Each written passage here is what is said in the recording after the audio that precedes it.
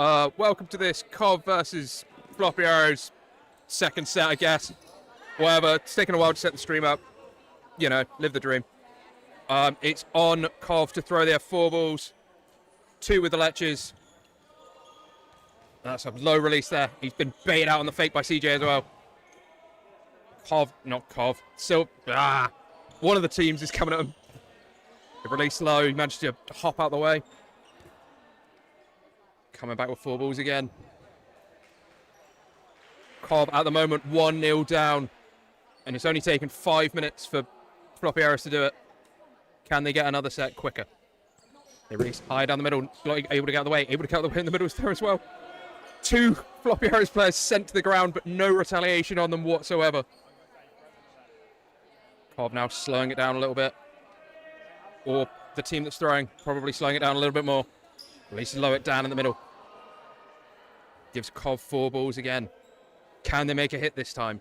Can they bring back the deficit? They release nice and low at Brennan. A great shot there on the wing.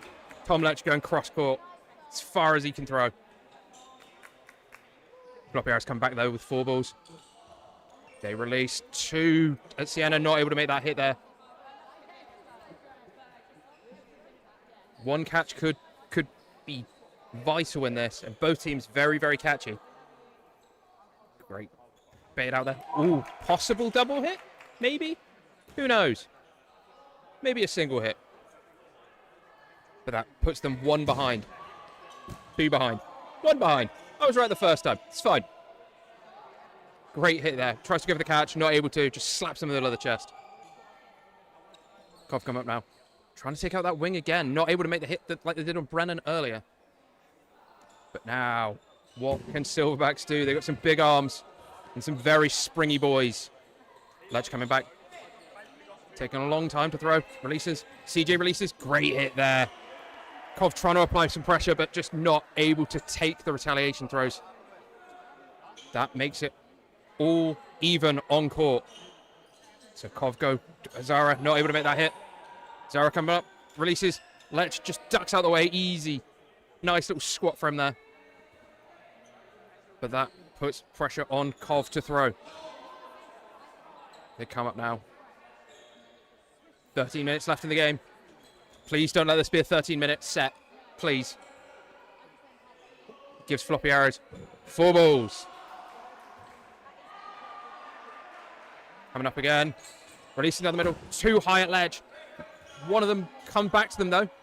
They've managed to put it over the net. Not got trapped on Cov's side, so it will give them... Oh, he's gone for a long shot there on Zara, but not able to make that hit. Gives Silverbacks 4 balls again. Sophia releases low. Healy sort of stands still and hops, and everything goes around him. Cov coming up. Release 2 low at CJ. Little hop from him. The 1 true dodge. Lech applying pressure. Blocks away. Baits that throw out. It will meet. It is on Cov to throw. Coming up again. Release. Release in the middle. Great hit there from Zara. CJ tries to take up Lech as Lech tries to retaliate. Nothing on those sort of chaotic throws in the middle. But that first knee pad hit. Just a clean bit of dodgeball. Now coming up again. Ooh, tries to hop. Oh, almost caught it. Had it in his hands and just slapped into the ground. That makes it all even again. Floppy Arrows are 1 up, but 1 set lead means basically nothing. It is on Cov to throw. Zara, nice and safe. Sophia, nothing hit there. Keeley, nothing hit there. Almost backs himself off court. More risk from the back line than from the ball. Zara coming up, not taking that throw on Lech. Keeping control of the ball. They've got 5 balls now. All Cov have is the ball in Lech's hand. 1 release low. Hit made there. Just goes under the block. He's got 3 balls coming at him. There's not much he can do about that. But that does... It's still going to be on Floppy Arrows to throw. But there is 1 ball trapped in the middle, which they'll probably keep pressured. They've released high at Keeley. It'll be on Cov to throw now. Zara just applying that little bit of pressure. Keeping the sort of stress up on them. They're 1 player up. Great dodging there. Great acrobatic tuck from him. Now, Floppy Arrows can slow this down a bit. Winning this set would put them 2 up. It takes the trade. CJ for Keeley, which huge for Floppy Arrows. Should solidify this set a little bit more for them. But neither team's going to be unhappy with a trade there. Just increases that uncertainty. Release low. Just sort of springs out the way. It's going to be on Floppy Arrows to throw again. That pre-throw keeping the pressure on them. They release again. Release last ball. Great hit there. And the follow-up as well. So if he had made that catch, he would have been out anyway, which would have made it a little bit more even. That does put Floppy Arrows 2 up now. Can Cov make the comeback they need? Or will this just end up being Floppy Arrows rolling through them with that kind of depth of England talent that they have? Guess we'll see. Burden on this will be on Floppy after winning that set. But we'll see if anyone's actually going to try a quick start. They have tried a quick start. He spiked it straight into the ground. If he'd got bigger feet, that would have absolutely pinged him. But, you know, he doesn't. He's not wearing flippers. So, well, what are you going to do? 4 balls for Cov. They release 2. High at CJ. He's a tall man. High is not a bad shout. That gives Floppy Arrows now 4 balls. Can they do anything? They release 1. Straight down the middle. Gets trapped to the net. Stays back on Cov. Cov have swapped out Jack Letch for Alex Taylor. So that wing's a little bit different now.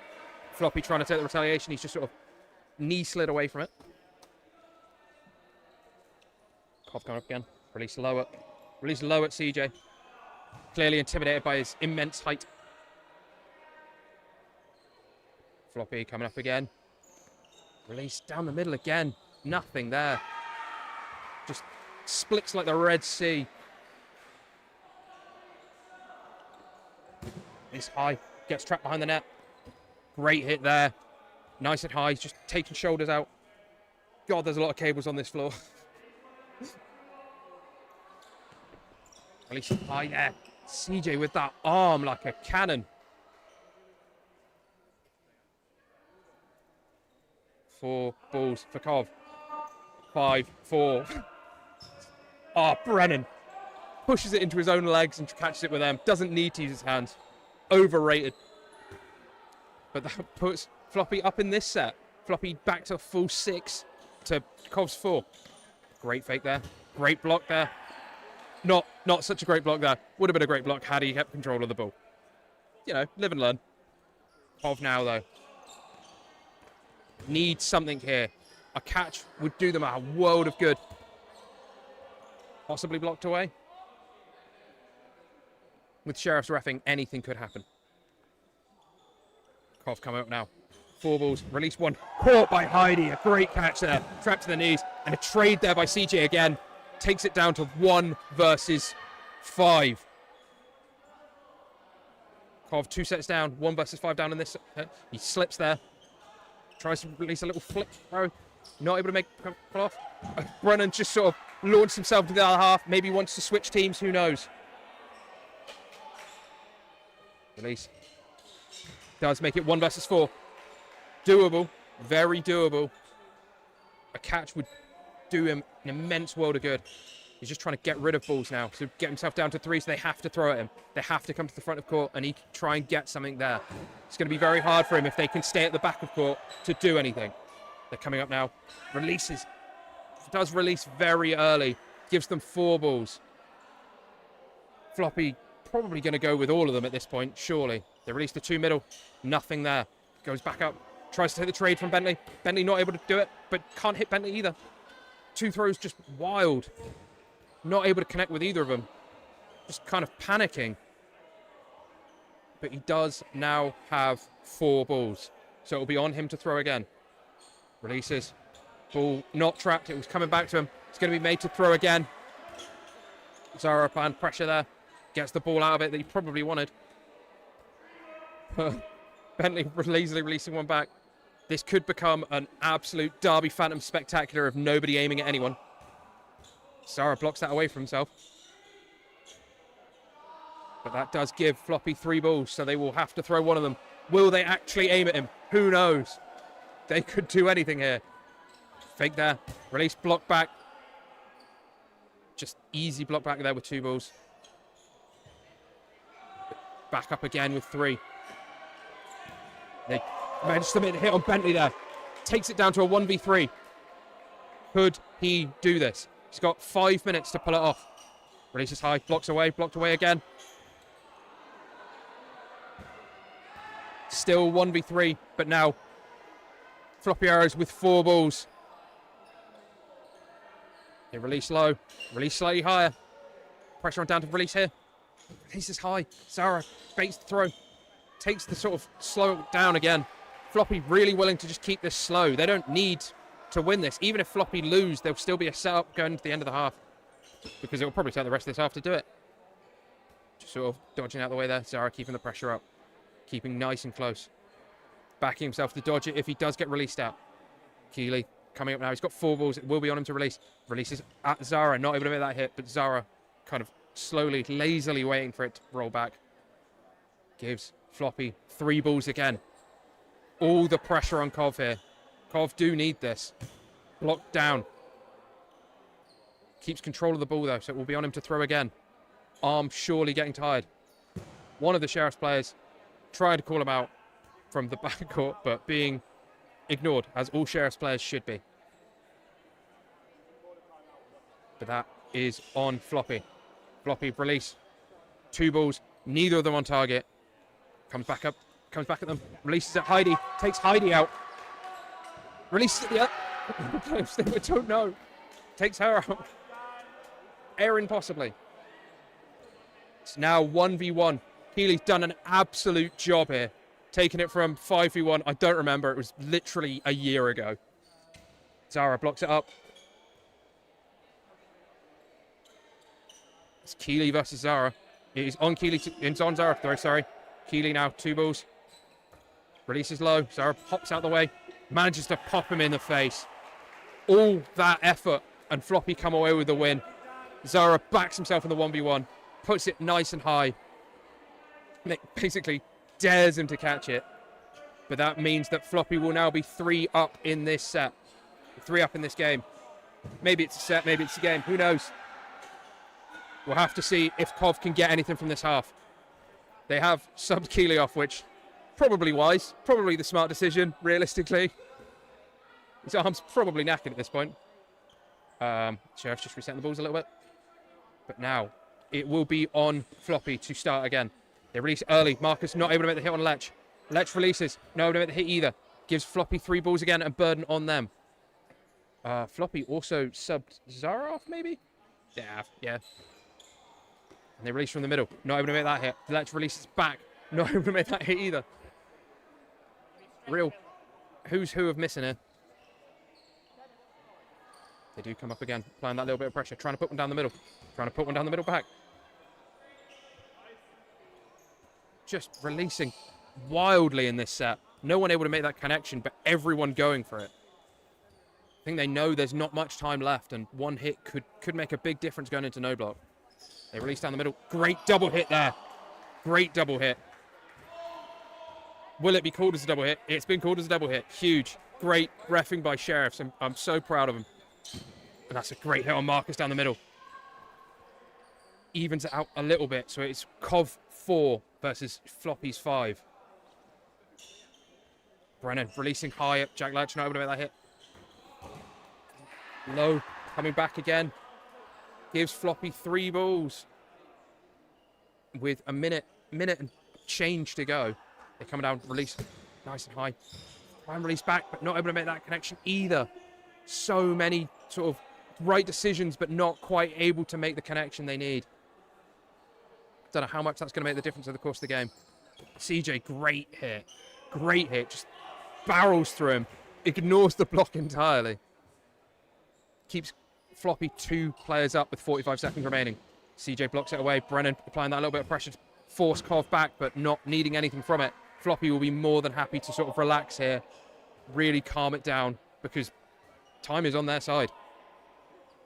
They release 2 at Lech, but not able to make that hit. Blocks it away. Great catch by Brennan there. Sneaks out from behind a player. I believe that bounced. I don't...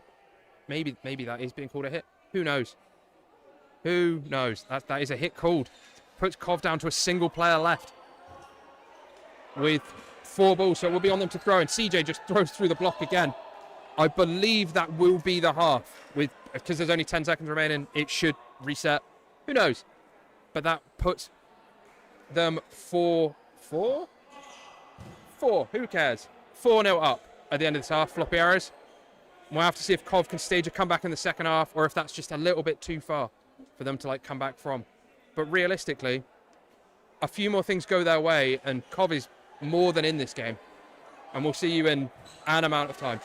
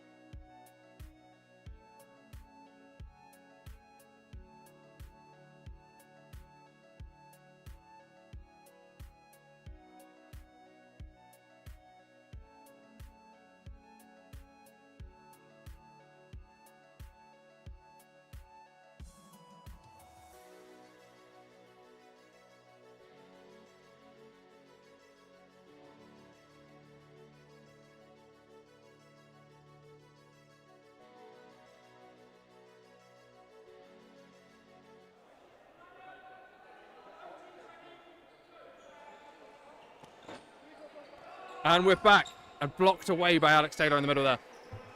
Debatable false start by Floppy Arrows, but who's really watching? It is on Cov to throw. Cov 4-0 down. Floppy not taking that retaliation. Probably going to slow the game down a little bit now. But that puts pressure on them. A little hop there from Brennan. A little bit of fear in him. Scared of those rogue throws from the wings. Cov now coming up. Releasing one at CJ. CJ goes for the early dodge and just kind of backs into it. Yeah, that gives Floppy Arrows 4 balls. Release high. Taking out the ball retriever. Brutal. Nobody safe here. They are up even on players. There goes it Sophia, but not able to make that hit. She just kind of ducks out the way of it. Goes up into a ball and prays the ball will go past. They release one low at the Letch brothers. Not able to hit either of them.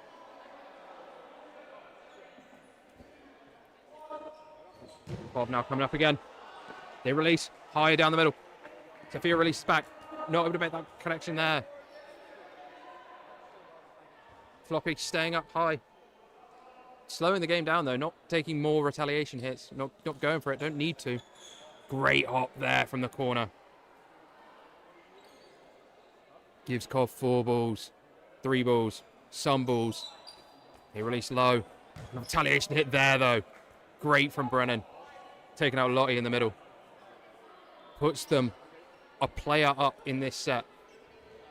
Can they increase that lead? They've got 5 balls to do it with. And they release 3 of them. Counting is difficult. Has given Cov 4 balls to come back with. Can Floppy stay alive from this? They release 2 at Brennan. Brennan not able to stay alive. Tries to curl up away from it, but not able to pull his body out of the way. And that gives Floppy 4 balls. They release 1 at Lech. Not able to make that hit. Cov coming back now. The game slowed down a bit. Both teams wanting to be less chaotic this half. Not taking those retaliation hits. Great throw there. Great. Did it make the hit? Didn't make the hit. Sorry, I'm throwing the ball away. It did mildly confuse me. It's very easy. Lech puts it a little bit too wide of Hitchborn. Floppy with 4. Just 1 high. Always rising. Lech goes just a little duck away from it. Like he's sat down at a stool. That gives Floppy 4 again. Will they do anything here? Great hit. Hops out the way, tries to put the ball in the way. Neither of those save him. They go for a cheeky throw there, but Lech more than on it. Almost punches it with the ball into the ground. Lets them know. That does put Floppy Arrows 1 player up in the lead. Floppy, again, can just wait this out. Could theoretically play the rest of the 16 minutes. I really hope they don't, but they could.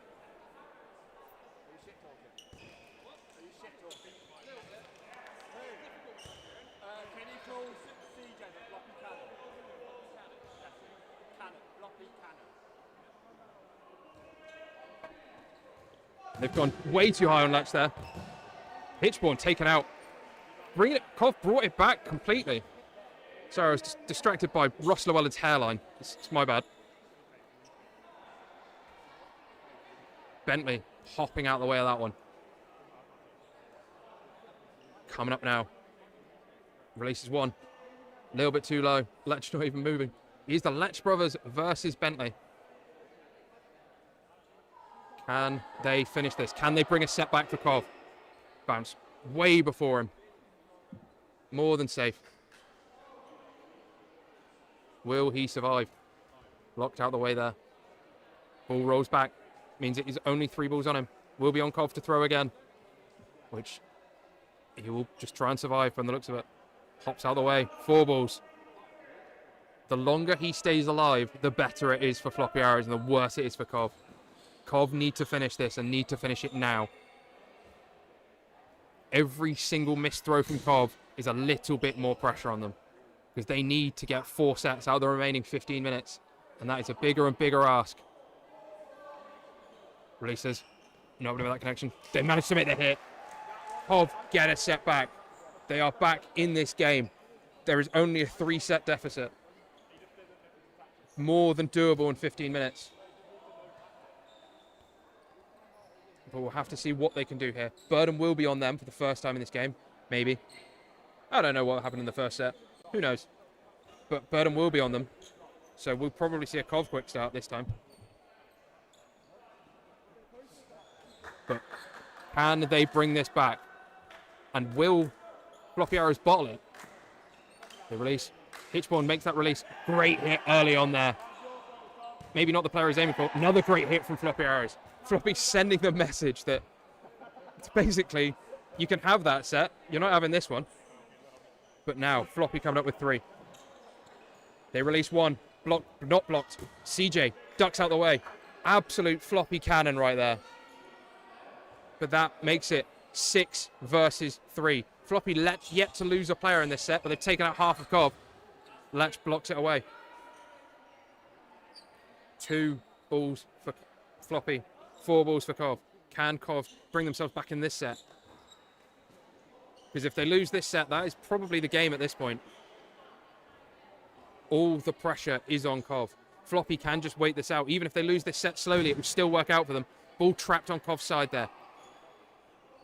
Cov now need the hit, need a play, need something here. Releases it high on Sophia. Sophia just tucks out the way of it. But now Floppy, again, 3 balls, all the pressure on Cov. Hit there, not CJ, doesn't want to catch him back in, actually hates playing with him. But that brings it back a little bit for Cov. Is it too little, too late? Which is wild considering there's like more than a half left. They do block out the way. Yeah, but these sets can last a long time, and Arrows, if they sense themselves starting to, let their grip on the game slip a little bit, they can just slow it down completely and just take all the time in the world. Yeah, all the pressure is on Cov. Cov need to make those hits count. Floppy could basically not aim for them for the rest of the set, and it will be fine. Yeah, which it appears they're kind of all right with doing right now. Just the standard Derby Phantom story. I don't know what you mean. I mean, Silverbacks 2 strong arms in. Yeah. And Gudgeon's very capable of taking the catch if the ball ends up being there. It's just whether or not Arrows are going to let it be Whether there. or not they throw it on court, which seems to be a real decision at the moment. They do release high. CJ releases high back. Some would argue, nowhere near him. But that does give Floppy 4 balls. Which Floppy have got to be thinking at this point. You just take the trade down, try and get rid of a couple more Cov players, just to solidify your position a little bit. Yeah, they tried. They released a 2-ball attack onto Leche there. Weren't quite able to connect. But again, on these retaliations from Silverbacks, Arrows just not really having to do any major dodges. They're not really having to be too dynamic. Just simple ducks or sidesteps able to sort of keep their lives in the set. Yeah, Silverbacks haven't really been able to pull off those sort of retaliations all game. It's been very, very off. But it's still early in the day, and I'm sure their eye will come in on them. It's just unlucky they had to play Floppy first. Their probably most important game. Yeah, realistically, these 2 teams, along with Bakewell, are at the top of our leaderboard. And after Bakewell just drew to United 1, this realistically could decide the title. Could see Arrows take the Great win. hit on Carroll there. But they will be facing Bakewell later on. A rogue team, if ever there was one. There is only 1 player in it. There's only 2 players in it. It's very high. And Zara taken out as well. But this little bit of chaos is, while they've lost players, is working out for Cov. Because Cov need there to be less players. If Cov can get it to a point where it's 1-on-1, even 2v1, they just need something where they can get a play out of it. Because at the moment, Floppy can just sit back. They've got 3 players. One of them's going to throw. They can cover it up. Great hit there. And just like that, Silverbacks leading this set. That's the play they needed. Bentley in alone again. This is what happened last set. Yeah, Sophia taken out on the standing, and then on the trade as well, the left wing taken. Bentley must know all he needs to do is survive. Yeah. He's in the odd position of throwing at people doesn't really benefit him. Just burn as much time as possible for this clock. Silverbacks, I imagine, will start resorting to 2-ball attacks. They have to. He's in a situation where he just needs to survive. But also, if he can get one of them out, huge. Because that will mean that he's not taking 2-ball attacks. Yeah, much easier to survive. Yeah. But honestly, as soon as it gets to 1v1 with him, you just wait that out. You just survive it as long as possible. You chuck some timeouts in there. No team has used a timeout yet. But you just, burn your time. You've got 9 minutes left. Is he being called out? Wow, that could be massive in the implication of not just the set, but the game as well. A decision either way. Can't believe. Interestingly, the centre ref not trusting his line ref there. Centre ref also not talking to the line ref and letting the player argue with the line ref. Yeah, great referee. That's it. Whether or not it was a hit or not, I don't know, but I don't agree with the handling of the situation. No. Either make the call or don't. It's fine, but also the player should not be arguing with the ref. No, and that line ref seemed very confident in her call. She's right next to the player. What are you going to do? I mean, it shouldn't matter. Floppy should be safe enough in this lead at this point. It shouldn't matter, but it could do. And they were, to be honest, Arrows, whilst they are a fairly, relaxed team, they didn't seem too bothered either by the decision. No. You didn't see any of them appealing for it. I think it's the rough thing with finger blocks where they're so hard to tell that no one really wants to call it because it is just... It's a terrible rule. It is what Tell it us is. how you really feel, James. It's unenforceable. The tax on honesty. Only I mean, one ball now. We could just talk about the rules because this is going to go on a while. It is going to go on for a while. Blocked away. Although whenever we say that, it usually ends up not going on for a while. It's also odd to see Cov blocking it back and sort of acting so casual. Cov need this set. Cov need the balls and they need to make those hits. And they're not really going for it. Yeah, I mean, very much so. And time is dwindling away. Only 7.5 minutes remaining. And every little bit of time that gets eaten up only benefits Floppy. That's a big survive though now. Yeah. Gives Cov only one ball to do anything with.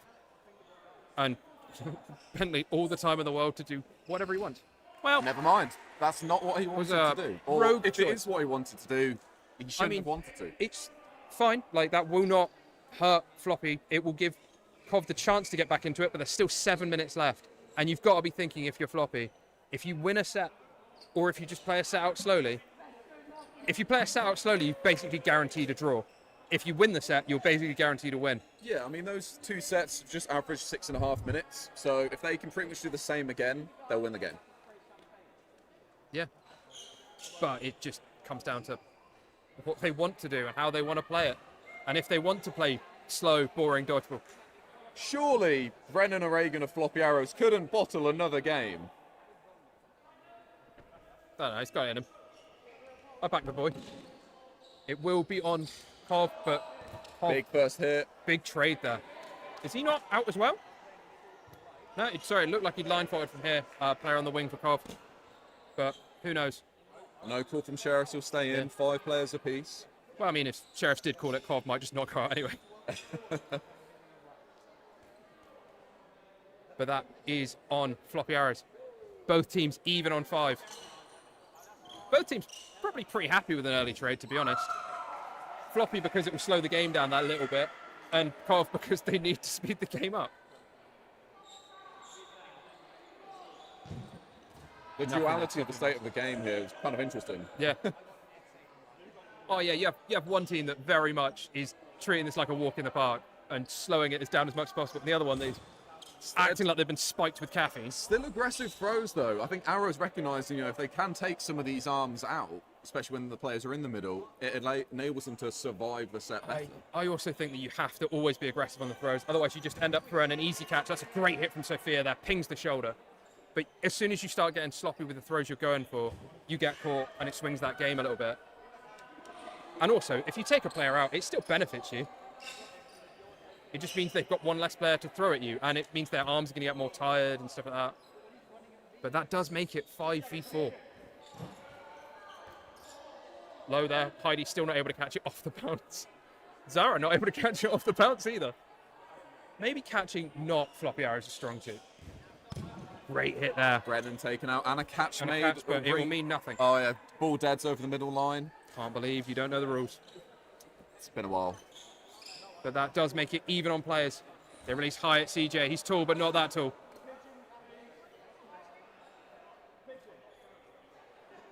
Getting some coaching advice from Ross Llewellyn there. They release low. Again, Floppy Arrows don't need anything here. It'd be more fun if they did, but such is life. They release high at CJ again, not noticing that he has ducked. Interestingly, Arrows letting Zara have half the court to himself there as Oh, he was moving across the back line. He's a big boy. CJ managed to make the hit and just flop out the way. Yeah, CJ's been a very effective arm over on that left wing for Floppy Arrows. Really pinning them back, yeah, and just surviving a lot that potentially he shouldn't if they just aimed lower. Double release on the counter, not But connecting. Cov need it. Cov need to make those throws. They're unlucky they haven't connected, but that is the right thing to do realistically. And they're keeping Arrows on the attack here, which is both good and bad. It's good because it enables them to go for a counter with them higher up court, but bad because Arrows can then just burn singles away. Yeah. Cov at this point, though, they've got 3 minutes to bring it back to a draw, just under 3 minutes. If they win this set, they kind of need to finish this set. Yeah. It's kind of a draw is the best they can get out of this game now, realistically. They're not going to be able to pull off 3 sets in the next however long. I mean, they've taken 3.5 minutes to take out 2 players, Yeah. losing 3 of their own in the process. And not only that, Floppy are only going to get more defensive. They're Exactly. only going to get more passive and... More room to dodge, more room to stay alive. They release 2 at Heidi in the middle. Heidi, cheeky little side step out the way.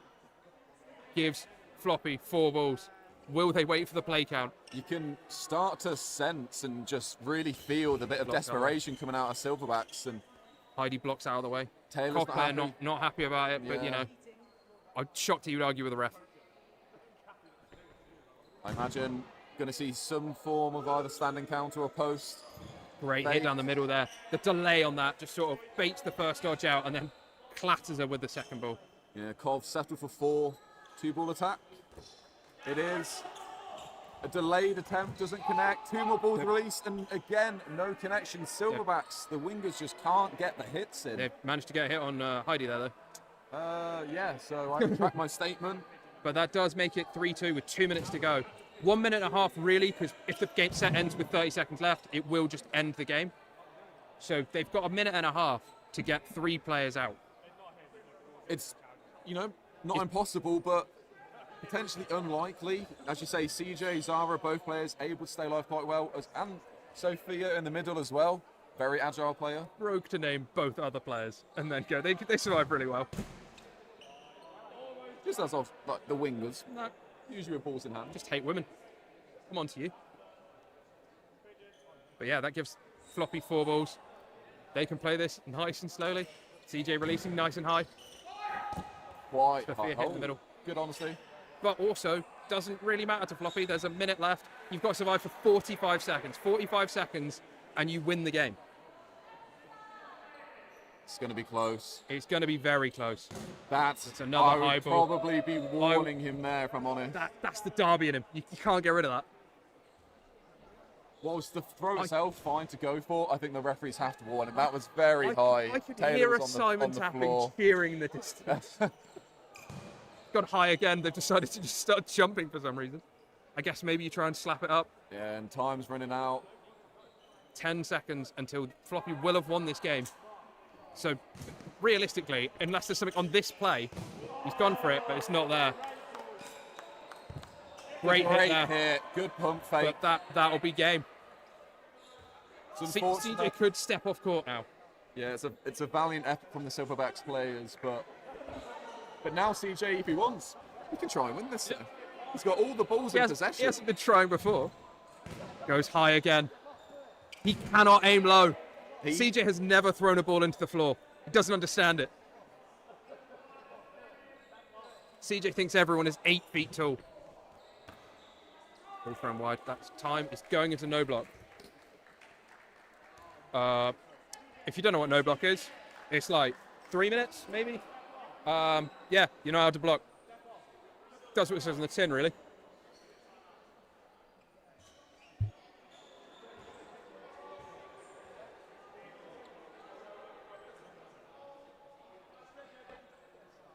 But it's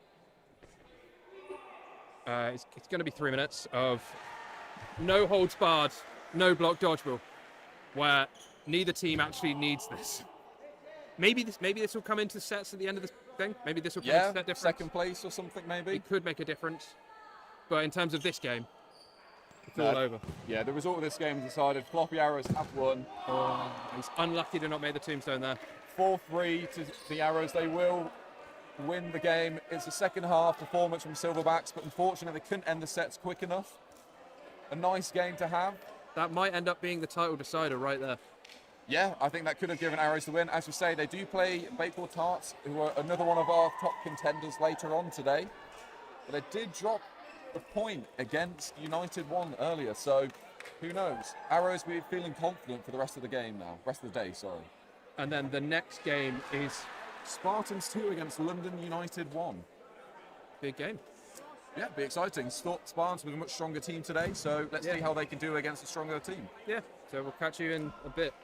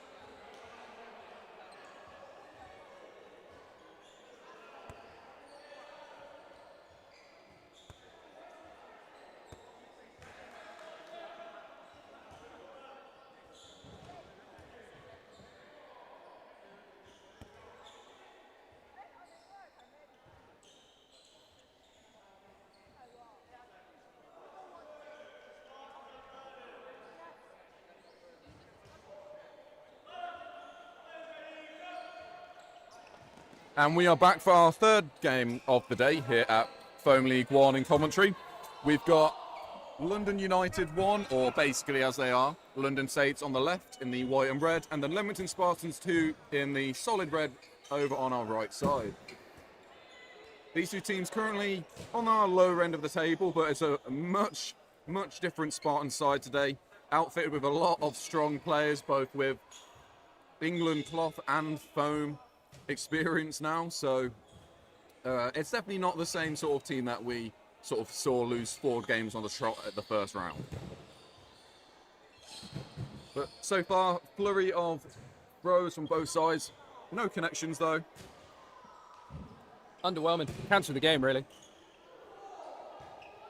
Spartans come back. Great hit there. Powers down. Hit there as well. The power couple on the wings there from Woodgate and Bignell. Team Canada. Yeah. Yeah, been out for just over a year playing in Canada, giving them a lot of foam experience. Now part of the England setup.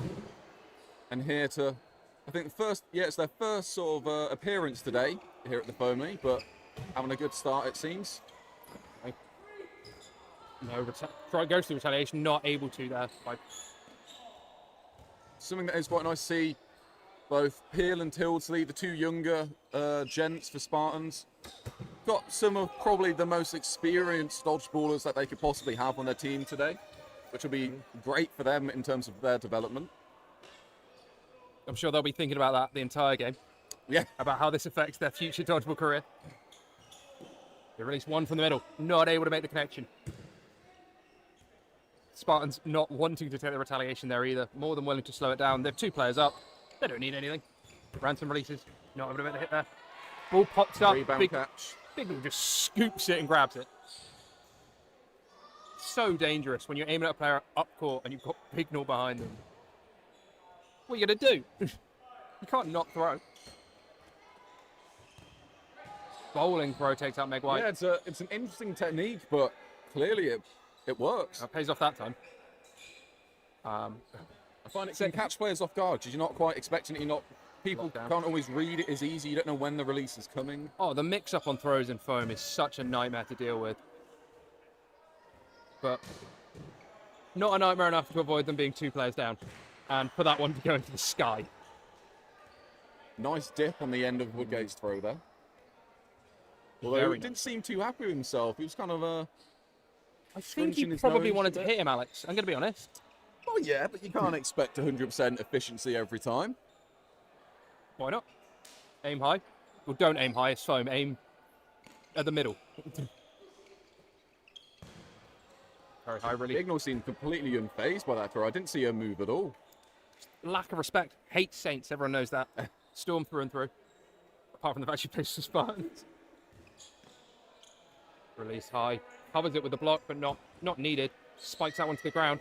Yeah, a few of Peel's throws on the counter going a bit low. I think trying to just put a bit too much through it. Yeah. Needy big fake. Oh, Keeps himself just alive. about gets under that one. Good communication, though, from the ball retriever. Elliot Peel in the back there. Backboards him. Letting Spartans know how many balls they have.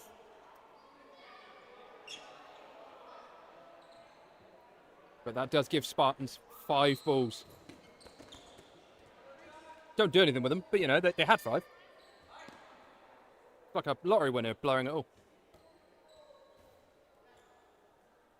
Do have to say, looking at that Spartans kit, it is a very nice kit, isn't it? Definitely a nice change from their previous uniform.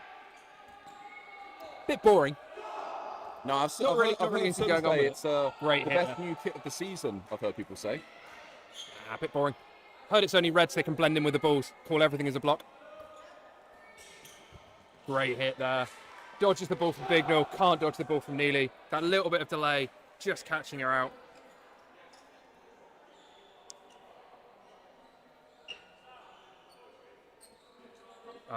Saints trying to get another ball retriever. Trying to recruit a friend. But that does put Spartans 1 set up. Only took them 5 minutes to do it. What can they do with the next 15? Will Saints be able to come back into this? Or will it become a Spartans whitewash? It will be on Spartans to go early. They release quickly. Tilsley managed to make that hit. Takes out Ransom from the wing. That quick, early lead for Spartans. Now coming up again. 4 balls. Release one up. One at the wing. And that does give Spartans possession. And they have to do something here. Release low at the middle. Not able to make the hit. Big fakes. Fakes and covered, really. Saints need something here. Releasing low. Retaliation. Retaliation. Like double retaliation sort of doesn't work out for Saints there. Spartans more than happy to just take the hit and leave. But Spartans now 2 players up. Release. Spartans more than happy to go for the chaos. It pays off for Saints there, but it does seem very 50-50. Neither team is really owning that space at the moment. Front of court very much up for grabs. Blocked away. Radford trying to apply pressure. If that pressure is ignored completely, basically lets him know, I don't care if you throw a fake, it's coming at you anyway. Great catch down the middle there. Yeah, good hands from Day. Going to bring Peel back onto court. Day subbed on for Meg White. Nice rotation from Spartans, using the players they have, with Woodgate as well going off for Radford. Especially with people not being used to these balls, keeping people's arms fresh, such a big deal. Good retention there from Saints. Yep. Good clean fun. This gives Spartans 3 balls. They're coming up now. They release very early. Blocked away by Bakewell. Almost the disrespect on that block. Insulted that she'd been thrown up. Just felt like a backhanded block, really, didn't it? She's just so high up court. Oh, and she almost takes the catch. Almost takes the catch again. Saints very much back in this set now. Only 1 player down now. Can Saints complete the comeback? Goes high. Release back at him. Acrobatic roll. Yeah, I spoke to him about it. He says he loves the backwards rolls because it allows him to get to his feet so much quicker rather than going onto his back and then trying to stand up. And he's not wrong. Makes a lot of sense. Just depends if people can read that and bait you out on a fake is the real issue with it. I think it works with his height, you know, because if someone taller, it's a bit harder to get around, whereas he's a little bit shorter, he's got some lower centre of gravity, he can roll quite nicely. I don't know what you're talking about. He's average height. Ooh. That was very close. Heard something. Who knows what it could have been. So that does give Saints 4 balls. Still a player down. Need something here. Goes for Neely. Questionable decision to go for ball when you need those hits. They got plenty of time, realistically. No, there's no time. There's actually a load of pressure on them. Saints actually have their end-of-year meal at the end of this. Oh, really? No. Where are they going? Mackey's? I don't know. Oh. Lofted throw. That was very much a floater. Neely could have just grabbed it. Everyone seemed a little bit confused by that. Did he do that on purpose? I don't know. He took a second to decide if he wanted to go there, but he does go.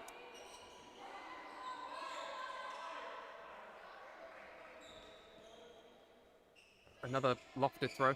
It seems when he doesn't do his ball, he's just kind of just placing it. Trying to put Spartans on the attack instead. It's very confusing. I don't know if it will pay off, but it is a confusing throw. I imagine if Bignell was on court, she'd just be trying to take that as a catch.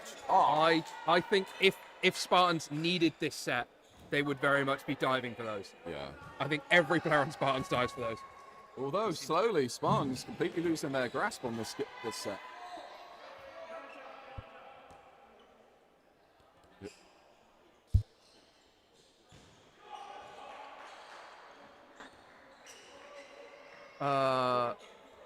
Spartans still player up. Saints very much in this set. But they have used 5 minutes. Catch from the retriever. Shockingly doesn't count. Good Maybe one day. Good movement from Proctor, though. Looks high. I think if retrievers make a catch, they should be able to add another retriever. Yeah, but if they get hit, they should also go out. Oh, I like it. I like it. God, it'd make the game so slow. Wall to wall would actually just be death. Yeah. But anyway, in this game, Spartans do have 3 balls. They just have about 1,000 years to get them. Throws the fake. Ooh. Ducks down, but just sort of red, really. Yeah, he kind of dropped, hoping it would just miss him. Often you see players, whilst they're dodging, they're also, keeping their body forwards. You make the movement for the dodge, but you're also ready for the catch if you need to be. Great hit there. Unlucky from Day. Catch made. Saints bring that set back with 9 minutes to go. 2 very long sets. This could end up being a very tight game and come down to those little slim margins. Who knows?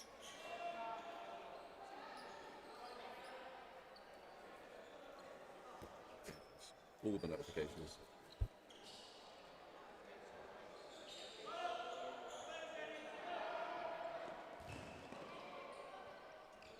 And they go for the quick start. Saints managing to survive this time.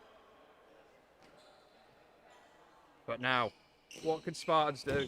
Great hit from Radford. Ooh, the follow-up throw was definitely on. Saints were not paying attention to that. Just unlucky to not make the hit on Ransom. Yeah, Neely does manage to get away with it as well. Lies on the floor, but it just floats over him. Weird, because he's a very tall man. Yeah. You've started this. You started this. Very tall gentleman. Definitely not sat in between Tilsley and White there.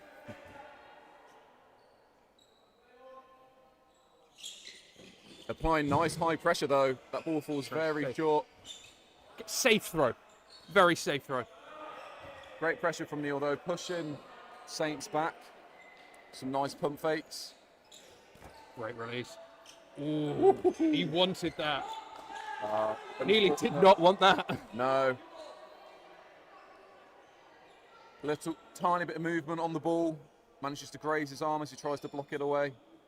It's always the thing with blocking though. You see so many players, with everyone playing predominantly cloth, blocking in foam is so different. So obviously the ball's different. That's it. The ball's different. Ooh, they go for Radford, but he springs out the way like an electrocuted frog. 5 versus 5. Block down, keeps possession. We've seen this tactic a few times from Spartans here. Don't know if they're doing it purposely, but they've called for Woodgate to throw over on that right side, but then the middle and left player hook the left side of the court. Oof. The insult to injury takeout. He's not pulled himself out. Oh, what a great catch from Woodgate. Spartans now completely in control of this set. It's the being here out, knowing you're out, and then getting clattered. Hands weren't up. Yeah, it's completely on him to throw, especially in foam. Like, he's not out until the ball hits the ground. It's very difficult to tell when that ball's hit the ground. Great hit there. Great take from Day. The two wingers there unable to connect as they go low, but Day. The chaos in this set has very much gone Spartans' way. It's not been from set plays, it's just been chaotic. Great blocks there. 6 minutes to go. Yeah, as I was saying, sorry, so the Spartans basically trying to fake where they were actually releasing. Yeah. So middle player going over to that left side as if they're going to be releasing, then Woodgate on the right, trying to then throw across court. Yeah. Nice tactic. Wasn't quite paying off, but as you say, the chaos that was following it definitely gone in their favour. I think anything you can do to break up a sort of less experienced team in this league. It's a good hit from Day. Great set from Day there. But that gives you 5 minutes 20 to go in this half. Spartans 1 set up. Could go either way. Spartans in that set very much helped by the chaos. If Saints keep it a little bit more controlled and sort of, for lack of a better term, survive a bit better, don't die, that'd be really good for them. Great insight. Great hit from Bignell. Caught there, though. Unfortunate Just for Bignell. unlucky. The control on the block is great to put it up and into the middle of your players when you know they're going to be looking for it. Took a lot of the pace off the ball as well. It's the exact block you'd want from your teammate, realistically. Heel taken out for the 3rd time on that wing. But now the chaos not working out for Spartans. That's the thing with chaos. It's unpredictable. Oh, it's a coin flip every time. Obviously, the better your players are, the more you land that. But it's still a coin flip. It's why, Lutterworth Mutuals over in Clough for years have been successful, because they play a little bit more chaotic than a lot of teams, but they have the talent and the ability to do so. Yeah. Oh, and a double hit there for Neely. Unfortunately, happens to Saints again. It's also why Storm and Clough have done so badly, because coins hate them.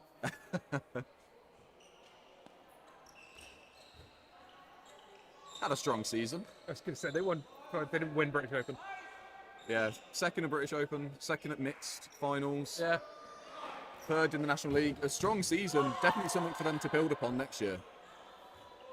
Also, 2 great women's teams. Yeah, who were only getting better as the season went on, actually. With Storm 1 managing to climb up to 4th in the last meet. Yeah.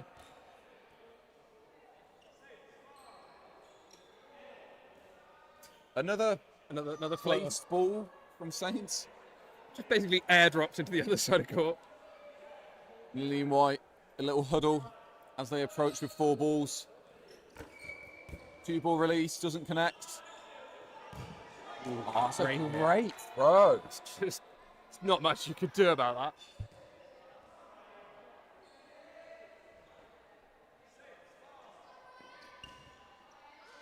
What? Possibly? Yeah, a lot of work for Neely to do here. 3 minutes left on the half. Oh, it's an aggressive double charge. They don't connect. Very high. I like that from Saints, though. That was great aggression. If they were just a little bit more accurate, they could have taken Neely out, but he manages to jump and tuck.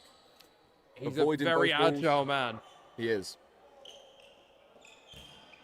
You've seen it in his cloth experience over the past sort of 10 years, but it manages to translate really well to foam when the balls move so much. If you can, adjust yourself and move around them, your survivability is that much greater than everyone else around you. Nothing there, blocked away. Oh, is it between his legs? Nutmeg should count. Well, he's just turned his back and run away. Yeah, he knows Saints are charging him down. He also knows they're not releasing early. They're not backing their arms from back of court. They're taking the steps to come in. So he can just turn around and flat out sprint. Yeah, it'd be interesting to see if Saints kind of change their up and just go for a quick pop off after his release. Maybe. They're a very cautious team. Yeah, don't want to give a catch away. Which, against Neely, wise. Yeah, valuable. Especially in this situation where you can afford to be cautious. You're a set down. You're probably getting... This is probably the last set of the game. Probably. Unless Neely gets taken out. I think the decision on whether this is last set of the game comes down to Saints. Or last set of this half. Because Neely's going to have to get 4 people out in a minute. Whereas Saints could just try and get him. And honestly, whilst this set's been fairly comfortable for Saints, overall the game is there definitely 50-50. Oh, great hit from Neely. Would you want to end this set if you're Saints and go for a 50-50 sudden death? I think you just wait. You wait it out. You take the time. Because no block. Maybe he does bring it back. I mean, they're now drawing in this set. Well, it looks like Saints could end the set, but from them running out of players. I've never seen a London team bottle something before. It's never happened. No. Good movement from Froxter. Just the one release. Bignell stays alive. Both of them Spartans counter back, and they force him jumps off off court. Gets hit by the fear more than the ball. And just like that, Spartans now leading this set and could take a 3-1 advantage as we approach half-time. Great pressure from Bignell. Oh, what a hit. It's a little lazy from Neely. And she's just stepped off backside. That is really unfortunate. Really unfortunate. Spartans take the set 3-1. Under 30 seconds remaining. So I'm not sure if it was under 30 seconds as the set ended, though, but I think they'll probably just end the half there. They are lining the balls up, so I assume it's half-time. If it's not, Floppy Arrows have messed this up and don't know the rules. And should be penalised, I think. They're just such an established club. Yeah, I think they should, lose a point, go even with Bakewell in the table? I think they should be forced to take Sheriff's players. Just as a thing. You mean the few that are left? There's Robson. Seems like they are calling half time, maybe. I'm sure this happens in most sports where you don't know whether it's half time or not. That will no, be half it's not half time. No, it is. What is going on? I think it is half time. Okay. It's not half time. Well then, What? pick the balls up. Okay, we're going to no block. There'll be 3 minutes added onto the clock. Are they doing a quick start because they don't know what they're supposed to be doing? I think as the set ended, there was about 32 seconds. 5 seconds of game time, then no block. I don't question refs' decisions. I live and die by that. Even if some of the refs are terrible. Not necessarily these refs. Mainly Sam Wall. How has he survived that? He twists to the side and both balls somehow avoid him. But they do now go into no block. Now we go to no block. Now we go to sudden death. 3 minutes added on. Both teams get 3 balls. If you block, you're out. This is where you usually see a lot of catches take place, or a lot of attempted catches take place. And this could be huge because this would put Spartans 3 sets up, or half the deficit for Saints, right? Yeah. So it's a very important set. If your Saints you don't want to lose, which rare in a dodgeball game. And that's a massive hit for Woodgate to get very early. That left wing of Saints has been a massive threat against Spartans. Especially when Spartans have got such elusive players as well. He's been very accurate, some great power. Definitely the arm for Saints. Yeah, he seems a little annoyed in the outbox there. That's gone out so early, and it's a double hit. It's double. Woodgate and Peel taken out. The catch made. Woodgate immediately back in. Amazing catch from Bignell there. Yep. It's one of the things she's best known for, both in foam and cloth. Her catching is just superb. One of those players that you do not want to be aiming chest at any point. No. Release is low. Saints on the slight back foot, 1 player down. Approaching 2 minutes remaining in this no block set. Anything could happen. All it takes is one little mental slip and someone will just slap a ball out of the air. Release low. Little heel flick out the way. Get that man a skateboard. Even on players now. 1 minute 40 remaining. Even kind of, shockingly, a draw okay for both sides. Yeah, it keeps the game fairly open. Whereas I think, obviously, great hit from Radford there. Saints win the set, definitely opens the game up. Spartans win the set. Spartans win the set, they would be closing it down, surely. Yeah. Does try and drop the ball to block it, but just a little bit too late. Obviously, if he does drop the ball and block it, it will dead both balls. Yeah, just a little late on his reaction. Great hit there. Just catches her a little bit too high up court, releasing that little bit early where she's not expecting it coming then. A minute left. Great work from Till to the Spartans. The Spartans now look to close out the set, and they do. Proctor taken out, and Spartans extend their lead 4 sets to 1.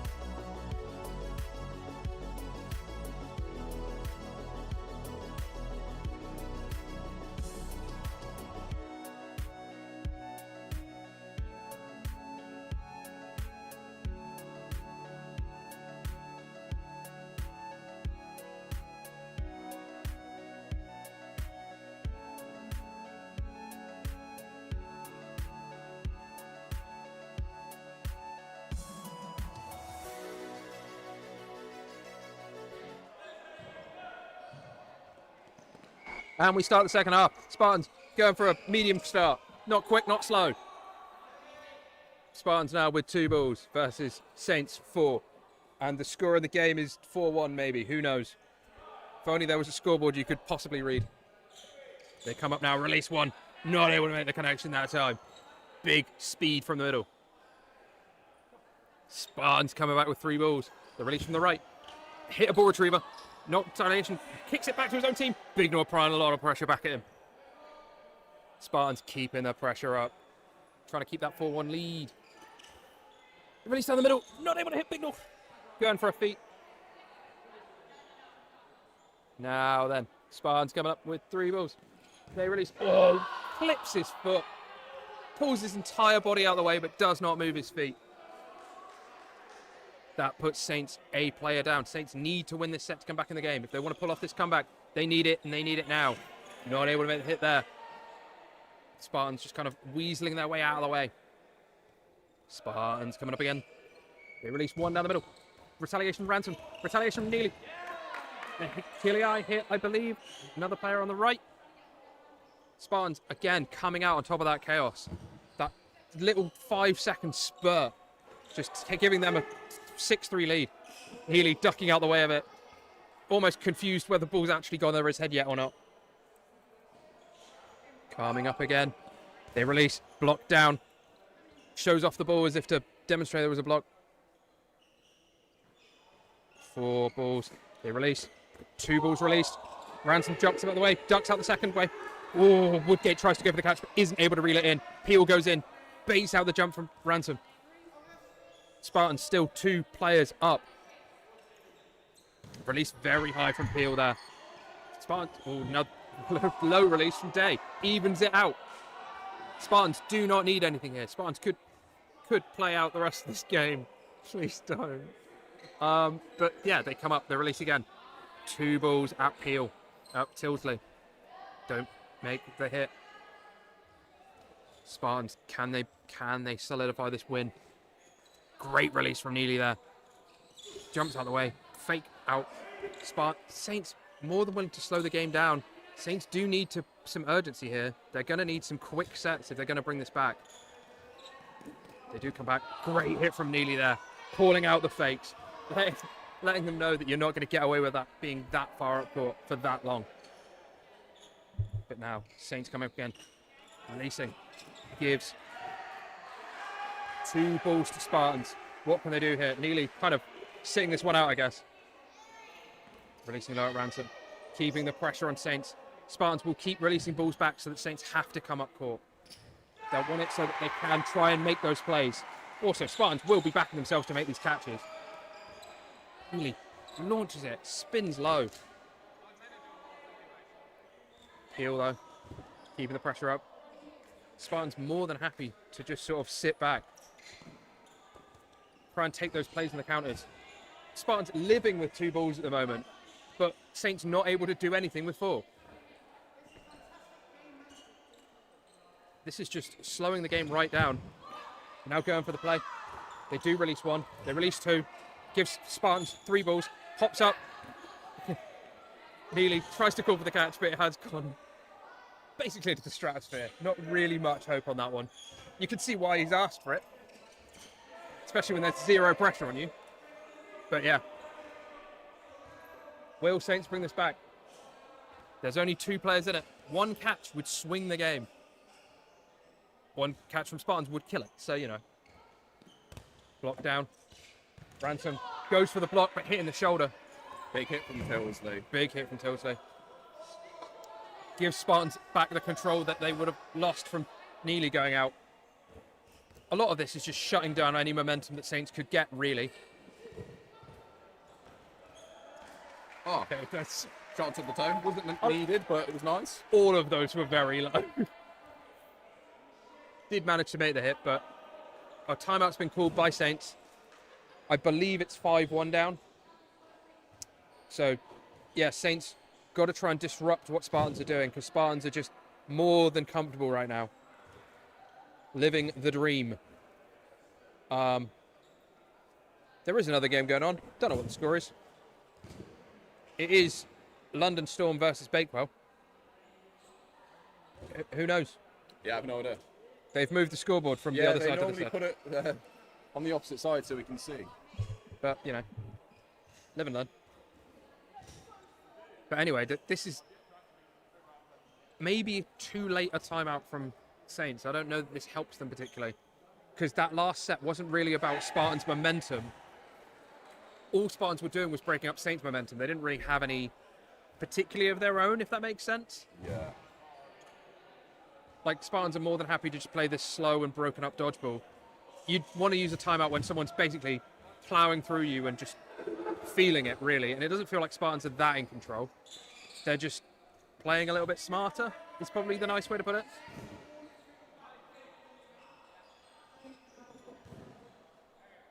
But yeah. Burden will be on Spartans to throw here. So will we see a quick start? They release it back. Oh, it's spilled there. Spartans coming up now, nearly releasing, not able to make that hit. 15 minutes left. There is enough time for Saints to draw it. I doubt they could win it, but it's going to come down to this set. If this set is long, Spartans will have won it. If this set is short and Spartans win it, they will have won it. Yeah. Saints need to win and they need to do it quick. It's a great hit. So yeah, that's a good start. Unlucky by Meg there. She sort of gets baited out by Neely being in front of her, which, you know, happens. It's the danger with standing behind someone. Yeah, I wonder what the timeout from Saints was all about as they were talking. Was it just to kind of I think it give was, themselves a also mental pause and allow themselves to reset? Or was it, okay, we actually need to change our game style? It's also odd in foam to call it at the end of a set, when you could call it mid-set, which would actually help you more. Yeah. Saints releasing at Neely, not able to make that hit. The release at Neely, and then Neely just hitting him back with a much more powerful throw.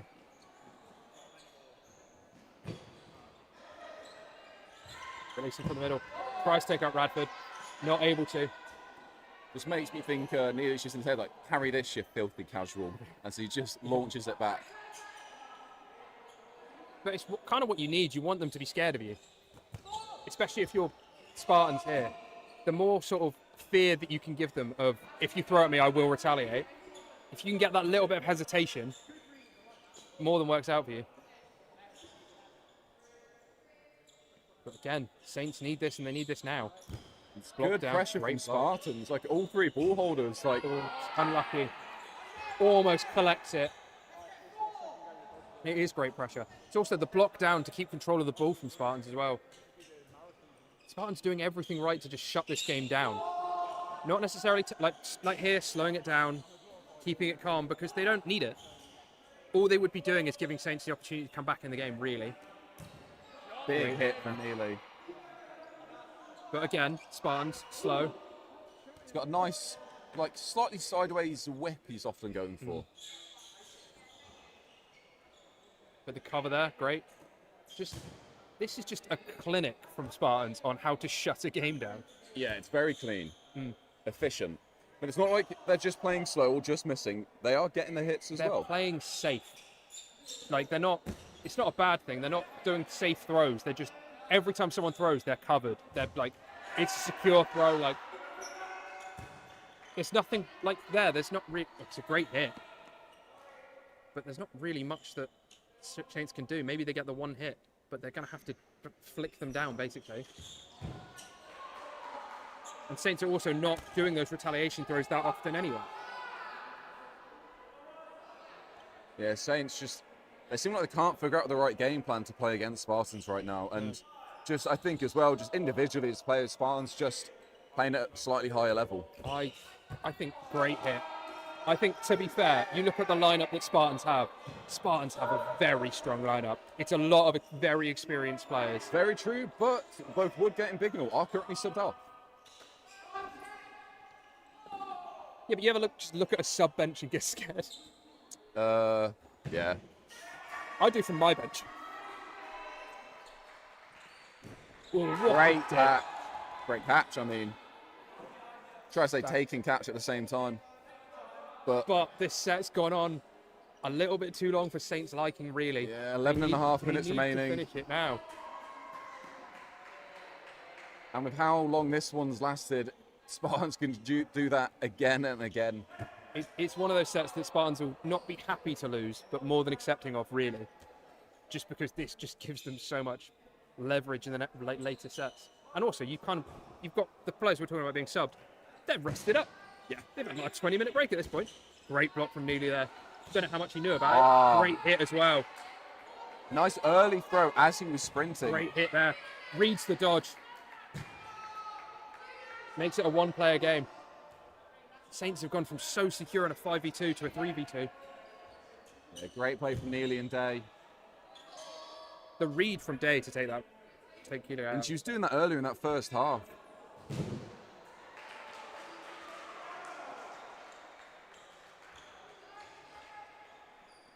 Release low. 2 balls released low. It's, desperation from Saints to end there. Single ball releases at both players rather than 2 at 1, trying to be a bit more, likely to get a hit. Great trade there from both players, really, because that Neely might be a little bit disappointed, but yeah, I think that's slightly more in Saints' favour. I think it is, but I also think it's not too bad. And also, if you're Spartans, maybe you back it to survive a little bit, but it's just unlucky. Yeah, Saints love their running counters, high up court. Enter the second stage of this half, though. Less than 10 minutes remaining now. That does Saints have a lot of work to do if they want to get any points from this game. They're going to need 3 quick sets.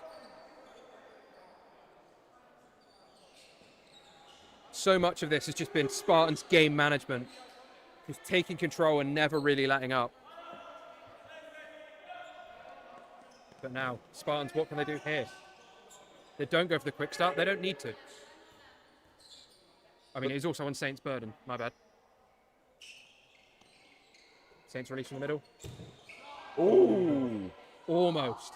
Yeah, it was a good attempt. Nice reaction. It's just a little bit too far behind her. But it's a great release from Neely to just take that middle player out. Let them know that you're not getting away with that. Yeah, completely opposite to the way that Saints are with their counters, who try and run up, use all of the court possible, as Neely just immediately releases that ball on the standing counter. It's just the confidence to do that and know that you're not going to get caught. Ooh. Good placement from Radford. It's a great throw. It's unlucky to not make the hit. That's the thing a lot of the time. You can put a ball right where someone's foot is, and it can be a great accuracy, but feet are quite easy to move. Yeah. He danks that one slightly wide. The follow-up closer, but unable to connect. 8.5 minutes remaining. Saints would need 3 sets. Doable. Great hit as well. Even more doable now when they've taken them down to 4. Yeah. That little bit of chaos paying off for Saints. Lewis Evans really coming in clutch, making some big hits in this game. Yeah, good segment of play there for Saints as they're now approaching with 4 balls. They're going to release 2. Neely easily able to get to the side of both of them.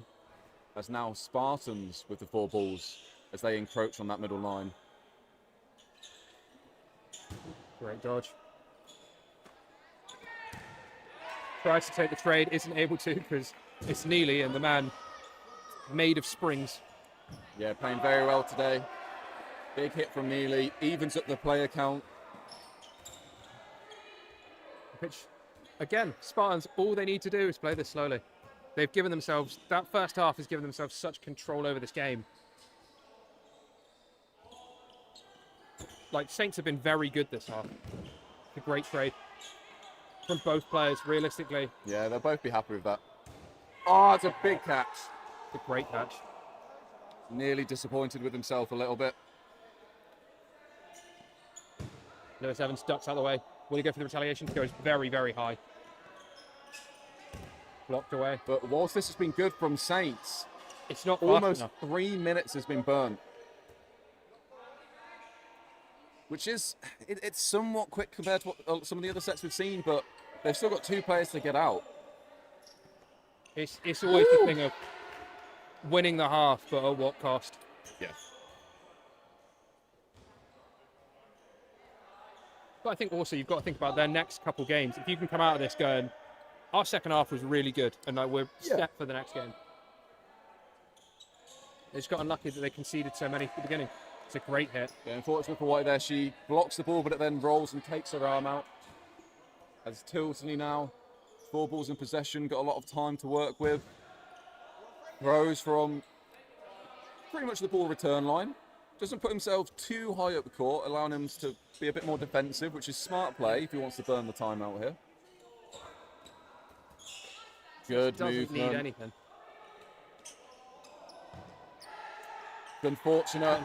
It doesn't really matter. It gives Saints a little bit more of an opportunity, but it's still such a big ask for them to be 5-3 down. So they need 2 sets and then a remaining roughly 6 minutes.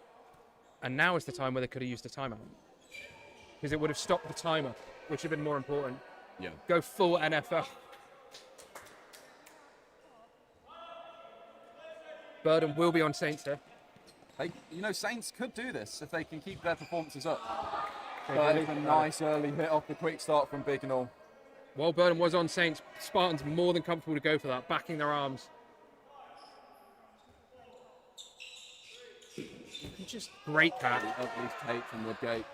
But that's the thing, Saints like being able to counter Spartans. They like their running counter, so Spartans putting them on the attack, giving them the 4 balls. It's also And it helps when Woodgate takes a catch. The fakes from the wings of Spartans seem to really break up Saints. Yes. They just don't seem to be able to deal with it. It's a great hit. Yeah, it was a good dodge a moment ago from Radford, and then he gets a nice single hit into the middle of Saints, and Spartans out of nowhere really comfortable in this set after that previous one. Great hit there. Big pump fake and then the follow through. Curls it round the ball. Big hit from Peel. Oh, and it's another hit. And it's another hit from Neely, and just like that, that's what Saints were needing to do. Spartans out of nowhere end that set in about a minute. There's a reason why they got such a lead in the first half. They've just pulling those plays off. Letting Saints know. I mean, the thing Spartans could do now is they could call a timeout now just to let Saints sit in it a little bit. Yeah. They don't need to. They don't need to. They don't want to. Spartans, after that, they'll be feeling much more comfortable now. I think it's also a game that you'd have expected this Spartans team to win. Yes. Obviously, when you look at the table, as we mentioned, obviously Spartans struggle at round 1. Nice rebound catch. Unlucky, really, but great hit there. But as we mentioned, this Spartans team is completely different to the one that turned up at round 1. I wouldn't be surprised if we see this Spartan side go 4 wins to 0. Yeah. Complete opposite of what they did earlier on in the season. There is most of this team is players that would make other Super League teams. Yeah. I mean, to be honest, a few of these players would make Spartan's own Super League team.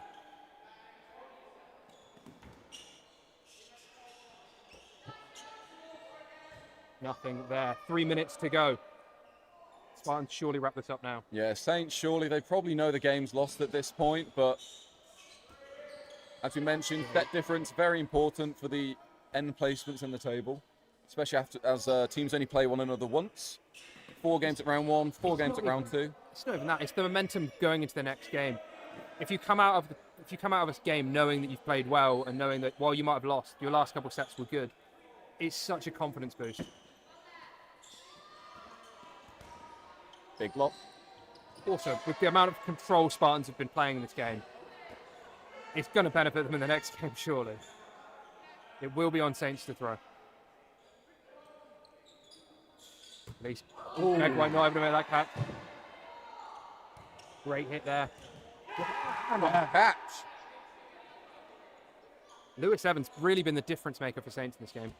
Yeah, the first half we saw it was the left wing for Saints, but over on that right in the second half, as you mentioned, getting hits and catches. Takes the trade. More than worthwhile Saints-wise. Yeah, Saints will be happy with that trade. 2 minutes remaining. Spartans being told to long it out. Oh, nice hit. Well, big hit. Whilst we have to score at 6-3, the referees seem to have to score at 6-4. So if that is what the players are playing off of, then there's a lot more pressure. But I don't think reasoning seems to mind, as out of nowhere, a 1v4 in about 20 seconds.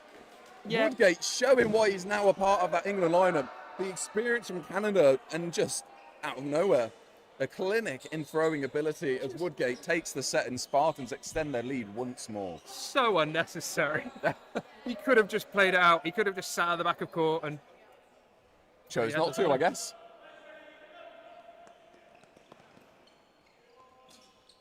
Spartans going for the quick shot. Nothing there. Minute left.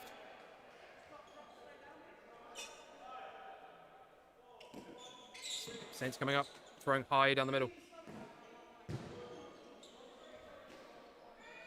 Spartans come up again.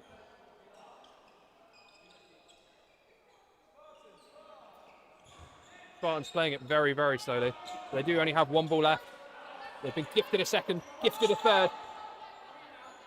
26 seconds remaining. Oh. Spartans coming up again. Bradford releasing from the right. They try and take the retaliation. Ball's hit in the air, so they will both be dead. Bradford is hit by the ball that was aimed for Neely. Hit made there as well. Chaos now. 10 seconds left. But this will mean that they go into the thing. Spartans, one player down. Just complete chaos. That's time, so it will be no block with 5 players on Saints, 4 on Spartans. So it'll be a 3-minute no block.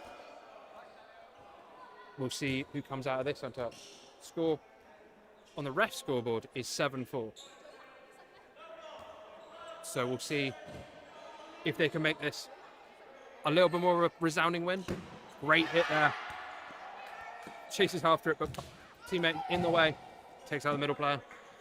Does make it 4v3. Hit there. 4 out for not paying attention. Makes it 4 Saints versus players versus 2 Spartans. Neely throws high. Nothing there. Meg hiding. That gives Spartans 5 balls. Can they do something here? Can they finish this up? Releasing. Releasing again. Great hit on that ransom there. Great hit again. Neely takes out 2. Makes it level on players. And the release. Great dodging there. Even on players. 2 minutes remaining. Spartans coming up now. Release. Meg White not able to make that hit. Neely stepping far up court. Keeping dodge out of the way. Meg releasing. Ooh, a floating ball. Almost takes her out. Just ducks underneath it. Saints throwing at Meg White. Throw again. Great ducking dodge there. Does give them 3 balls. Will be on Spartans to throw. But Saints don't care. Throw anyway. Minute 30 remaining. But they are coming up now. They release. Hit made. Hit, but trade. Trade there. Spartans for Saints. Big for both teams. Neely releasing high. Great ducking dodge. Tries to get centre mass, but not able to. And a hit there to finish the game. Makes it 8-4 Spartans in this game. We'll have to see what that does to the table.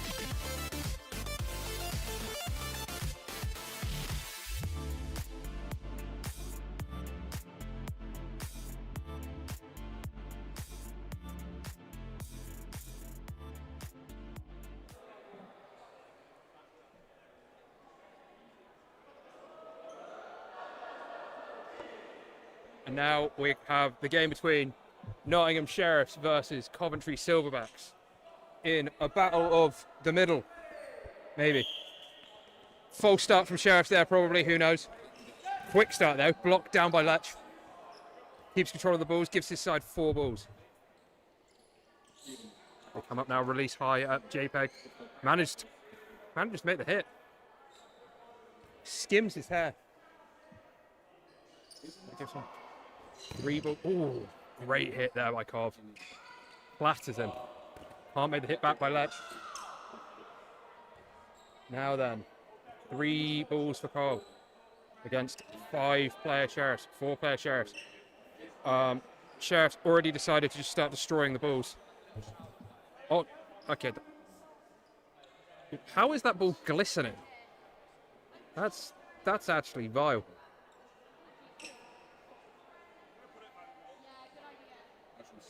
Well, I think this is all just a tactic by Sheriffs to waste time. Despicable. Refs too scared to card him. They will start at the back of court. Cov with 3 balls. Sheriffs with 3 balls. Cov with full 6-player contingent. Sheriffs only with 4. The release high. Not managed to take up Kathy. Kathy baits out the dodge. Release high at Sheriffs, who mostly aren't paying attention. Sheriffs now coming back up with 4. Kind of Cov move a little bit from that one, I guess. Cov now coming back at him. Release in the middle, takes out Yanni. Released again, hits Yanni again, I guess. Make sure. Teddy releasing low. Trying to take out kneecaps.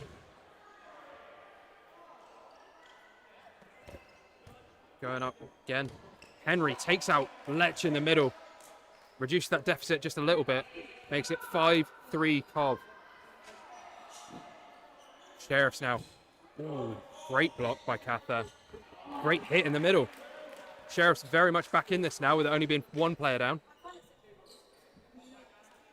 Sheriffs only 2 balls. What can they do here?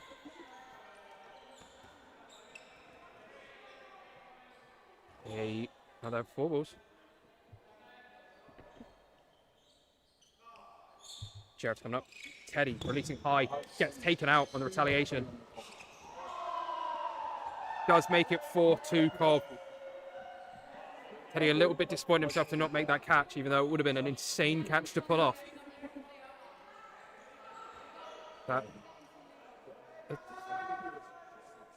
And one of the balls broken again, possibly. From where? How is he getting wet? Supposedly a puddle on court then, I guess.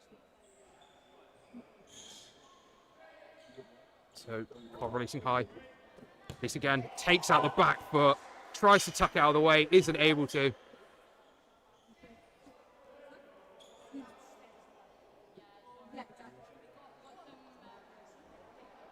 And now coming up again. Kathy goes for the release on near side wing. Make sure she's safe from that one. Sheriffs. Kathy could bring this back. She's got enough experience to know how to do it. Blocked up. Isn't quite able to make that catch. Blocked away again. It's on Kathy again. She's got 4 balls. Comes up, releases. 2 running counters. Neither of them make the connection there. Maybe. Oh, that is being called a hit. No one seemed all that sure. But that does put Spartans, Cov, 1 in the lead. Going into the second set. Cov seem to be confused about their subbing.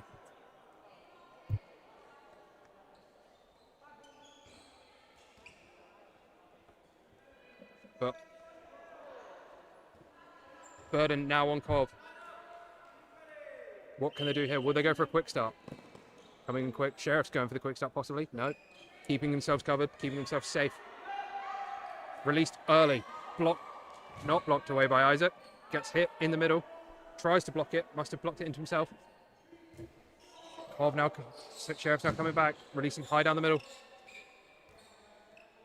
Now then, what can Cov do here? Can they get a better lead, I guess?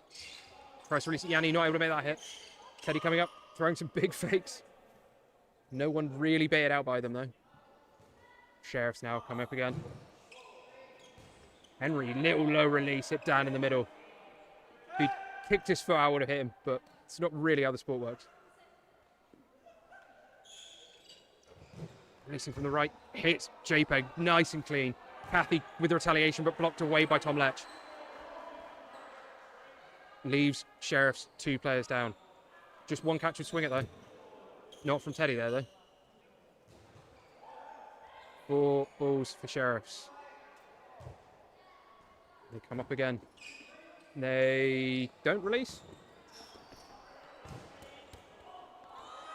No one hits anything on that. Bit upsetting. Cov come up, release low. Yanni skips out the way. Another hop out the way there. Both teams aiming very low, trying to get feet. Maybe a little bit scared of the other team sort of catching potential. Yanni not able to catch that though. Great throw from Lottie, aiming a little bit higher.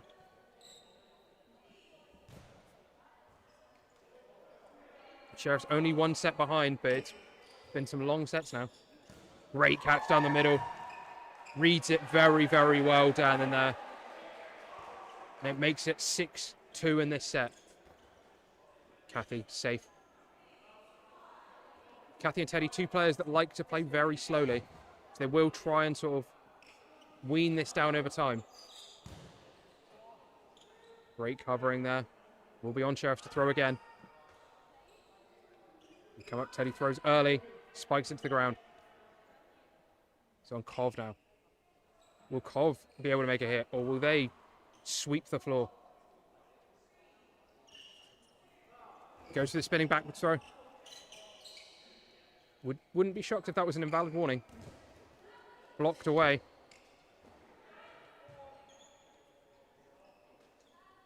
Four balls for Sheriffs, so it was on them to throw. They release 1. Teddy covering again. Again, Kathy and Teddy do like to play very, very slow dodgeball. Great hit there. Goes through the block. Blocked away there, though. Releases low into the side. High into the side. Underneath. And Max makes the hit there. Not able to slide out the way. Puts Cov 2-0 up.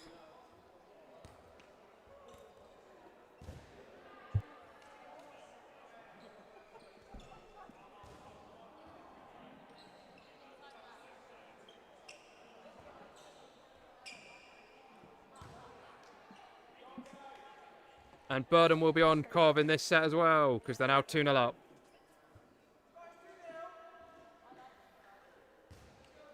So, will we see a quick start here? Chef's going for it. What the hell is that?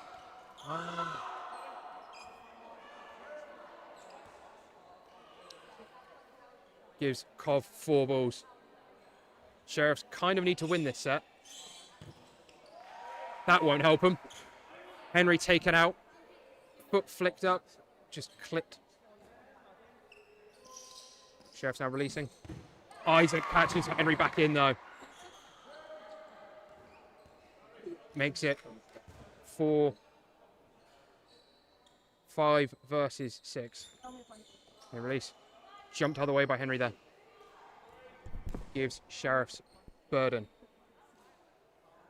They come up again. Teddy releasing high. Retaliation goes for it. Tries to tombstone, but not able to pull that in either. Great covering there. 2 balls for Sheriffs. As they swap out their wingers. Releases high. Ball spike low. Cov relaxing. Hit there. Blocked away. A little bit too calm from Sheriffs. They do need to be a little bit more aggressive. Cov more than happy to sit back, take their time. Don't really need anything. 4 balls. Teddy hops out the way. Ooh, tries to catch him off guard, but nowhere near. And gets hit on the retaliation there. 4 balls for Sheriffs. Come up.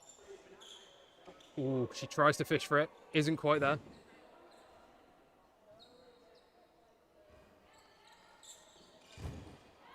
Coming up again. Ooh, slow ball. Henry taken out by Letcher on the right-hand side, but Letcher himself taken out on the left. So, 1 player in it. Jamie putting himself opposite Jack. Trying to shut down that offensive threat. It will be on Cov. Maybe. Nope, it is on Sheriffs. They have 4 balls. Release from the middle. Release from the right. Cov now given 4 balls. Sheriffs backing themselves to catch, maybe? Or wanting Cov to come further up court. It's a risky game to play. Jump out of the way.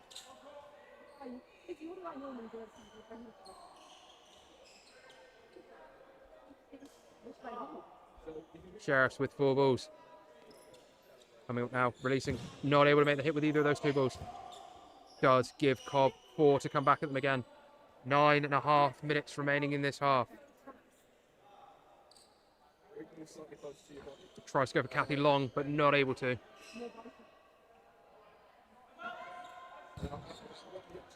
Sheriff's not paying attention, but works out from this time. Just baits out another ball. Cobb being fast and loose with possession, but they can be. They're not really getting punished for it. Blocked away. Gives Sheriffs 3. Gives Sheriffs 4. Oh my days. Release hard and low. Easy duck out the way. Cobb now with 3. What can they do here? 2 low balls. Takes out Jamie. The right wing. Then Sheriffs with 5 balls. Jack Letch will probably back himself to just take one of them out. Blocked it away. Spiked onto her own side and then blocked away. I don't think that's invalid because I don't think it ever crossed the middle line. Basically, just a weird pass to a ball retriever. They released 2. Letch, don't know how much he knew about that. Just kind of gifted to him. But here's Kathy on her own again. Against even more Cov players this time. Can she whittle them down? Fast low ball there. Nothing really for her to work with. Blocked away. Released. Got vicious for it. Not able to catch that. Just 7:45 and a half. Very hot fly up court. If she releases that ball, she's pretty threatened. But she hasn't. Still got 4 balls. Releases at 1. Does give Cov 3. It will be on Cov to throw now. The Sheriffs slow this game right down. Blocked away. Sheriffs now with 4 balls. Need a hit. Need a play. Need anything here. Jack, more than trying to bait out the trade, really. Isn't able to make that connection. But if you're a Cov winger, you take a trade here. You end the set. Rather than playing out this slow game.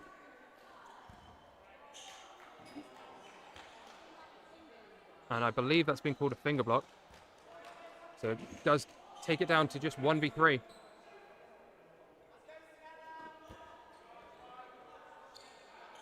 Comes out, tries to take out the player. He's close. Does take out the winger. He's tried to pressure a little bit too much.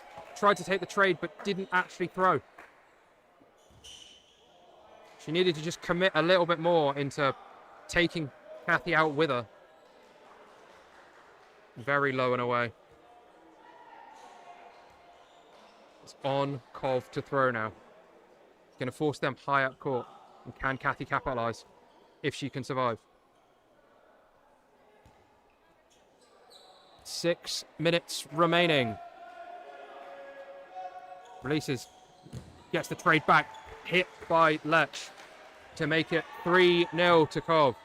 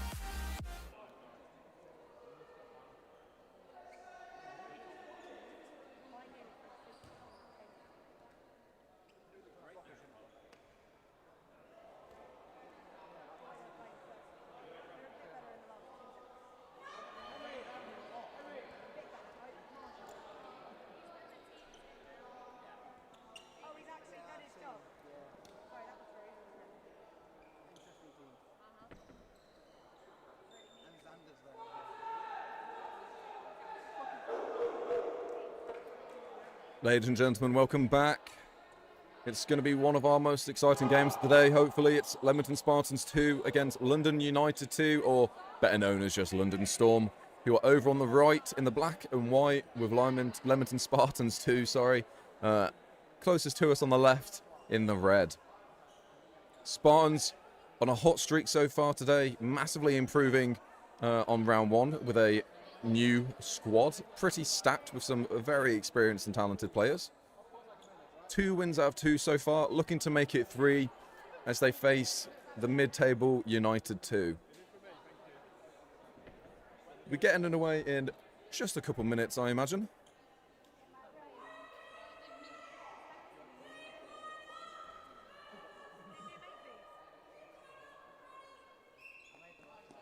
And we're underway. Ooh, almost a quick start from Storm. Decide not to go for it, and instead Ben Tilsley will get the hit. Early advantage for Spartans. Nice sort of movement from Day to stay alive, but decent placement from United. You'll hear us say United and Storm, using them interchangeably here. A bounce up into the crown jewels there for Neely. Nice block from Sanderson.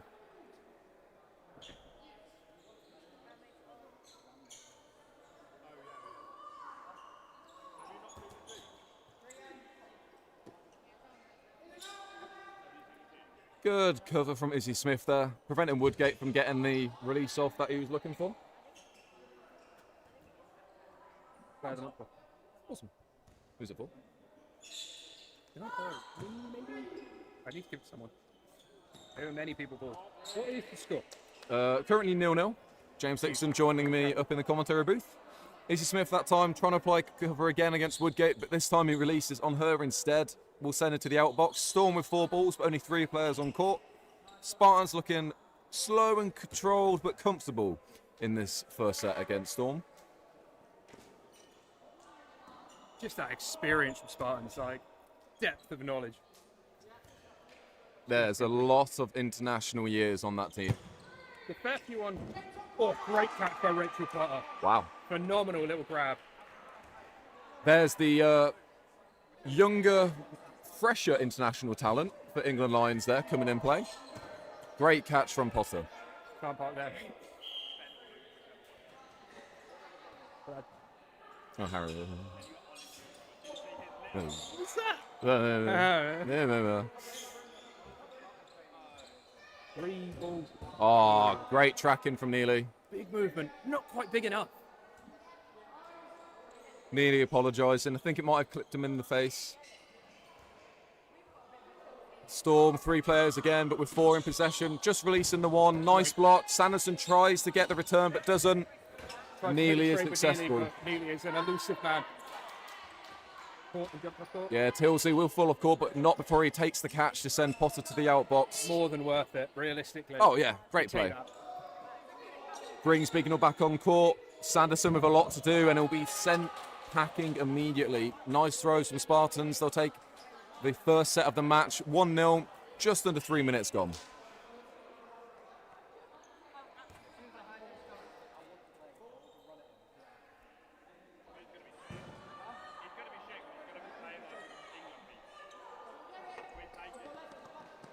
And will Spartans go for the quick start? No. Oh, That's so delayed. Massively delayed quick start. Admittedly, right in his stomach as well, but just too much power. Didn't expect it. Like, they'd waited so long. He just planted his feet.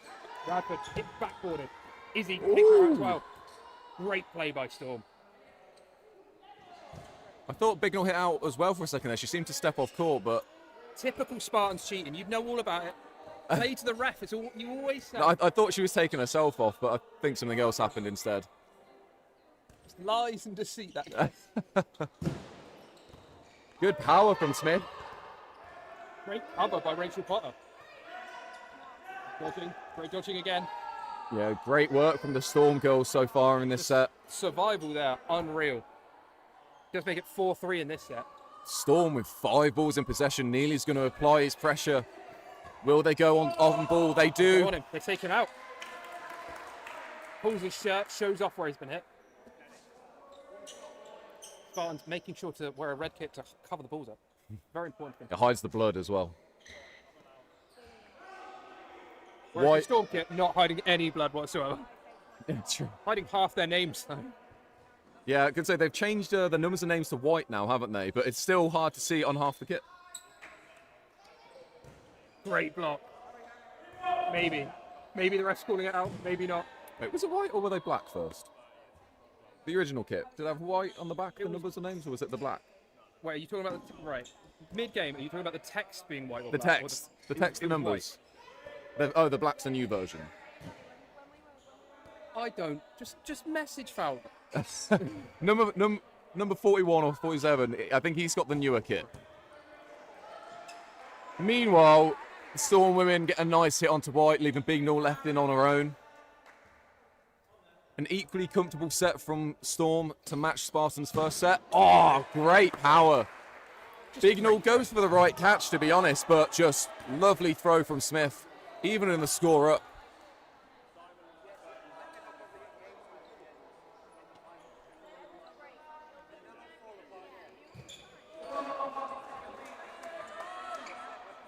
We had a quick chat with Izzy Smith actually before this game, and she wasn't feeling hugely confident for her team's chances against Spartans, as they have looked very strong so far today. But honestly, Storm looking fairly solid themselves. Izzy did say she's always hated Spartans.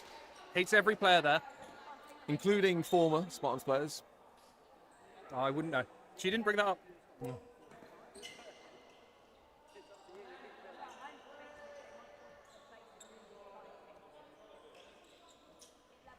Although we have been told Storm have a few shoulder injuries on their team, so as this game goes on, they might struggle a little bit.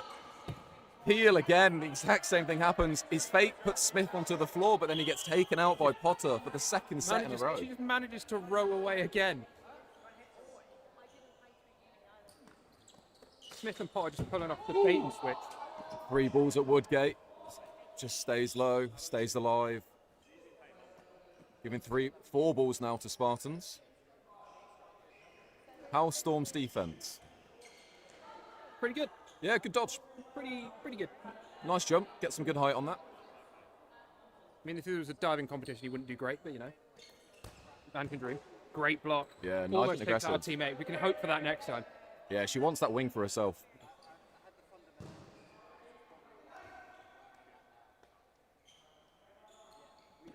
Great release.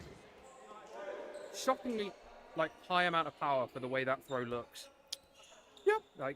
Also not the way we thought it was going to go, to be fair. I think it's the whip at the very end of the throw.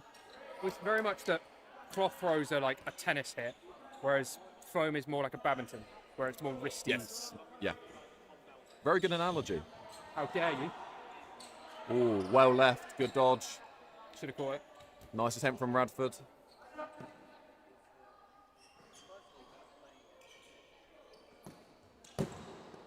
And it gets trapped behind the net. Little unlucky. Should have aimed higher.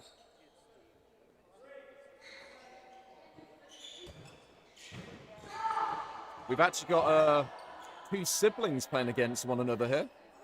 Reese Woodgate on the right for Spartans, Jodie Woodgate in the middle there for London United or Storm. Ooh, she almost makes the catch. Kind of claps at it, isn't able to snap that in. Reese will get the return onto Sanderson though.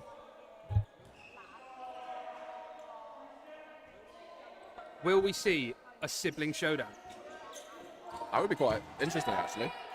As Woodgate is trying to make it happen. Closer and closer.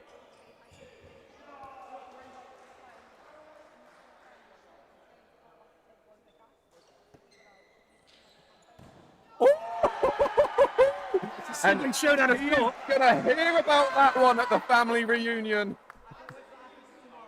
And everyone loves that, including the Spartans outbox. Day almost makes the catch. Jodie Woodgate makes the hit as well. Absolute hard Storm carry. Radford with a lot of work to do now.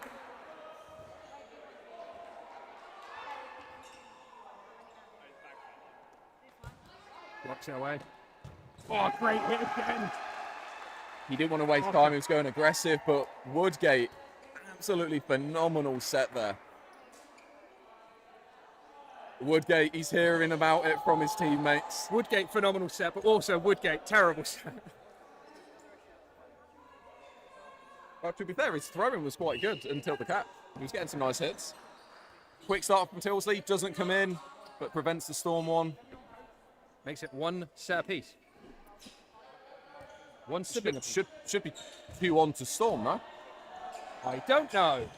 I believe it is 2-1 to Storm, yep. Referee is changing the score as we speak.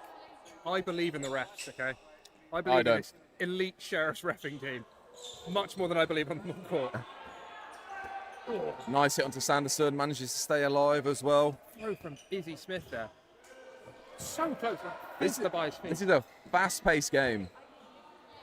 Which seems to favour Storm.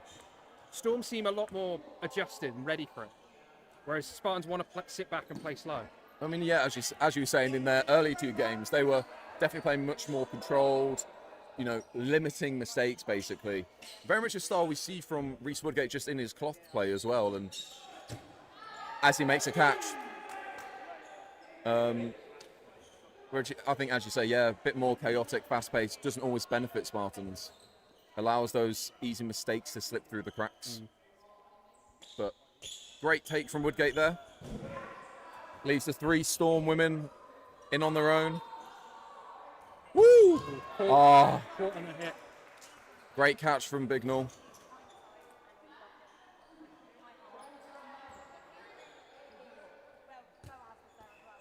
A lot of work to be done here for Woodgate and Smith. Can they pull off another clutch? Around Izzy Smith. Yeah, nice attempt there from Neil. Yeah, I mean, if she makes a movement, she will go into it. Like it's. Yeah, nice low whip, trying to get under the block. It's one of those things that's always underrated, where you need to aim around people because people will move.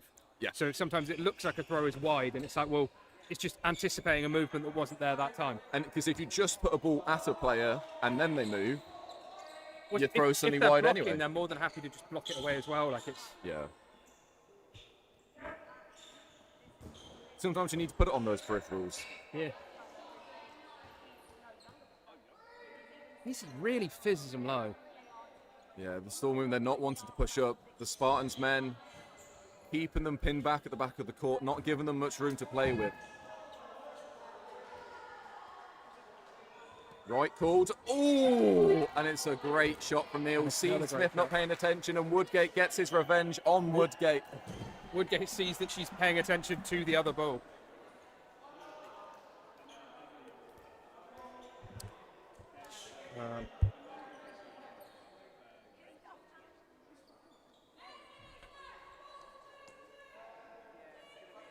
It is 2-2 in this battle of the second team Titans.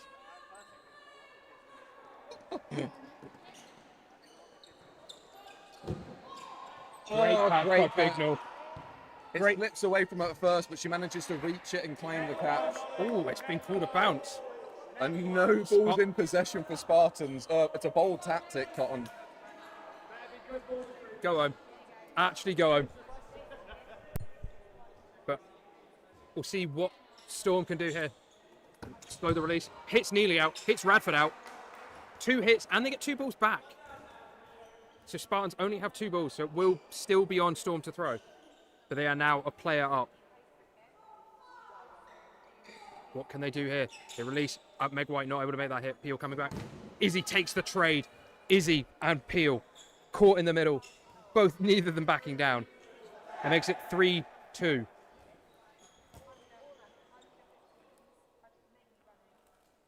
Storm coming up now. 4 balls. They release. Too low. Will they go for the trade? Hit twice. 2 players apiece. It's on Spartans. Spartans will have 4 balls. 5 balls. Potter blocks the ball in the midair.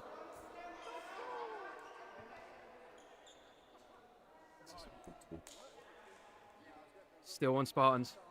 They release low. Safe release. Woodgate, one of the last 2 players in for Storm yet again. Potter releasing wide. Woodgate taken out though. Potter versus 2.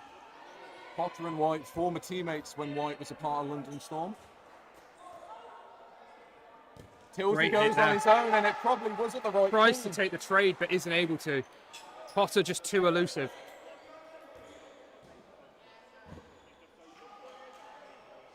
Great block. Both of them sort of squat to dodge. It's all on Spartans. They have 4 balls. It's the international cloth veteran against the international foam newbie. She played Worlds. She did, yeah, but still, compared to the years White has under her belt, Potter hasn't got as many. Newbie, maybe not the right term. Spartans still relying on child labour for their retrievers. Hey, it's cheap. All Storm need now is a little bit of magic from Potter. There it is. It's a nice catch. Storm take the advantage yet again. Just under 5 minutes remaining in this first half.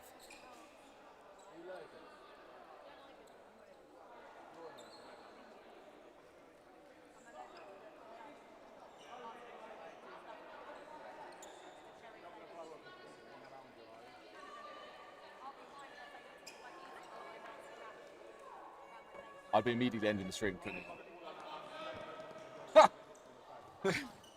Great block there.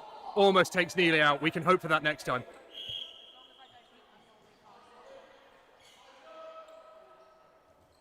Spartans released too low. People released. Go at different targets. In the Take second, Izzy just out. Take out Smith. Yeah. Very unlucky.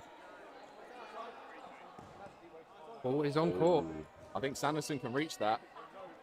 But is it worth the risk of Bradford getting... doesn't let him. Good hit, and the trade wasn't there. Eight So, all around. and 2 Bradford people now goes died out as going well. for the same ball that neither of them needed. Just leave it be. Yeah. Ooh. Bit forward gate on the fingers. I think that one might have hurt a little bit. Hopefully she's all right. Storm 3 players versus Spartans 5. As much as the wingers do, keep trying to take Neely out for some reason. She's got a hittable face. Is what Izzy Smith was telling us earlier on. I didn't actually hear that one. No, did you not? No. Oh, well, she made it very clear to me. I don't spread lies, Alan.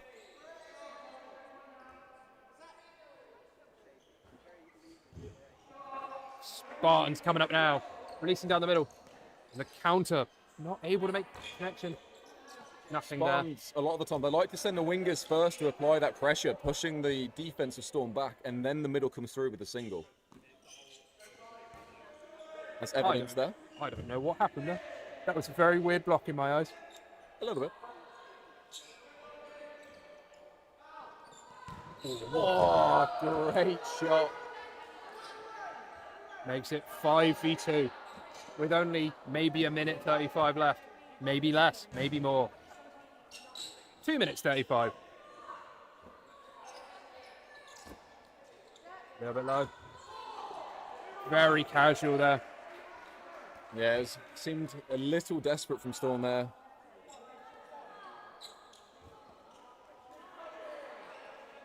Well, arguably, Storm's better players are currently off.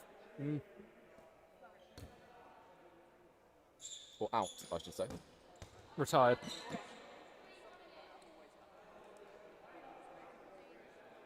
Even more arguably, Storm's better players play for Quack. Is that It's just Fowler? It's just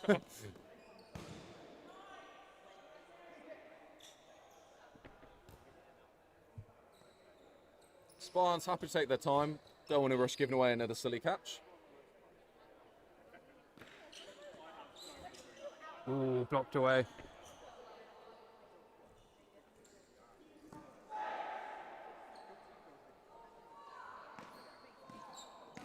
He's high. No able to make that connection. Goes Lovely for the hit. trade, but not able to. Woodgate's Woodgate's just too throw elusive. is just so good, and he's made numerous catches today as well. Just a little bit too elusive as well. Yeah, he's a little bit good, isn't he? Just overall. He's no Jody Woodgate though, you know? No. Different Ooh, levels. Lovely placement from Neely, but good blocking, stays alive.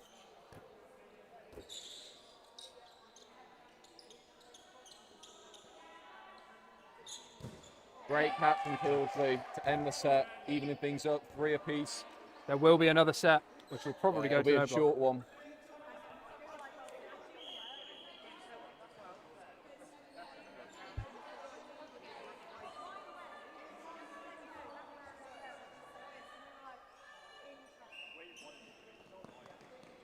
And Spartans go for the quick start. Not able to make the connection there. Storm now with 3. 20 seconds until no block. Great hit. Oh, nearly taken out It's as a double well. hit. Yeah, Woodgate, as he fishes for the catch, he kind of pushes it into Neely's foot. Finally manages to push the ball into Neely. He's been trying that all game. Don't know what tactical advantage that gives him, but I'm sure it's something. Great hit there down the middle. He will hit out every time he's trying to go for these counters. It's just being traded across from Storm. He's not having much success on them. No. But that does make it so that it is 5 Storm players versus 3 Spartans players in going into this no block.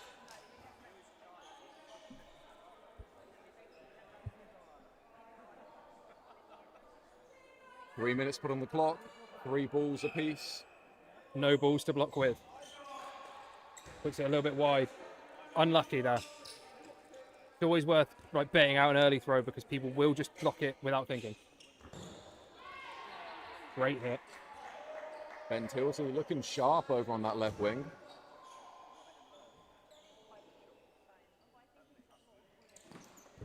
Great hit there. Woodgate coming in clutch again. He almost got that catch, but placement really good from Woodgate. Leaves it 4-2 with 2 minutes remaining, maybe. I don't know. Oh, Great standing counter from Smith. Lovely. Just a great hit. Storm more than willing to take those trades, really. Oh, 100%. But timing was perfect. Got her just as that shoot, mid-throw. Perfect shot. Ooh. Well left. Good dodge. Good hit. Good hit. Will Bignall carry this out? Going from a 4v1, I think. Might have been 5. I don't know. The Phoenix, now a Spartan, looking to pull off the 1v4 clutch. Storm could have gone then when she didn't have a ball in hand, but they choose to reset, take their time with it. Release the one, they put it wide of Bignall. Probably want her to come towards them. Bignall will go for these catches and will pull them off. Go she'll take the catches on the backtrack as well. Nice placement. Great. Oh, she wants the catch. Great decision there, though. Yes, smart from the Storm girls. They're not rushing this. Oh, she almost went for the block there. Oh, for a second, I forgot we were in no block. Bignall, no balls in hand, doesn't need to worry about blocking, only catching. First ball goes wide. But it does give her another ball to free with. If she can just get it on target. It's not quite where Woodgate wanted that one to go, I think. If she had very long feet. Good pressure from Bignall. But the Storm girls, they're not buying into it. They're playing this smart. They know they can take the time. They know it's on their side. The last thing Storm want to do is rush anything. Great hit. But out again. It's Woodgate again. Honestly, both the Woodgates for either side at the moment, standout players. They're making the difference, yeah. And that will give Storm the lead as we head into half-time, 4-3.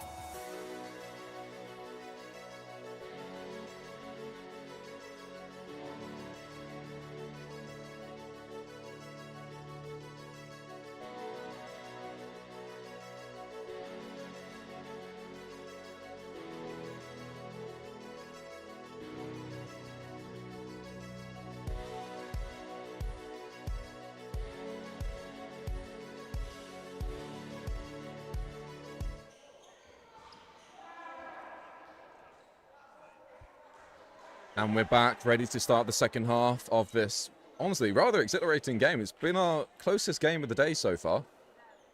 London United 2/London Storm against Leamington Spartans 2. 4-3 to Storm at the half.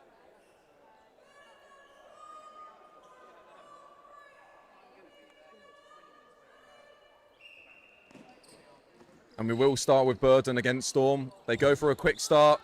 Smith trades with Peel. Peel not having too much luck in this game, but he does get out. Quite an important player for Storm. The women have been the strong point so far. Storm with 4 balls now, though. Sorry, Spartans with 4, and they get a hit on a big single from Neely.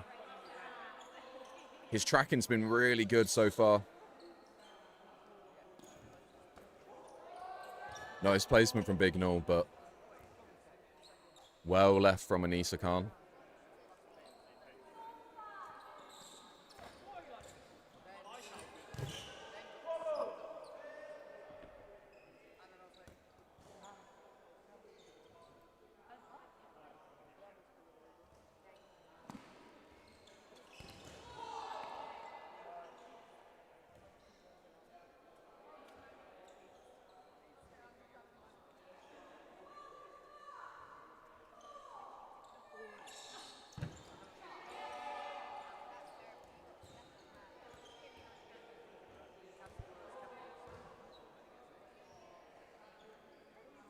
Now Storm with 3 balls, 2 players down. Try and get the hit on Radford, aren't able to. Can Spartans bring this game back? Ooh. Side release from Ryan Neal there. Takes out Anissa.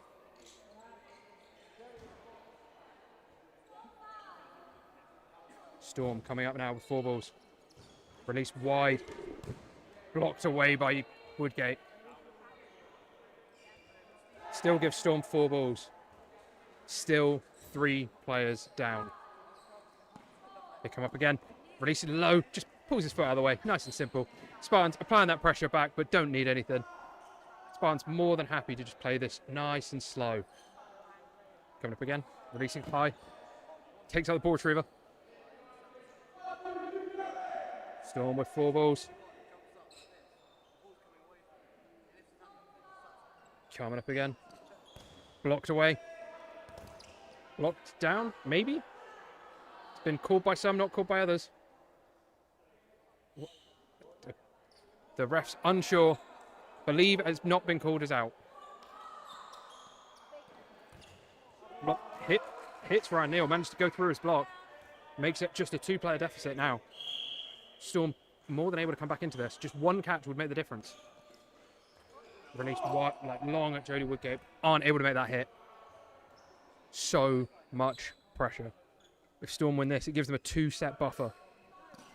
They release low at Radford. Release low back. Woodgate on Woodgate, not able to make the connection. Honestly, both those players have been so exciting to watch so far in this game. Both making hits, both making catches. And it takes them out. Speaking of making hits. The family feud continues. I feel like Jodie is winning quite considerably. I think it's 2-1, I think, in her favour. Don't know, it's a scoreboard we don't have. It's a catch and a hit against Reese's hit.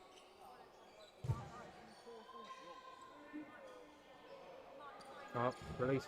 Wide of Bignell, not able to make that hit. Drops to his knees. No one retaliating on him. No one taking that throw.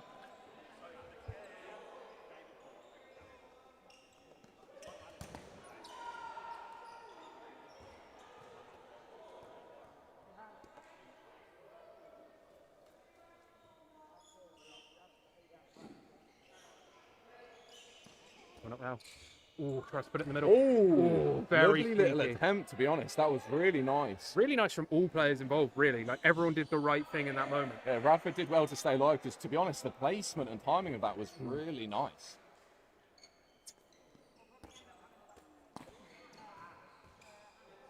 Guy?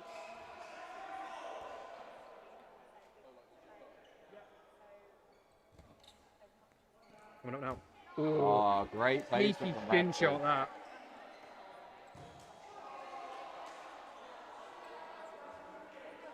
leaves 1 versus 3. Go for the double running. Blocks it away. Swapped block. it away. Releases high. Good from White to hold there.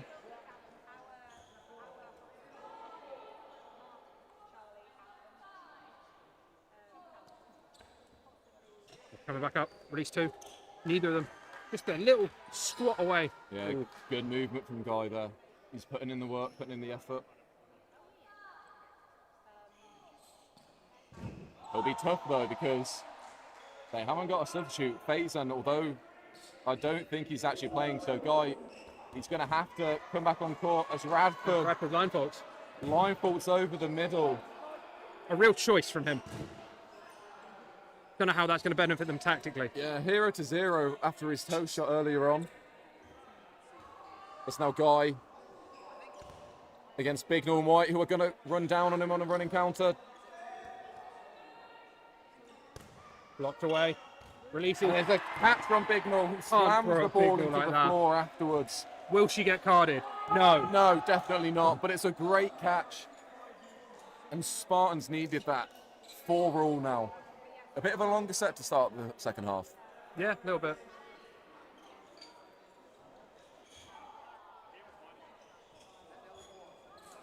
Never mind, the substitution has been made. Faison Hayder will come on to court, despite Will his this make the difference? injury.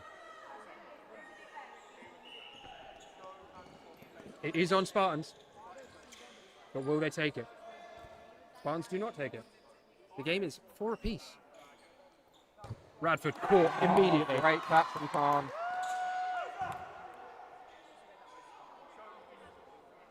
Just crouches into it.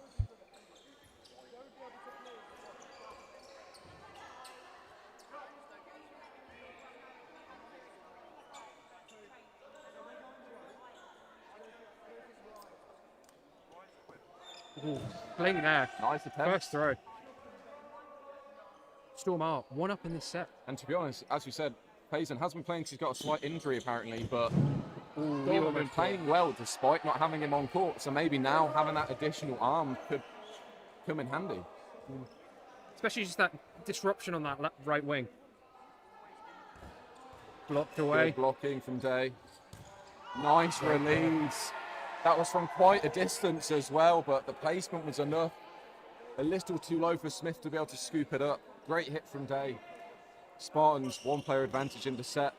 The release from Tilsley, blocked away from Hayder, and it's good cover from Peel.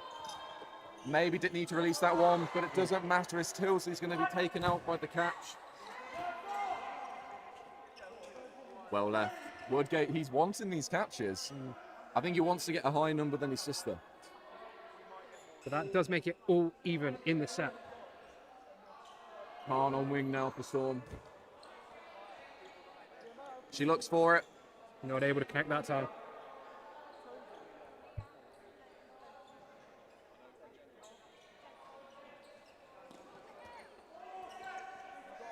But yeah, that gives Storm 4 balls. Can they get the lead back?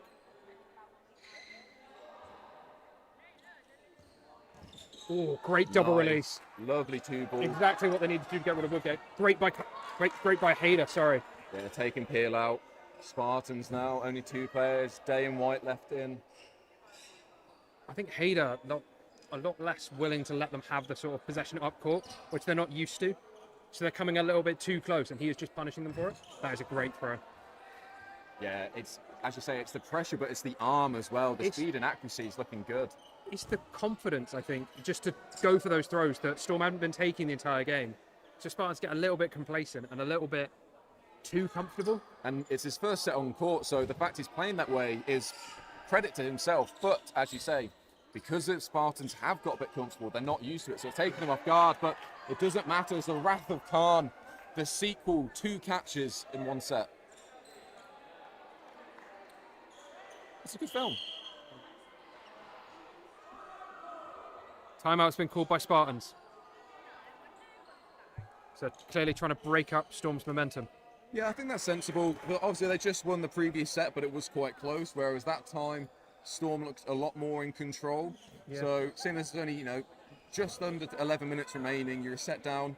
I think it's a good time to call it, because I think you lose this set, you suddenly only got, what, let's say 6 minutes remaining and you're 2 sets down. I think now's a good time to call it. I just think it's such an odd move to do it between sets. Yeah. In foam, where you can use it to break a set up, it seems a bit wasteful. I think it's probably because they don't want to start this set poorly. They want to go into the set well. And on court, you can see Ross Llewellyn throwing at Alfredo Rodrigo. I don't remember what his surname is. What is Alfie's surname? Does he have one? Ah, well, who cares? Whatever his name is. Majors, isn't it? That's the one. I forgot it's also a word.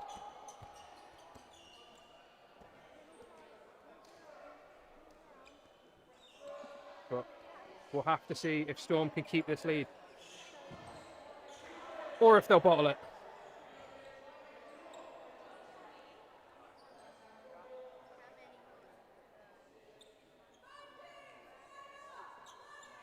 Burden is on Storm. Coming in now. Will they go for the quick start? No. Taking it nice and slow, nice and steady. Coming up, releasing. Trying to take out Neely, not able to. Smart little foot flick. Ooh.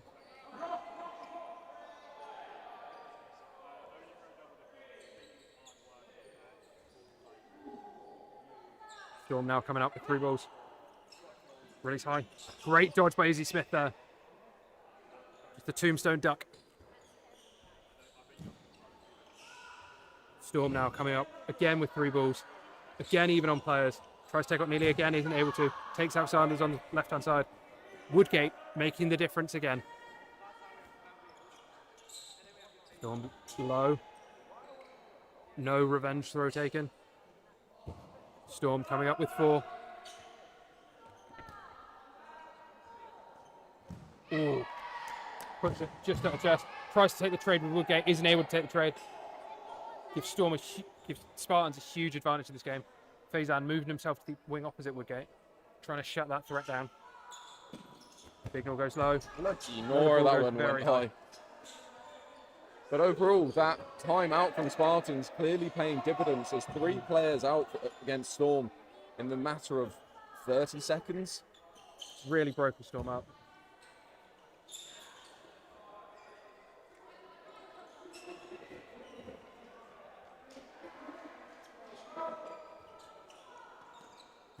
Ooh, tries to take out a dipping shot. Faizan doesn't. Isn't managed to pick the catch up. I do think, both the first 2, I think they fell just short. I think he was being called out anyway. But, you know. So good. Leaves. Storm. Just the 1 player left in. But Khan able to make 2 catches in the previous set. If she can get another one here, it will be massive. Not given the chance. Tries to go for the trade. Yeah, it's a good rundown from Spartans. And just like that, 5-all.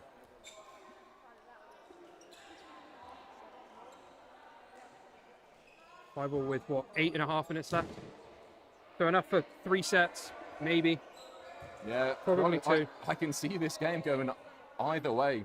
There's been a couple close sets, but overall, usually, the sets end up being fairly one-sided. Whoever starts it strong usually finishes that set. Yeah. Interesting to not see Storm use their timeout. I imagine they lose this set, or they're in position of losing this set, they call it. Storm not taking the throw there. Spartans are taking theirs. Part of Storm's problem is that they are now reliant on Hyder's arm. Yeah, I think they're not quite playing the exact same style they were previously. No. It's a little bit too chaotic, and it's too reliant on him making those hits. Yeah. So if he misses, they're kind of up creek. Using it as a crutch a little much. Oh, bit flashy, not Is quite. that what you want to be doing when you're 5-all? Yeah, I mean, it catches them off guard, admittedly, and it was, it's okay placement, but I think it's one of those things that when it doesn't pay off, it comes back to haunt you. Smith Yes. trying to go for the trade, but not able to. Yeah, that time Peel successful on the trade with both the hit and staying alive.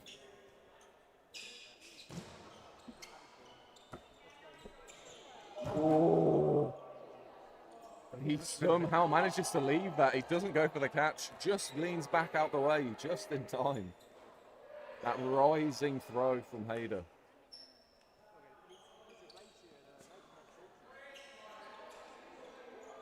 Spartans are a player up in this set.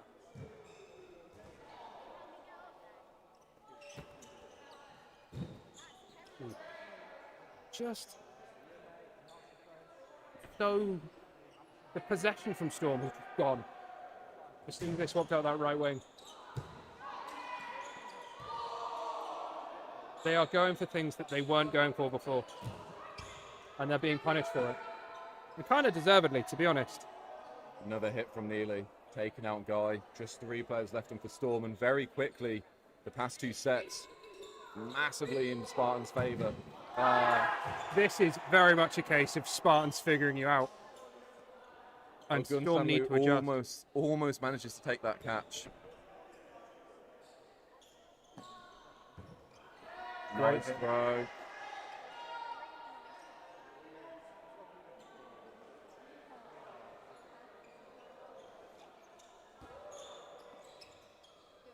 Good cover from Neil, puts both players back, and he'll take out Hayder. Another hit there. Hahn taken out by Peel as well, and just like that, Spartans now in the lead, 6-5.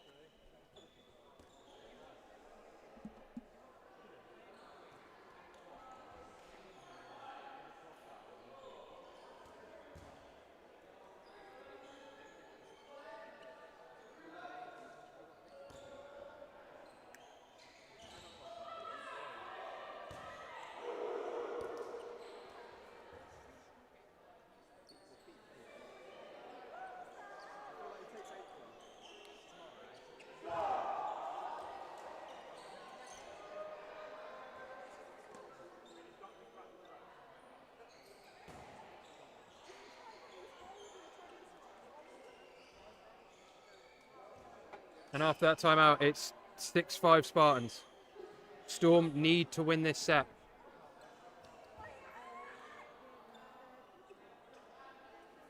If Spartans win it, there's not going to be enough time for them to make a comeback for even a draw.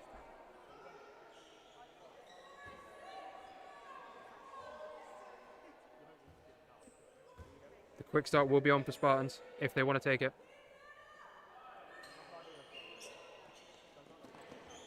Will they go for it?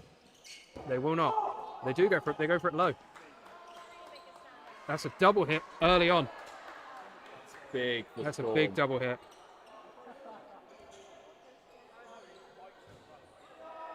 But will they be able to capitalize on it for the rest of the set? Because while that is a big double hit, Spartans could still very much pull this back. Nothing there. Nice dodging. Yeah, well left from the middle players.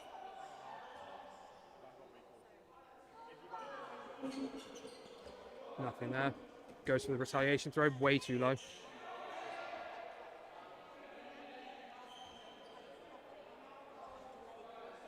Storm now coming up with 3. Nothing on Woodgate. Woodgate running up. Releases. Takes his time to release. Lets people set back. I guess hopes they plant their feet. That gives Storm 3. Release down the middle. Takes out Rhiannon. Good. Yeah, Rhiannon Day. Good placement onto her shoulder, but she almost takes the catch. It's just knowing the players that are going to go for the catch rather than the dodge. Good cover. Nothing there. Give Storm 3 balls.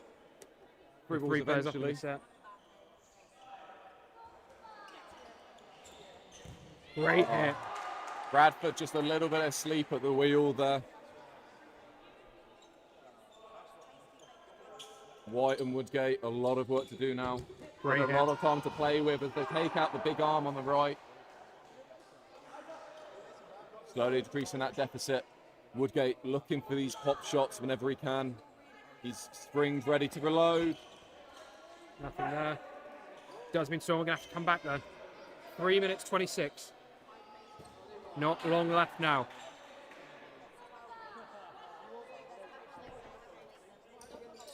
Ooh. Great dodging from Woodgate in the middle from Woodgate. Yeah, really good drop there.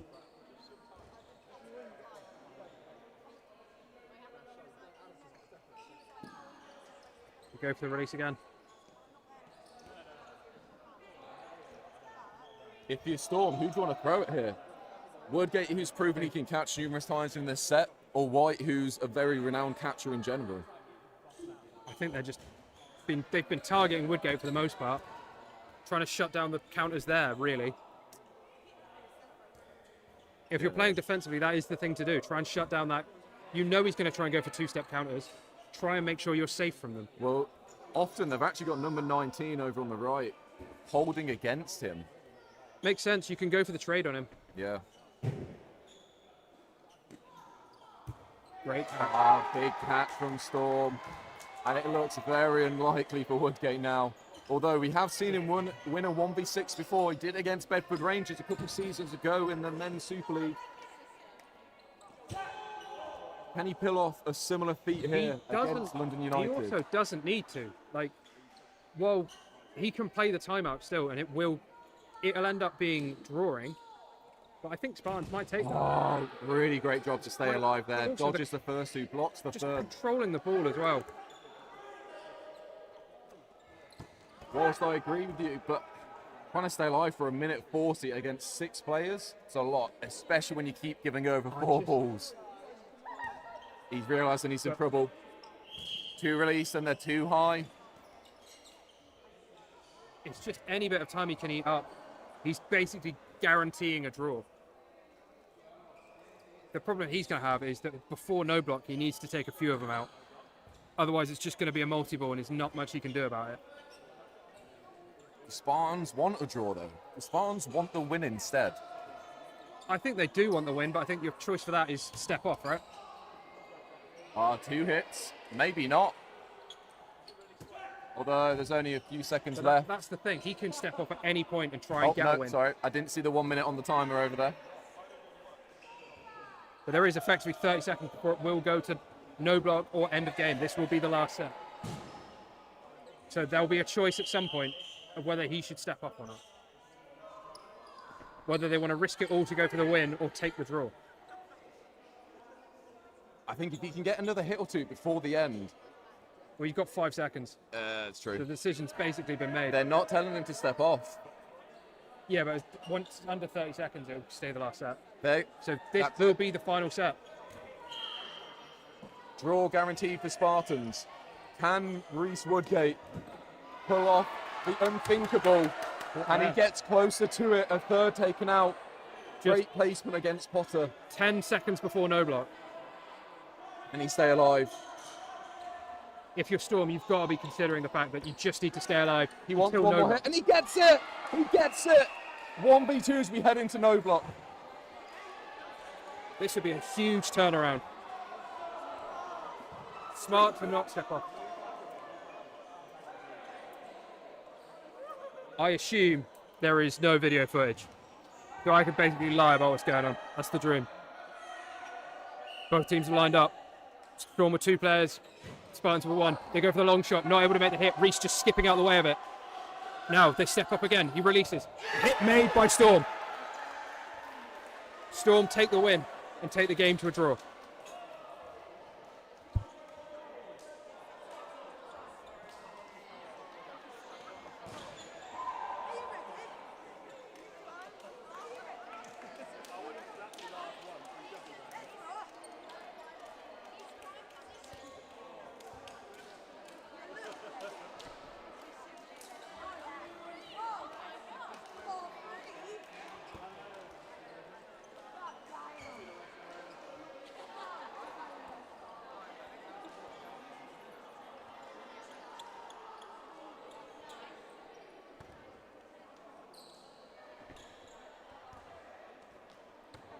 Apologies for the brief interruption there.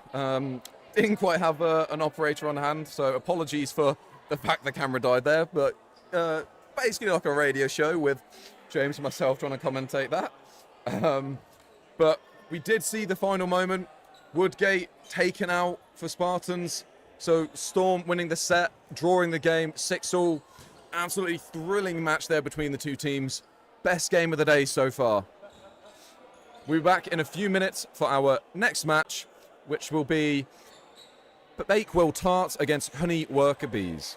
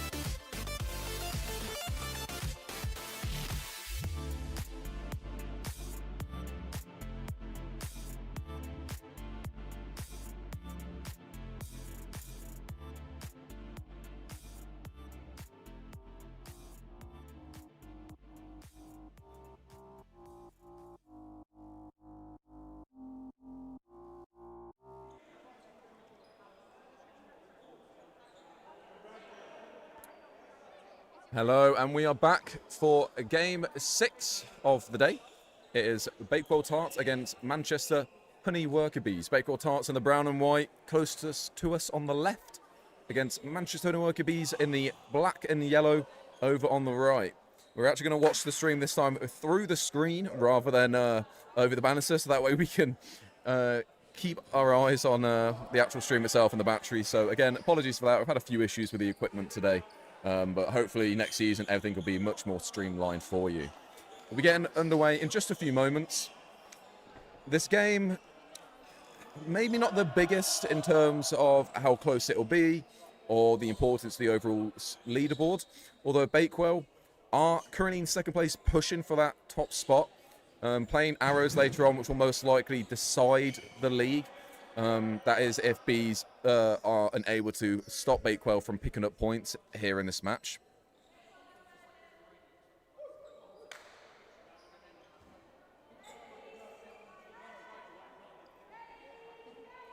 And we're underway.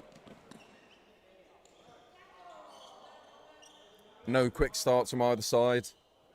Teams there ready to cover though.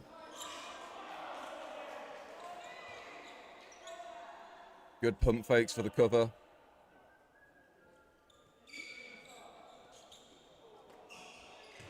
Well left from Gale in the middle. Oh, not Gale, sorry. Gale was next to him, actually.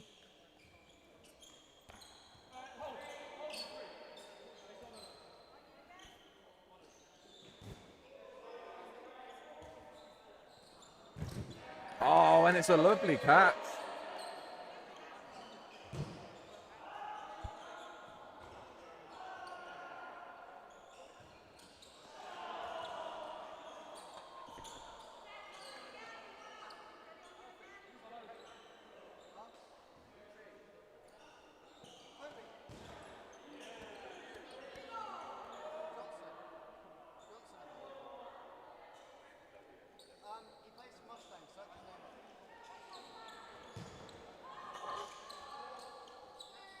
A nice catch from Toby Johnson there to start the game.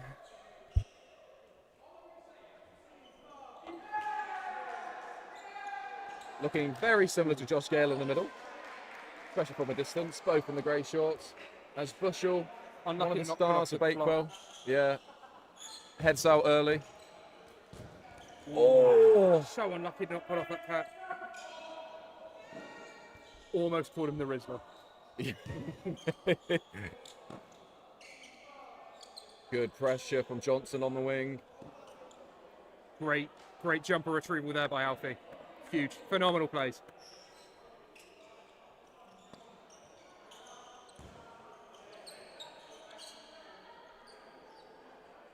Bees with 4 balls and everything to play for, hopefully.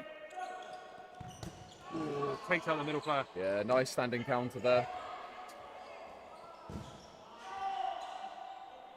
We'll try and update you on the score happening over on the far side, which is Floppy Arrows against Nottingham Sheriffs. But it is Sheriff, so if you don't care, it's completely valid. James is allowed to say that he is part of Nottingham Sheriffs, by the way. Oh, and that's another catch. And the hit as well. Yeah, that was a great double play. The catch happened so quickly afterwards as well. Realistically, great release from Walker over there. Little underhand release there, just taking him by surprise.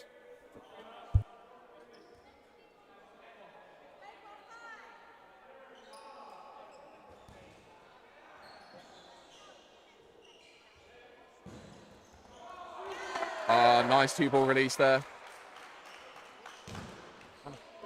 What?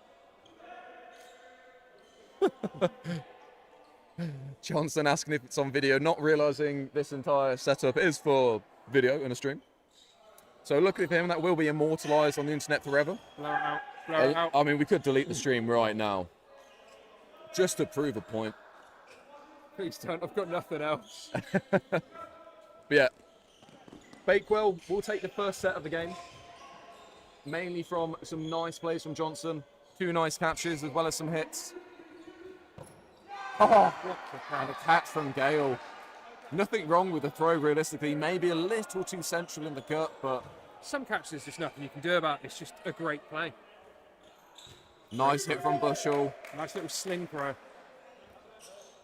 This, This could be a bloodbath. yeah, that's unfortunate, that one. It's a good blocking catch, and there's another hit. And This could be brutal. yeah, that was a very quick set. I think Bakewell Tarts warmed up after that first set, and yeah, this might be a little rough. Bakewell Tarts just want blood. I mean, Tarts and Arrows, both two teams that very well, could have held their own up in that Super League. Or Premier League, sorry, but Bakewell very, very smartly, though, keeping all their Sheriff's players off court. wise. Incredible wisdom. Tactical masterclass.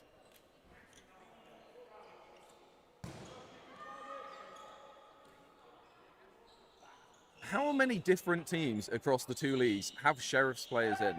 Turtles, Quack, Bakewell. That's it, right? Maybe. No. Oh, Floppy. Yeah. Potentially others. I think I saw someone else earlier, but what a few. I don't know. It's not a real club. Yeah.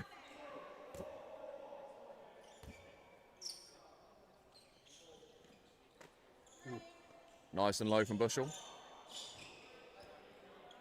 For a tall man, he throws himself to the ground. Bakewell Tarts actually currently doing... lovely shot. The Bakewell Tarts actually currently doing a kit order.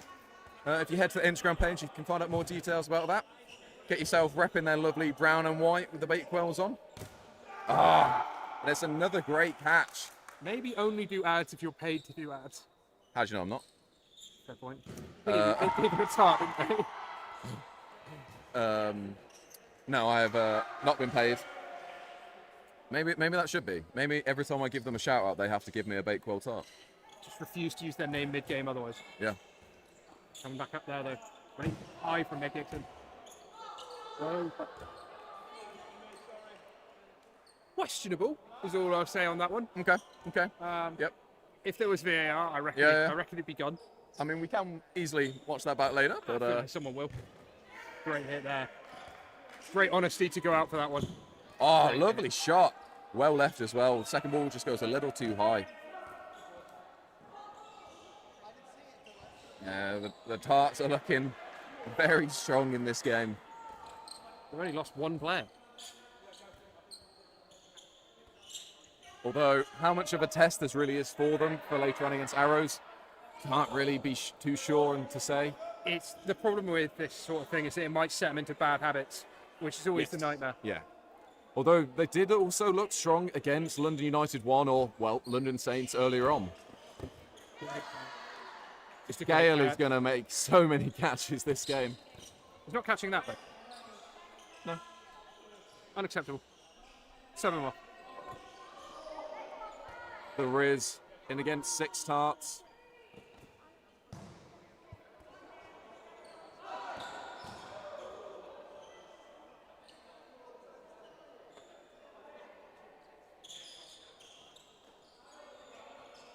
Nice throw in.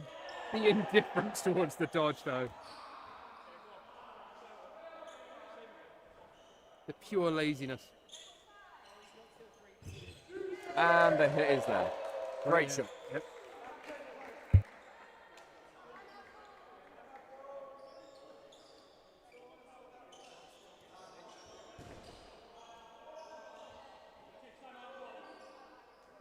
A timeout has been called there by Bees. Coach Cheska McCarthy, England national, having a few words with the team just to try and stop the bleeding, or, well, hemorrhaging that is currently taking place. Bakewell Tarts, can't imagine they're going to have too much to say. It's, just more of the same. Keep winning the sets, keep pushing forwards.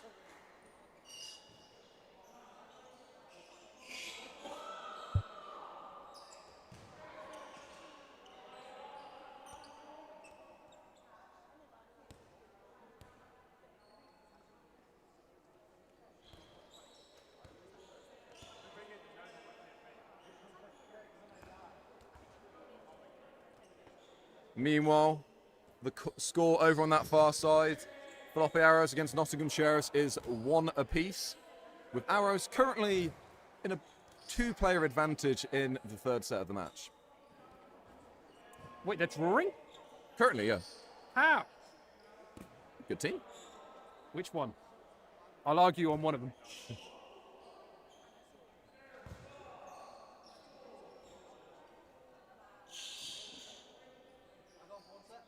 Yeah. Yeah.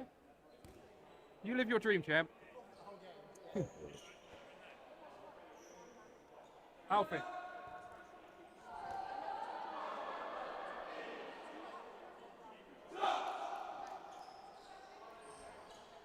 Here we have the ceremonial call. Oh my days, Bakewell have put a sheriff's player on. They Kendall? must be truly desperate. Did I just hear a meow? Maybe. It's what happens on the streets. Maybe, I don't know. There are street cats. Ooh, unlucky. Unlucky to not make that connection there. Dodgeballers often do struggle to make connections.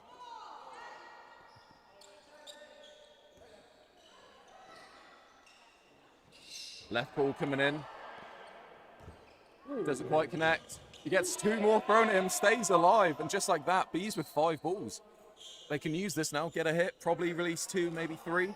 I think it's fair to say for Bakewell, possession not a strong suit. Nah. Especially in this game, they'll be very loose with it. Yeah. 3 are released, the first one connects, Dixon taken out. For 3-ball release as well, to only lose 1 player is Not that bad. not bad. And it is on Bees, and they've released 2 of them. Ross Llewellyn with the call from the back.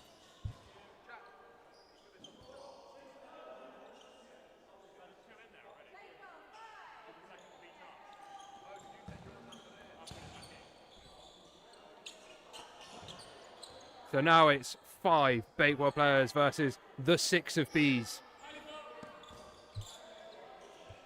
All released nice and hard and strong in the middle. Yeah, it was a good throw. Just Good easily blocked by the position of it. Someone's been called out, maybe? There seems to be some confusion. Maybe a back line infringement, no Oh, catch. who knows, to be honest. It I'm could be not anything. too sure anymore.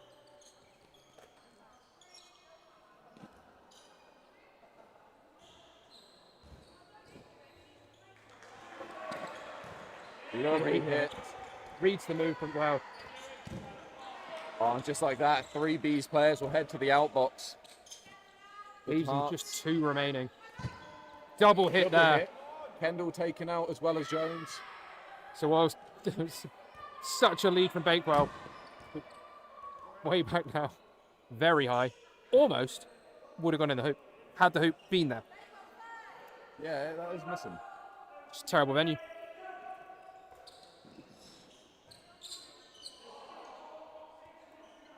It's now on Bees with 4 balls, only 2 players. Only 1 player down against Bakewell though. It's one of their more favourable positions they've been in. They've gone for the trade and not Deep able to into the pull that set. off. Just under 10 minutes remaining in the first half. They've really slowed the game down, considering those 2 quick first sets. 3 quick first sets. Hit there, makes it 2 apiece. Great from Bees. This is B's best chance to actually get a set on the board. Bees clawing this back from 5-2 down to this. Yeah, some growth growing from their left wing. Great Ooh, block there. bit of survivability as well from the right. Also gets in control of the balls. Apologies, might not know all the names in this game. Blocked away. Balls hit mid-air. Ball's dead, So ball's both dead, mid-air. both dead. Johnson doesn't know, step up. Ooh. I think you'd call him back in for that, surely. You think so? It didn't happen in the Premier League. It does. It depends on the refs, but I think it's even harsher in League One. Yes, yeah, that's fair. 4 balls. Released low. Ooh, nice attempt. Good release, but not quite able to make that connection. But it gives Bakewell 3 balls. Ooh, both He's balls right are wing, close. really going for the trade. The game's slowing down a little. Everyone's getting a little bit quiet. I think nerves are I think starting. there's also an element of players getting a little bit tired because you've thrown a fair bit now. They've been 2v2 for a little while. No one wants to make that mistake that leads to the end of it. There he is. There There's it the is. hit we were waiting for. Johnson.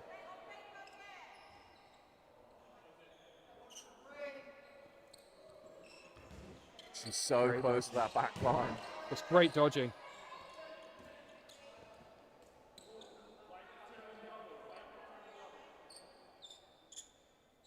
5 balls in possession for Bees.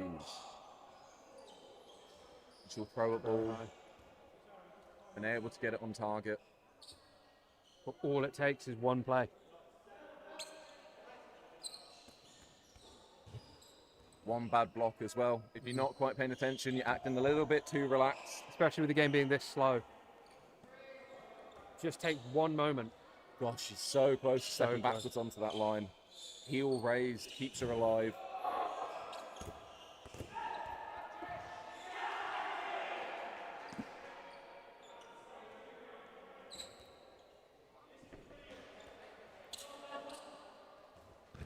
And a lovely shot from Johnson to end the set. Just reading the movement well. Bakewell extending the lead further, 4-0. So that has slowed the tide of sets from Bees. Bees just sort of relaxing a little bit. But now, 4-0 down. Can Bees stage any sort of comeback here? It's a big ask. Especially for a team that doesn't seem to have many subs.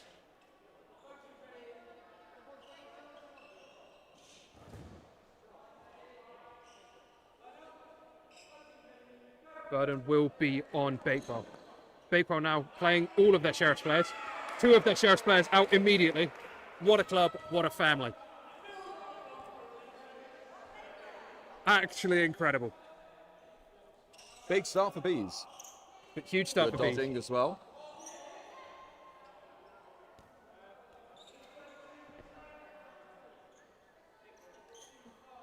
They now come up with 4 balls. They release. Not able to make the hit. Maybe because they weren't aiming at a Sheriff's player. Seems to be the move. Come up, they release low. Ooh. Very close. Just a little skip out the way. It is on Bees to throw again.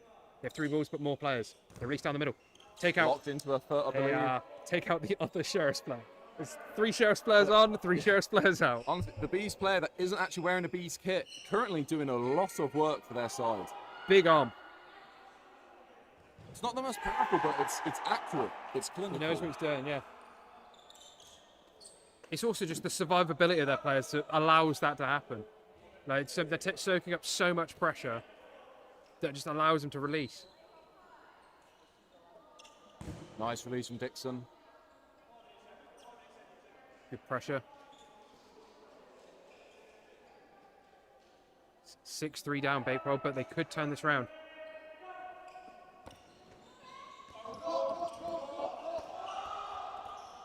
It's gone a little bit chaotic, but it hasn't punished anyone. Well left there from the Bees player. It leaves them with 2 balls, so it means Bakewell are going to have to come up close for this. Locked away, uncontrolled. Where your finger in the ball? No, say it louder into the mic. That gives Bakewell 4 balls. Bees surely come for a running. Oh, very, very close. You washed.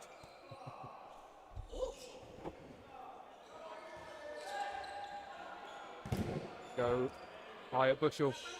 Bushell goes to the trade, not able to make the trade. Gives Bakewell 5 balls. Bees just 1 ball to defend themselves with. Can they do anything here? Great dodging to keep 2 balls. Gives them 3 back. Bees soaking up that pressure like they've done so well for the last couple sets. Come up again. Great release down the middle. Gets the ball back as well. Bakewell not able to get them, force themselves back into this set. They are 4-0 up, but this could be their first loss in the game. Could change the momentum. They don't seem to be able to do anything to sort of bring themselves back in, whether it's make a catch or make a play. Great dodging there by Nat. Releases it down the middle, not able to make that hit. Meg Dixon trying to apply pressure back. That was well left. Nice little leg weave just to get out of the way. Sometimes dodging doesn't always look the best, but efficient dodging doesn't have to be that dynamic. No. But this different pace does seem to be fitting Bees a lot better than it does Bakewell. Yeah, that time out from Cheska definitely called at the right time, and it's made a big difference.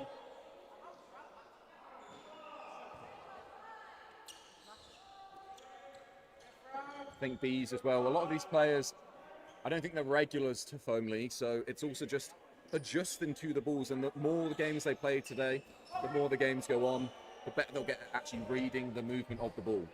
And the better their releases will get, the more accurate they'll get.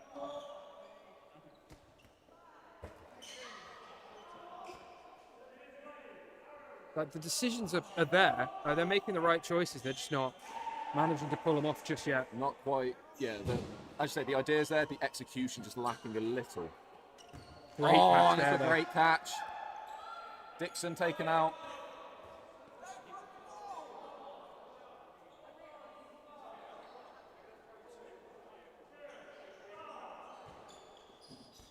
Good blocking. Good blocking. Great hit. Just waits him out. He couldn't quite find his balance and no mercy. Great hit. Great read. Just like that, Bees, 6 players to 1. What a great set from Bees so far. Not over yet, but the control has been superb. Yeah. It's been a completely different team from the start of this game. Completely. In the harshest way, it looks like they know what they're doing. You're a terrible person. I have been told that a lot. Great block. Great control.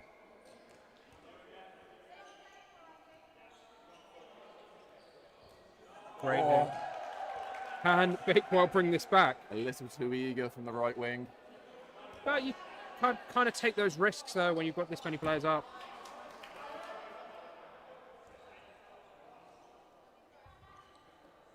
Oh, what a shot. A minute left, there'll be one more set that will go to no block pretty sharpish. Which, to be honest, could favour Bees. It goes both ways. If Bakewell win it, then it's a big uphill battle for the second half. Yeah. But no block itself, Bakewell not being able to block these balls away from Bees, I think, beneficial for them. Yeah.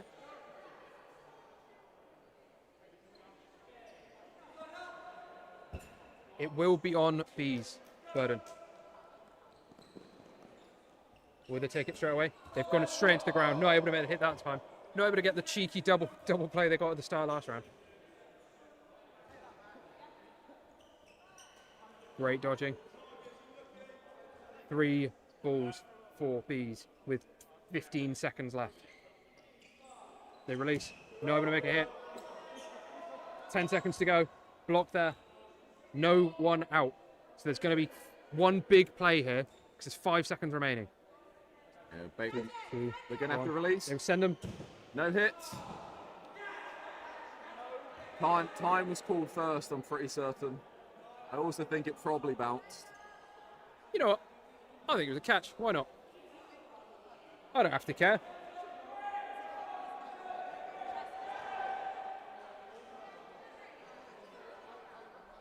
There seems to be some confusion about what that call was.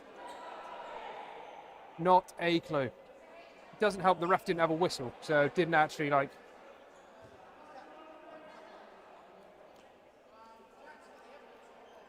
I think it probably bounced, so I don't think it really matters.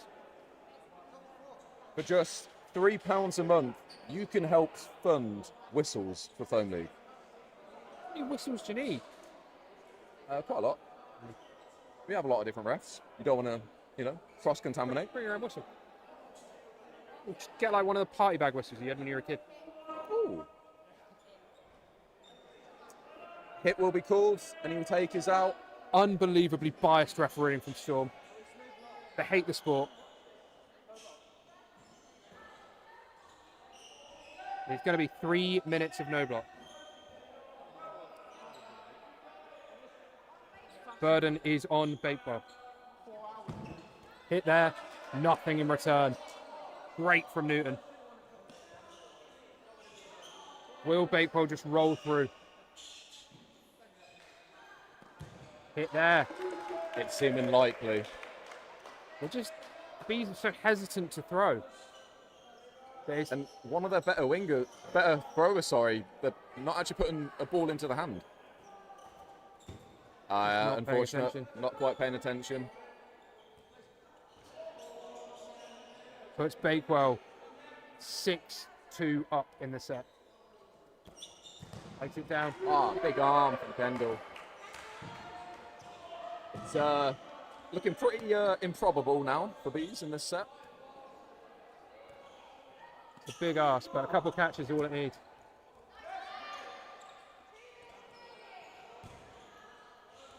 Just 1 Kim Dixon. versus 4. 2 minutes to do it. Can she pull it off? Goes for Kendall, gets the dodge out of the way.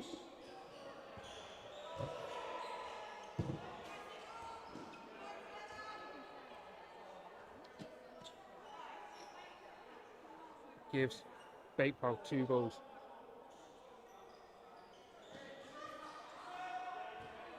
Play ball is on B. Yeah, it was over in the far corner.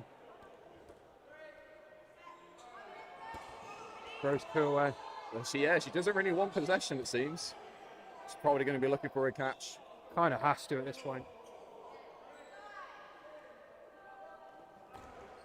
Good. Did she get hit?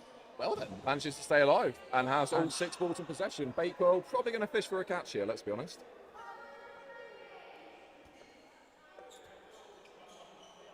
Buster will go for it. What can she do here? But it doesn't get Gives thrown them 2 out. balls. She needs to get rid of 1 more ball to get rid of Burden. But as soon as she does, they will charge her down. Surely. Nope, they are hesitating. To be honest, they don't need to end the set. There's probably not a lot of time remaining. But they do. A great clean hit.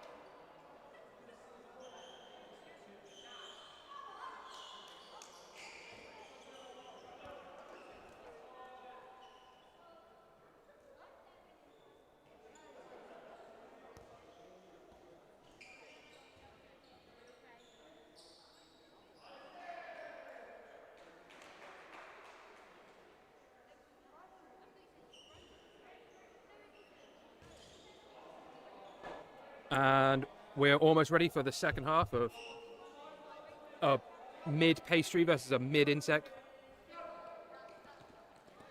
Coming up now. The ball probably not live, but the block made anyway, so it doesn't really matter. But they do have 4 balls. They come up now. They release one very, very low. Not able to control it, even if it is bobbling. Big fake there. They come up now with 3 balls. They release it low into the side of Newton. Newton does not even move. Now 4 balls for Bakewell. They come up. They release. Nothing there. What a bitter disappointment. I'm sure they feel the same way.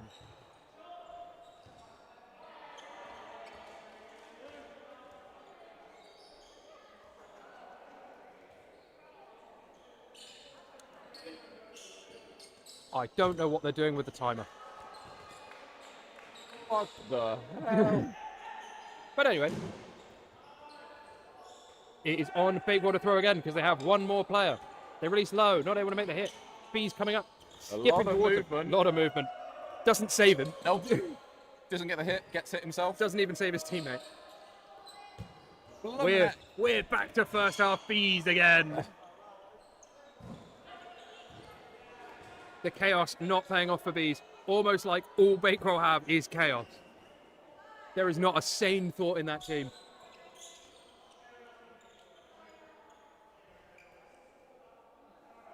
They That's come what I up like, now. though. It's more exciting that way. I like slow, methodical dodgeball where everyone doesn't aim at anyone. Simon? What an icon. Bet he's stood at home throwing a ball at a wall right now. Great block there. Great not block there. Wow, foam's great. What a real finger blocking it is. I think it's because otherwise you can easily just hold a ball in one hand and, you know, back the balls away quite easily. I think it's because it's not a very well thought out rule. Bakewell getting a little bit cocky there. Interesting tactic. The old swap. That does take Bakewell down to only 5 players. 5v1, blocked away. Oh. But can she do something on the counter here? She's got all the balls, all the time. She throws one. That's it. That's the whole skill. She's thrown one ball. Will she throw another? She's thrown another. Kendall's blocked it away. Possibly a finger block. Who knows?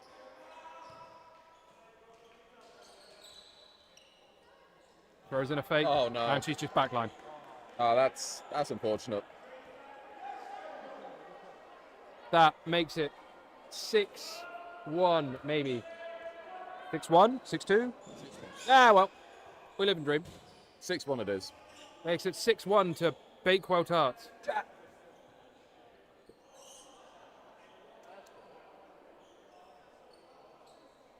We line up again. The burden will be on Bakewell. Have to see what they can do here.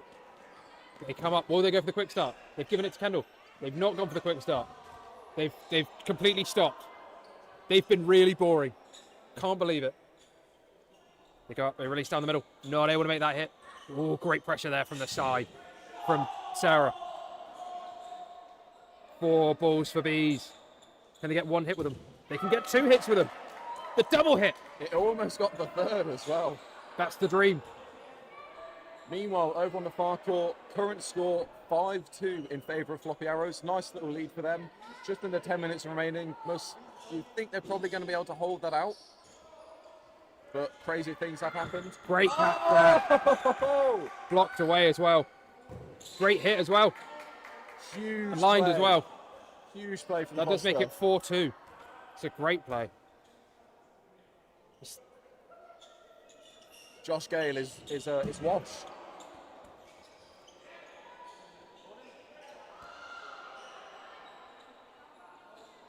Bees with 4 balls in possession against 2 players of Bakewell. Can they get a double hit again? No. Good lateral movements from Kendall to stay alive. Bees now on the defensive. Great hit there. Ooh, and a great And a second great by hit out on Jones. Kendall as well. Ref having to call him out. That's poor honesty from your club. Not my club. Bakewell's not my club. Sheriffs. Can't deny that. Oh, I blame his upbringing. Good movement from Jones. Nice and agile.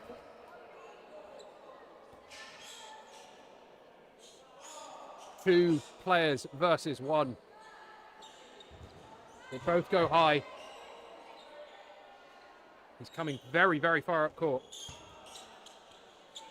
Holds his ground, gets... I think maybe block. Who knows? I thought it might have been, to be honest. Oh no, he's scored himself out. Yeah, you can see his hair move, to be honest. But he followed through on the throw anyway, which... I believe in the powers of lies and deceit. What a cat. Huge for Bees.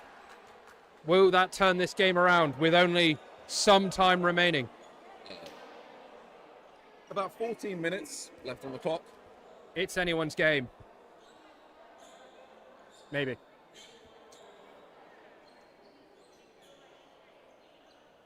Two big catches in that set for Bees. You've got to think whether Bakewell will change their game plan based on that, or whether they will just continue to win. Yeah, I think they just kind of go for whatever they fancy, to be honest. A great hit there. Taking out the player who made the winning catch. Getting rid of him early. Great catch there, though.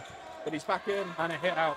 It's unfortunate. Another hit. Bees player could have put the ricochet there. Wasn't quite ready for it. The chaos paying off for Bees now. Big pressure from Bakewell. Bakewell still bravely got two Sheriff's players on court. One Sheriff's player on court.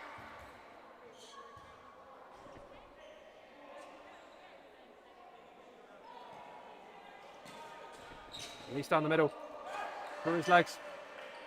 Good honesty. And by good honesty, I mean calling a hit, which, you know, should be honest.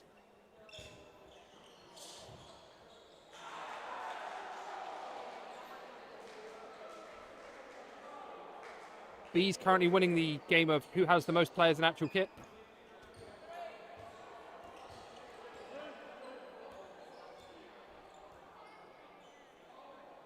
Four balls for Bakewell. They release low. Not able to make the hit there. Gives B's 3 balls. B's not wanting to take any sort of counter there. Not really willing to risk it.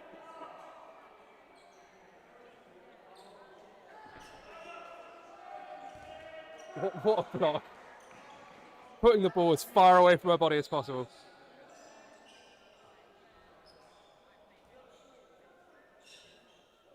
What will Bees do now? Will it be the same thing they've done before? It almost is. Oh.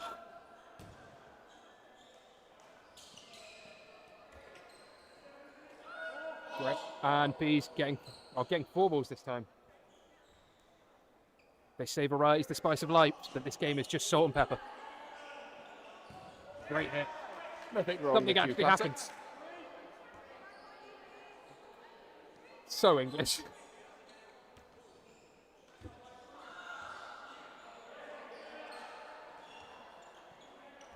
Goes low. Cheeky little sidestep. Oh.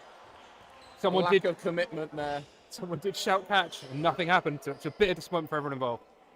They could have gone for it, to be honest. Could have done, but that would have been far too fun. Great hit. Lovely 2-ball. Great hit there. The retaliation. 2v1. Ben Newton. Can he do it?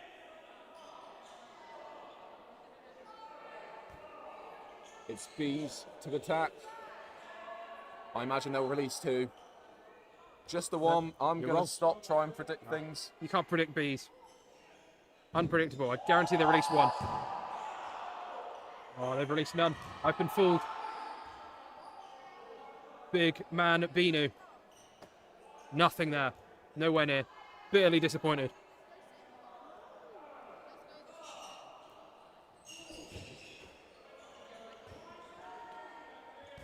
He's swatted that away and immediately gone back to doing absolutely nothing. 10 minutes remaining in the half in game. Oh my God, please no. It could be a very long 10 minutes. Goes for the throw. Makes the hit. Thank whichever deity you believe in.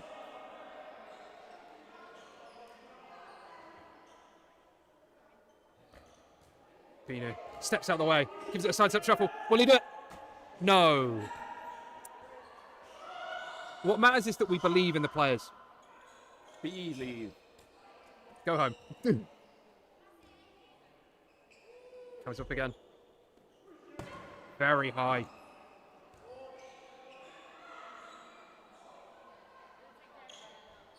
Great fake. Ooh. Second ball, nothing there. Just got to make sure she doesn't step off that back line like last time. Seems harsh to bring it up, I'm not going to lie. I haven't said it to her face. Letting her focus on the set, you know? There's only one player you're allowed to bully for line faulting. Who's that? I'm not allowed to say. Okay. Why not? Badly. Why? Live the dream.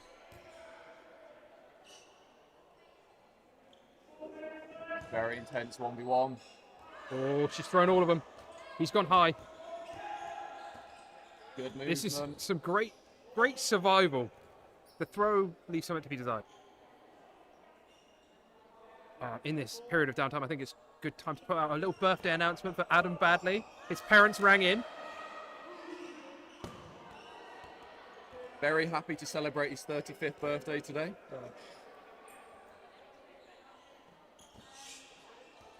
Very low.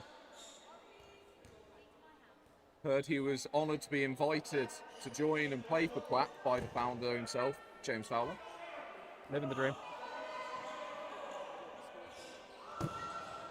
Another dodge. Another day, another dodge. One of our longest 1v1s so far today. All it takes is one mistake. One big throw or one big catch. Or one throw on target. 5-3 to Floppy? Yeah, over on that far side. If you are watching the other game on the stream, which, you know, valid choice. 2 minutes 45 remaining. Oh, it's dangerous. She's not afraid to do that though. She's done that a few times. Ooh, great block. Maybe. I don't actually know if that was on target. Yeah, 2 minutes 30 remaining over on that far side with Floppy with a 2-set lead. Just playing the time, playing smart. Right, we cannot just start commentating the upper court. Oh, that's a great dodge.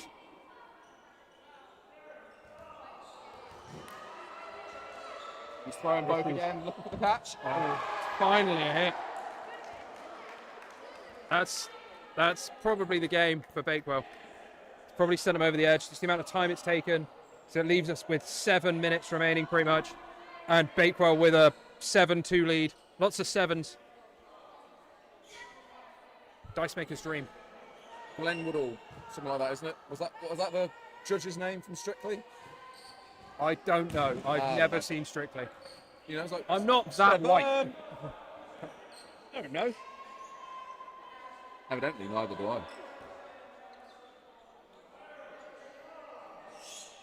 Oh. I think he overextended on his leg a little bit there as he placed it. Done that before. It is going to be on Bakewell to throw. Even though bees have basically one ball. Put it very, very high. Bakewell should be applying a lot of pressure here. He's probably going to have to throw it. It's a good throw there. Yeah, it's good work from him to get the ball there. Awkward situation for him, but he's applying pressure well. It's going to be on Bakewell to throw here. But they've thrown two and gotten 2 hits. Worked out very well for Bakewell. Bees finally managing to grab that final ball that was stranded at court, and now 4 balls in possession, but they have lost 2 players for it. Can they make up for it with at least 1 hit here? They've got 5 balls. 5 balls. Okay, never mind. It's very high. 3 balls released, no hit. No hit there either. Ooh, had his back to him. Didn't want to take the shot. I've actually just realised the player in the middle for Bees Thought he was wearing a plain black top. He has a bees top on. Just inside out, it seems. Might be two players with the same number. Potentially, although I don't think it really matters too much. At least family, which is, helpful. It's not a real league. Great release there. 4 balls to bees for their 3 players. What can they do here? Still the 6 players of Bakewell. Nothing lost yet. And Johnson on that right wing, he's constantly looking for that release. He's eagerly anticipating his chance to go for it.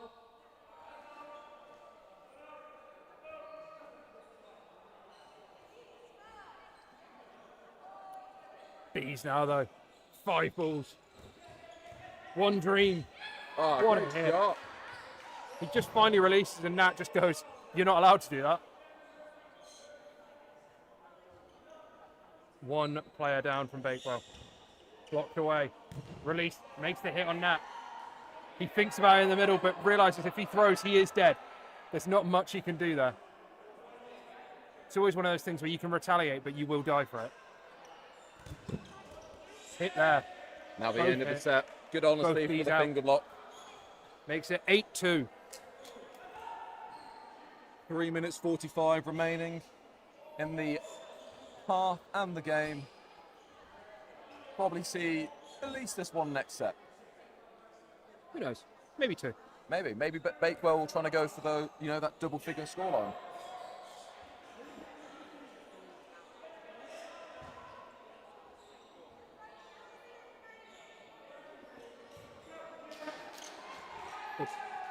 They've called start, but also not called start. Decisions have been made. Who knows? Who knows? Bakewell didn't hear the go. It was a very unclear go, to be fair. But Bees will take whatever advantage they can get. Interestingly, only released 2. There's the third. Doesn't connect.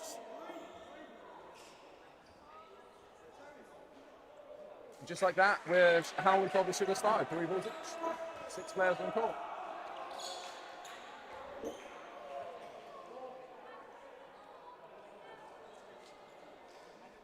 Four balls for Bees. Can they do anything with it? They've gone down the middle of the bushel, but not able to make that connection. So now 3 balls for Bees. Bakewell coming at him.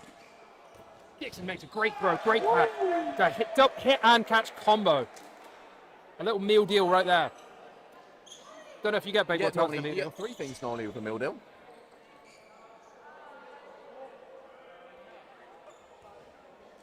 A terrible day to be James. I've been scammed all these years. You've just not been picking up your drink or something. But now, Bakewell coming back with it. They've got 6 players on court. Good Great power. release there. Blocked away from Toby in the middle. Gives the ball back out to the wings. Floppy arrows were successful in winning the match against Nottingham Sheriffs. Throw from the middle. Bakewell in the process of winning their game against Bees, meaning their match later on, match 8 in 2 games' time, will decide who takes the title in the league. Bees with 4 balls. Can they get some sets back? Can they reduce that deficit? Try and improve their sets? Nothing there, I don't believe. Tall man reaching high.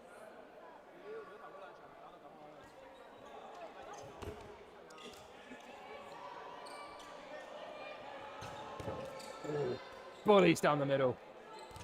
Blocked away. Great release again. Great hit.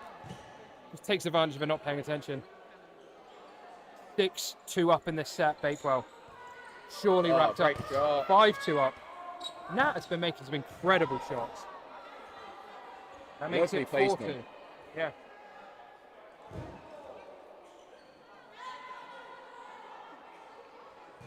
Timeout's possibly been called by someone. Who knows? Honestly, it's anybody's guess. Maybe by Bees?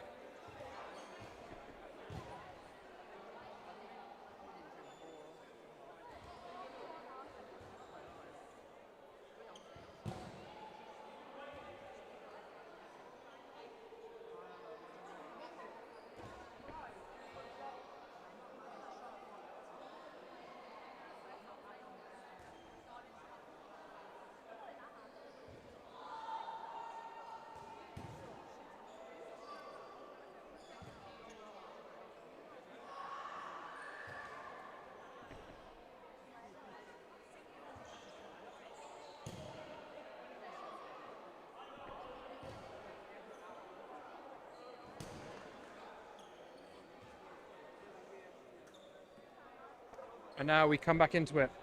Bees 4-2 down in this set. Like 8-2 down. I don't know, I can't see the scoreboard. Something like 8-2. They're down in the game, right? Some time remaining. God, I don't have access to any information. 42 seconds, 8-2 up. We'll have to see what goes on here. Bakewell coming up now with 4 balls. They release long cross shot, caught shot by Meg there. Not able to make that hit. More than worth it though, more than protected by her teammates. Goes for the same shot again. Does trap the ball on B's side, means that B's are going to have to come at them. Which, if you're Bakewell, is what you want. You want to just take those trades, take those players out. You have 2 players up, you can risk it. Slapped up. Big hit. Great hit there as well. Nat really carrying B's to lose, but carrying still. Making some incredible plays. This has gone to no block. So some great plays just before that. That puts the players at 2 apiece going into no block. If you don't know the rules to no block, you just don't know what the words no or block means. I can't help you here. There's 3 minutes on the clock.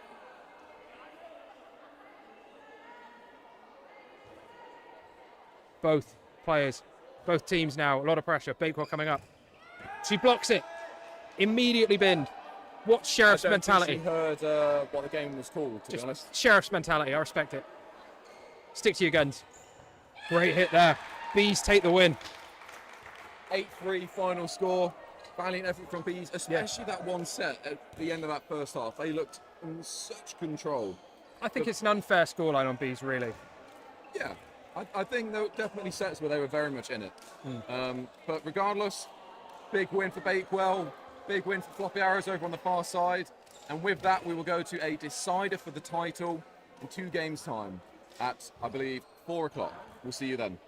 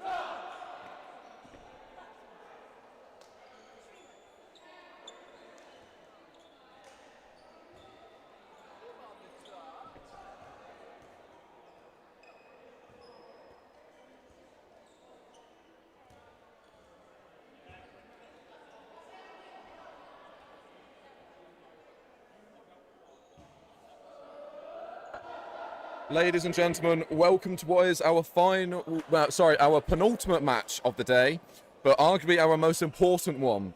We have Bakewell Tarts on our left side in the brown and white against Floppy Arrows in the white and the black over on the right. It is first against second. 1 point between both teams. Whoever wins this match will win the game. Not the game. Well, the game, yes, but the title of the league. And we'll get underway. Currently top.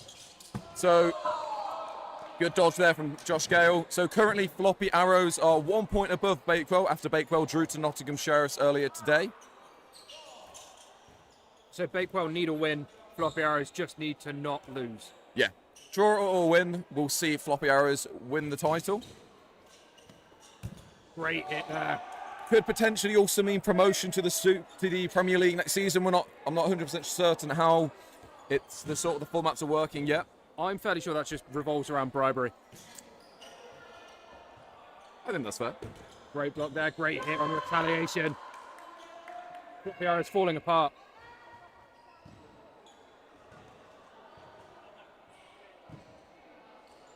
Five versus 5. Hit there. She goes for the catch, not able to pull it in back. Looks like it clipped her finger, which is always a worry. Just about. But they come up with 4 balls. Oh, that delayed release there. Nice and high from Binu. He's legally not allowed to aim on target. Great retrieving. Phenomenal.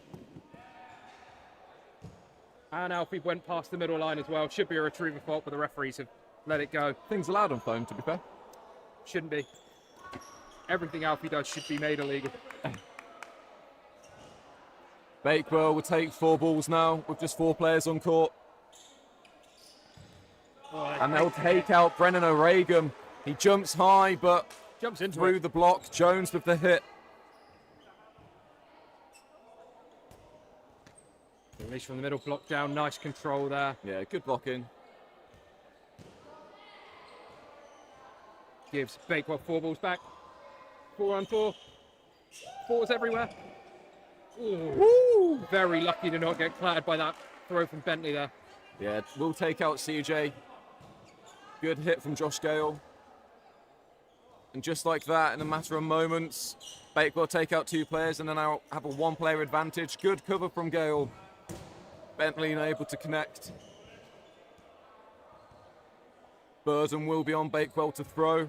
They encroach up court with 3 balls. Off target. Good block from Jones on the retaliation. Slowing down slightly now as we approach the 3-minute mark in this set, in this opening set. See if there'll be a little bit more chaos. Spare ball, just rolling onto court there, just quickly getting thrown back off. And 3 balls back in possession of Bakewell. They release 2, it's aggressive, and there's going to be a 3-ball count. Oh, she's so far over the middle line. So far Must have got over. confused between middle line and neutral Exact zone. line, yeah. Bless her. It's unfortunate. And they were unable to get the hit as well, despite the counters. It's a big loss from. Oh, great hit. Good shot from Bentley. She was not expecting that one at all. Can Floppy bring this back? High and away from Heidi. 4 balls with Floppy. Ooh. The release down the centre, but not able to make that connection on Newton.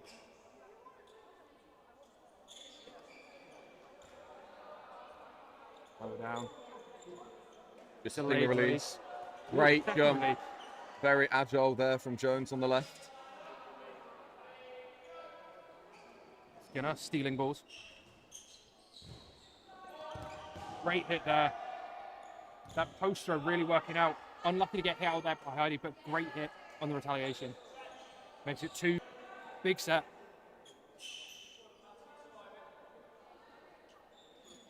Bentley in a 1v2 now against Newton and Jones.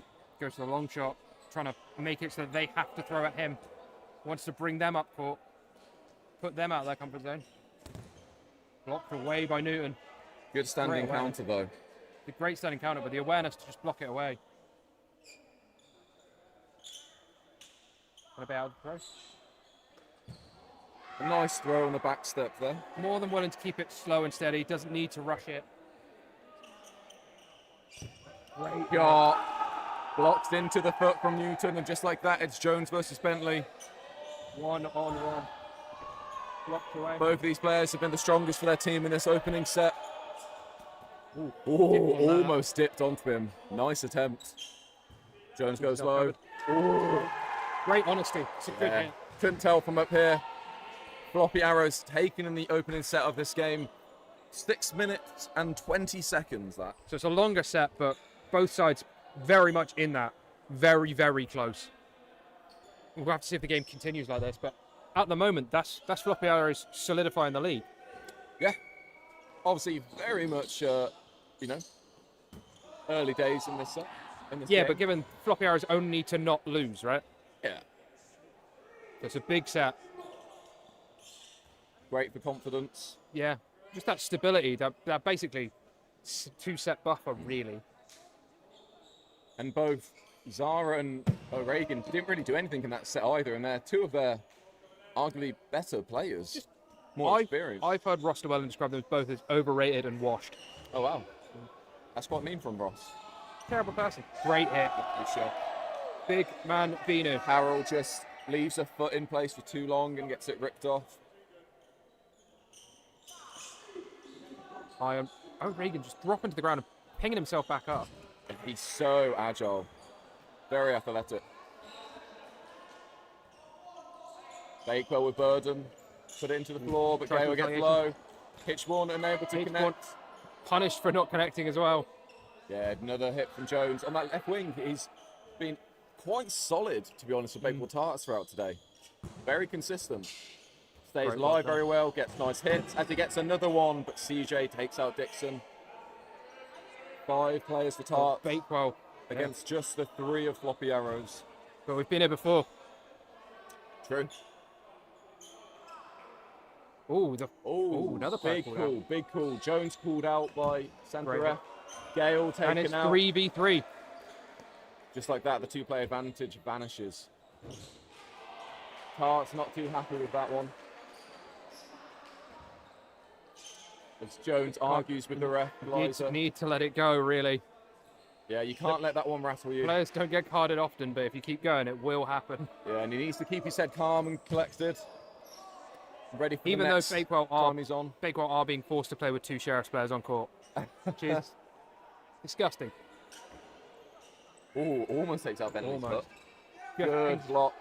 Yeah, block called.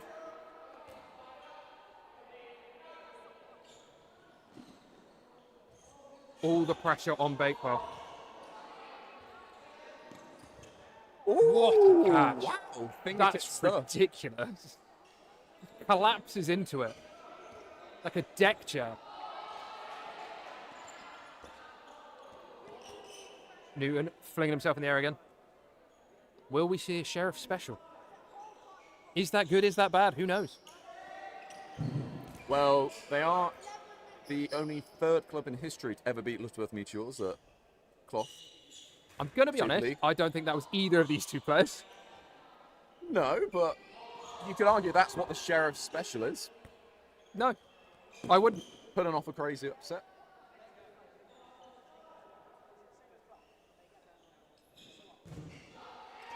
Ooh. Clean little dodge there. John's arrows looking, obviously they won the last set due to the heroics of Bentley, but overall the team themselves looking much more comfortable. A lot more in the solid. second set. The wingers of CJ O'Regan putting on so much pressure, surviving well, getting nice hits. I think it's just Floppy just adjusting to what Bakewell are doing. Much better than Bakewell have adjusted to Floppy.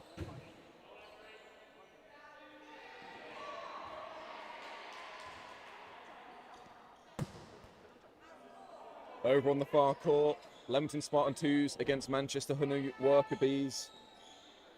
Not sure of the score. Seems like Spartans are winning at the moment. Kendall taken out there, rolls up his body, almost takes out his teammate as well. And Makes now, it 3 versus 1. Yeah. Can he pull a Bentley? Why couldn't he have gotten hit then? I don't really appreciate it. Oh, what a release. Stays alive again. Has 5 balls. Maybe 6 balls. Great hit. I think as well as the hit, I think there was a line infringement anyway. Reagan does line Yeah, before hit, but the hit's what regardless, you want the to hit was good. It's good for Newton's mentality. It's a word. It It's a word. exists. It's a good block. Great And retrieving now- by Russell Llewellyn. Incredible. Just What a- an athlete. Just a 1v2 now as Bentley gets over the single. And he gets will take out Newton. Bentley again with heroics. Floppy arrows taking the second set. So it makes it 2-0. Remember, this game will decide the title. Whoever wins it will definitely win the title. If it's a draw, Floppy Floppy arrows Arrows will take win the title. the title, which would be really boring, and I'd A hate little that. bit. Yeah, a little bit. So if they could not do that, would be great. Bakewell deciding to argue with the referees. We'll see how this works out for them. With pause time for some reason. Because they're arguing with the referees. It's what the fans love.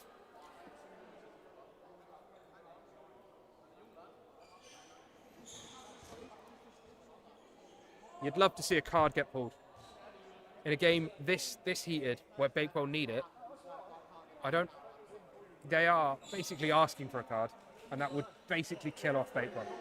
Wouldn't be great. Wouldn't be great. It would make this uphill battle a real mountain.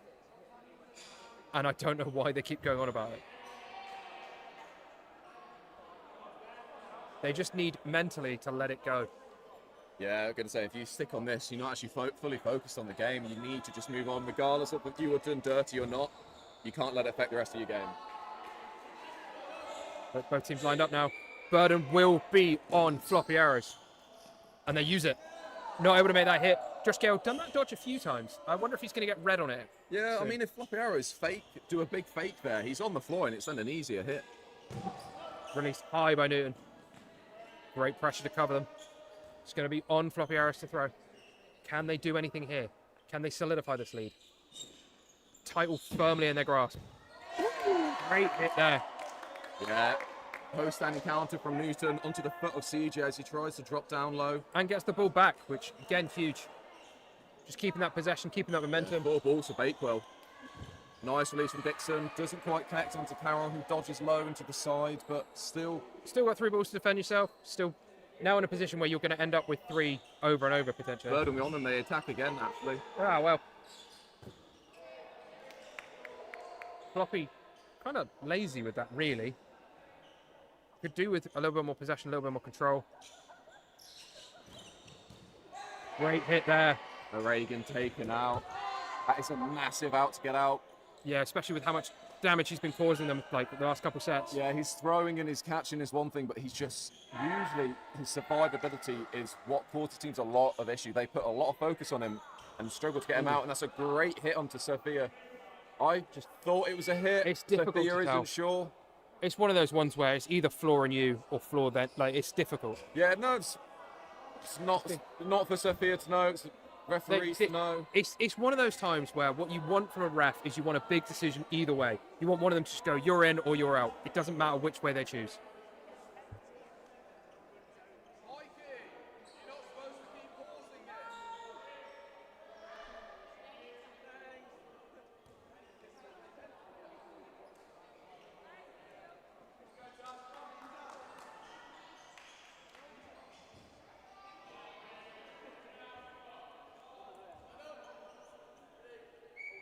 And we're back. Maybe that's, some time remaining. Sophia has now gone out.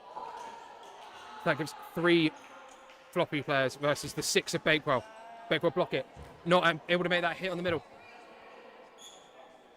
Huge set if Bakewell win this. Just the mental side of it. High and low. Potential into the foot. A bounce call though. It's been called by the ref. Like, at this point, just take the ref actually calling it. Oh my days. Doesn't matter if it's right or not. Great hit there. Yeah, nice 2 ball. First ball makes it go low. The second ball from Bentley then connects. Makes cue it ball from Floppy. just 2 players in it. Bakewell need this set. That is poor retrieving from Alfie Majors there. Turtles surely drop him next season. Oh, the double hit. That's 2 hits. Makes it all square. Yeah, huge single from Hitchborn onto the stomach of Josh Gale, and then it pings forwards and hits Jones in the back. Floppy Arrows just dragging themselves back into this game. Or into this set.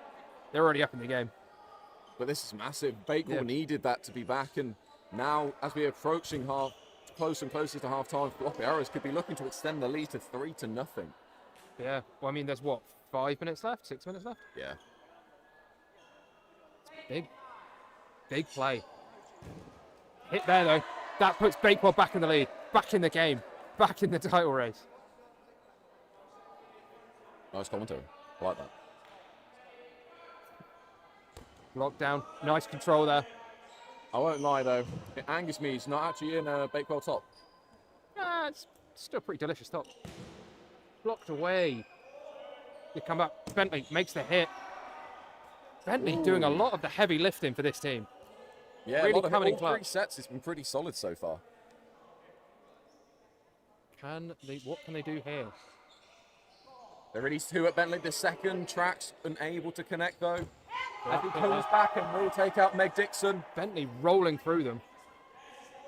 It's now Kendall against Carroll and Bentley. He will be on the defense with 2 balls. It's a big ask. Blocked Just away. 1 release. His burden will be back onto Floppy Arrows. Even on balls and a player advantage. Depends if the ref calls it, realistically. Burden only matters if the ref actually says it. But they'll be on Bakewell now. Can they get anything from this set? All it takes is 1 mistake. Because Bakewell really need this set. Because 3 sets down in the first half is looking pretty scary.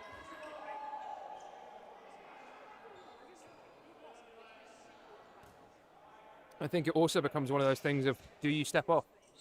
As you get closer and closer, do you risk that 30-second set? Just trying to back yourself to make that quick win. Obviously, that's still a way away, but I think that's one of those things that Bakewell got to be going through their heads. Potentially a timeout. You get 1.5. Let's be honest, they won't. They're a meme team. A lot of teams don't usually call their timeouts. They also tend to call it after sets because they're used to that in flop. So they call it in the gap between.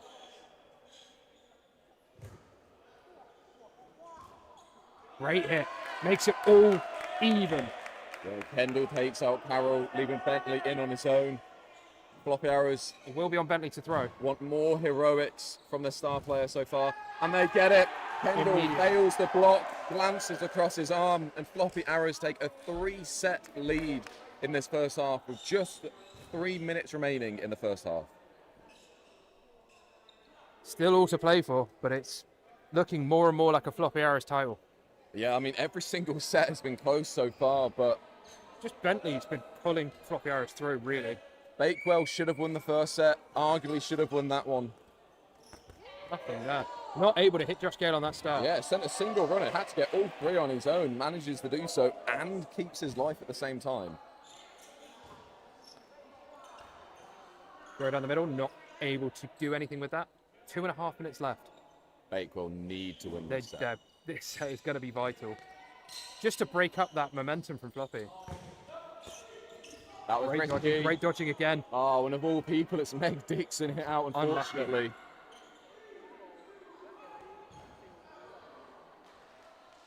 It is only 1 player out in that whole sort of pile of chaos.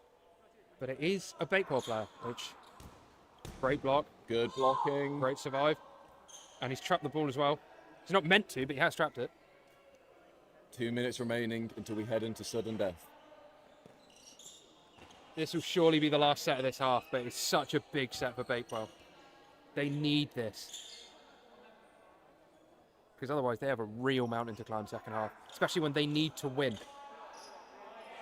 if you're Floppy, you surely go into the second half. If you win this set, knowing you've got 4 sets to the next half, just play it slow and you'll probably win. Yeah, whether you're on time. winning or losing the sets, you just want to kill as much time as possible in that second half. But they've given themselves that position to do that. They've given themselves the platform for it. Although, as we saw in the provisionals, they're known to make the odd mistake. Oh, and there's a big Speaking of the hit. odd mistake. Oh, not a double hit. Sorry, I thought Zara was taken out as well. Disgusting cheating from Floppy. I thought he was holding himself as if he'd been hit on the ricochet. Bakewell down just 1 player now, and they'll take out O'Regan. But that evens things up. 4 players apiece. Not much time remaining, just under a minute now. Bentley still in for Floppy. Just about bounced before clipping the back heel of Gale.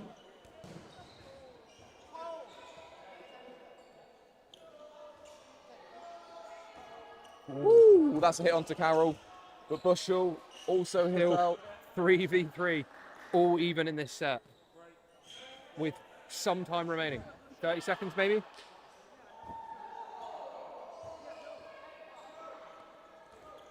Too low. Yeah. 20 seconds remaining. So there's going to be one big play here before going into no block. Nothing there. 10 seconds. Release 2. Zara goes high. Oh, good not block able to from make it Kendall. And now he's time. Ooh. That's time. Time before hit. No hits. We remain at 3 players apiece. There'll So be 3 close. balls either side, and we will head into sudden death, into a no block situation. Realistically, this is probably going to be the set that decides the title. Because if Bakewell win it, it's all back on. If they don't, it is such a mountain to climb. You'd have to win 5 sets in the next half. Yeah, which definitely doable, but such a big ask to do it back to back. You're asking for less than 4-minute sets, basically. Less than, because you've got setup, you've got the 30-second buffer at the end, and arrows can just slow it down. Yeah. It's It's pretty unlikely. the fact that arrows will try and kill it. Yeah. All they need is one long set and you're kind of doomed. The refereeing, questionable. Now we start no block. Burden on Bakewell. Bakewell coming up now. Release. Not able to make the hit. Oh, big hit onto Zara. Bentley pulls a catch in. 2 Bakewell players out. Massive play from Bentley, Bentley yet has been again. MVP. Josh Gale in on his own, no balls in possession. He's got a volley of 3 balls coming his way, and he gets taken out. Arrows take the final set of the first half at 4-0, and most likely with it will be taking the title.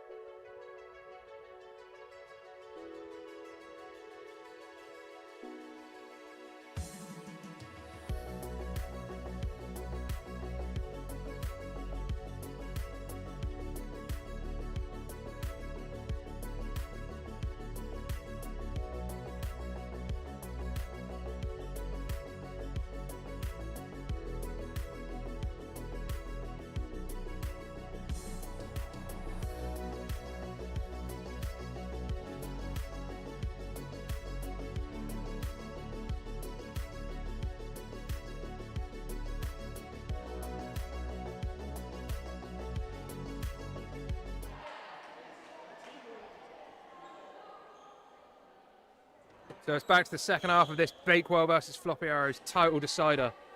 And it's going to come down to whether Bakewell can pull off the impossible, like pull out this improbable win at this point, where they need basically 5 back-to-back sets. In 4 minutes each. Less than. It's a big ask. It's definitely doable. But also, how does this affect the rest of the table? Like, how are they at risk of becoming third from this? It's going to be a quick start. Takes that butcher. Floppy Arrows already celebrating. The vibes, different level. A little bit. For 2 meme teams, one of them is a lot happier than the other. Sophia not paying attention, punished for it. Zara punished for it. Could this be the Bakewell comeback? They've had a good season, but obviously winning the title will be the cherry on top here. Go home. That is 5 Bakewell players versus the 3 of Floppy Arrows. Bentley still in. Bentley really been doing a lot of work today. Locked away. Not enough work though. They have switched Jones over, by the way. He was on the left wing for Bakewell, but they've moved him over to the right now. Trying to change it up a little bit. Trying to cancel out that Bentley threat. If they can lock him down. Oh, and made on then Bentley. gives a catch. It's worked out immediately. They bring back in Bushell. Big play from Jones. Makes it 4-2. Reagan jumps above 3. Just flies out the way of it. Not able to hit him either. Yeah, double onto Jones, but he 2 stays floating alive. boys. Bushell throws a fake at Brennan. Burden on Bakewell, they're going to have to release. Sting towards Hitchborn doesn't hit. No hits, despite a flurry of releases. No hit there either. 4 balls for Floppy Arrows. It's going to be on them to release. This is the exact type of game that Bakewell need. They need the quick sets. They just need to clean these last 2 up. And they're looking back in it.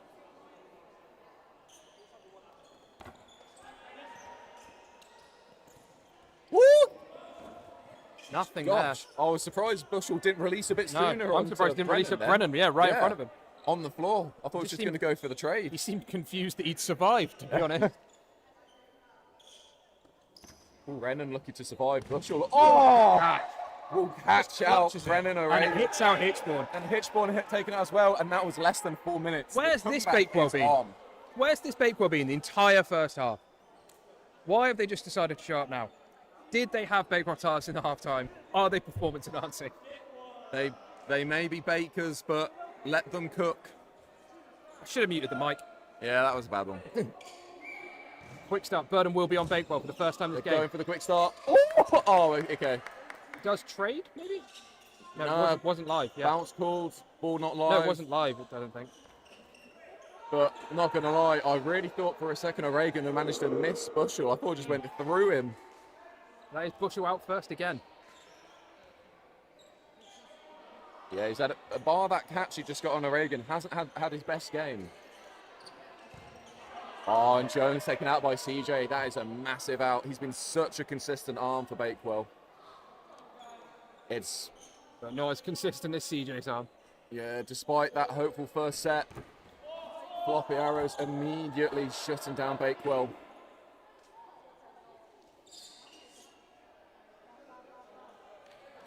Floppy Arrows now with 4 balls. Releasing, not able to make the hit. Gives Bakewell 4 balls and an opportunity back. What can they do here? They make the hit on Zara. And the ball's rolled back as well, so that does give them 3 balls. Whether or not they can actually get it is going to be a different question, but they do have 3 balls. Seems like no one can get it, really. It's going to need Kendall to apply a little bit of pressure to get the ball. Yeah, Reagan's not going to be able to protect against No, three. he's not. He's also just not going to need to, realistically. Again, all Floppy Arrows need to do is survive. Floppy Arrows can take losing sets as long as they lose slowly. Yeah, Reagan taken out there on the 2 ball.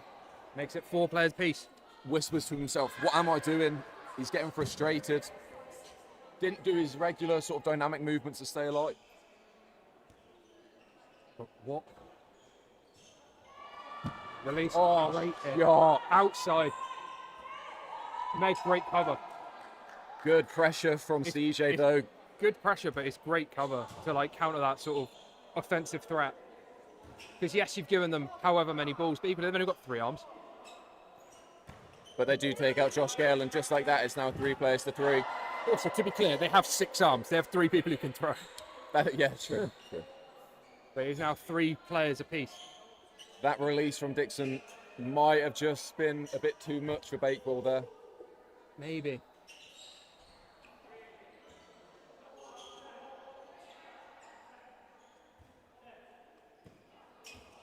Ooh, great dodging.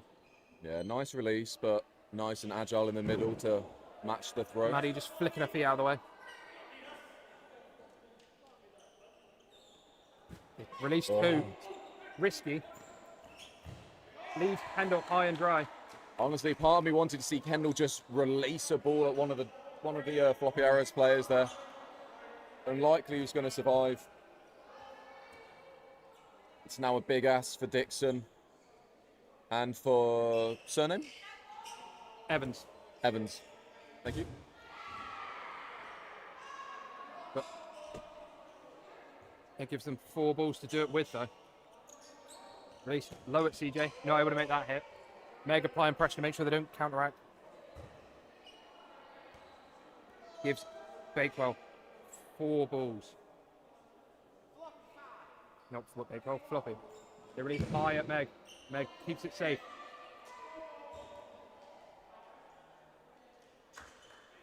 4 balls for Bakewell now. A lot resting on this set. Because even if it's a long set, it benefits. Just a long set benefits Floppy far more than it benefits. Massive celebration from CJ there as he blocks the ball up. Ooh, both of them kind of committing to that throw. Blocked down.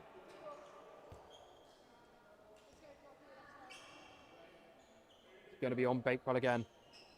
Bakewell just need the hits. The problem Bakewell have is they need the hits, but they also need to not lose. Yeah, and as we mentioned, they need to be doing it, well, basically within the next 50 seconds. Yeah. And they are playing fast and loose with the balls. One catch would swing everything, though.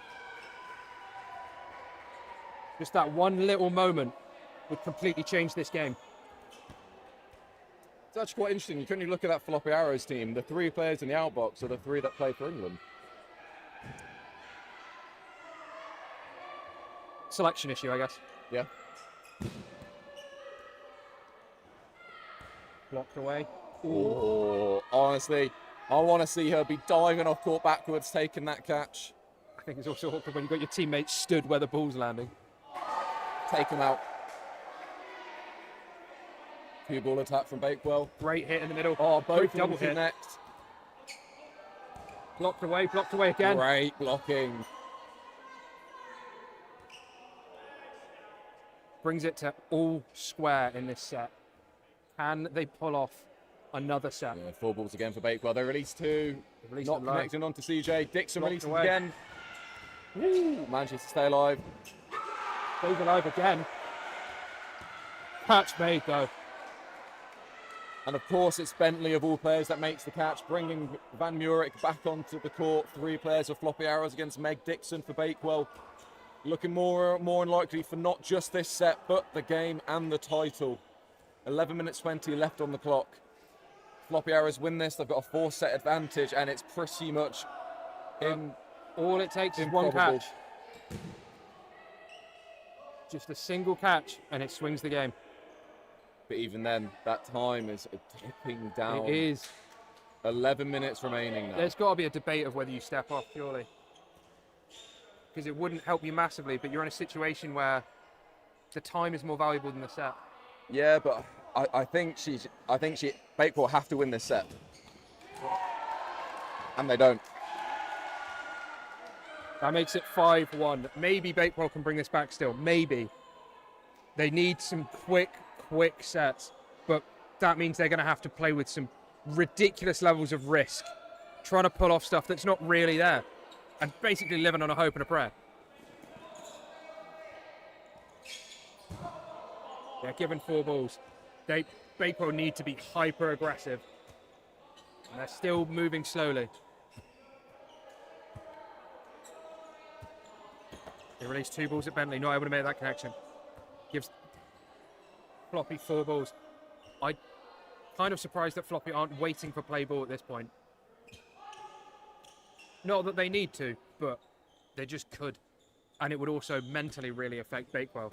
That you've got the other team really slowing it down as much as possible. Makes you feel like you then need to go much quicker, and then you're making the mistakes, you're rushing everything you're doing. Because, that is a hit. It's a great effort on the deflected catch, but Gale taken out as well. It is Jones taken out for a second time. Something that Bakewell needed to go for. But it does put them 2 players down.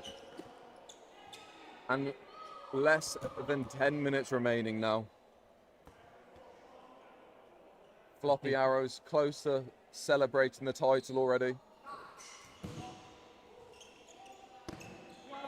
Butchell backboarded.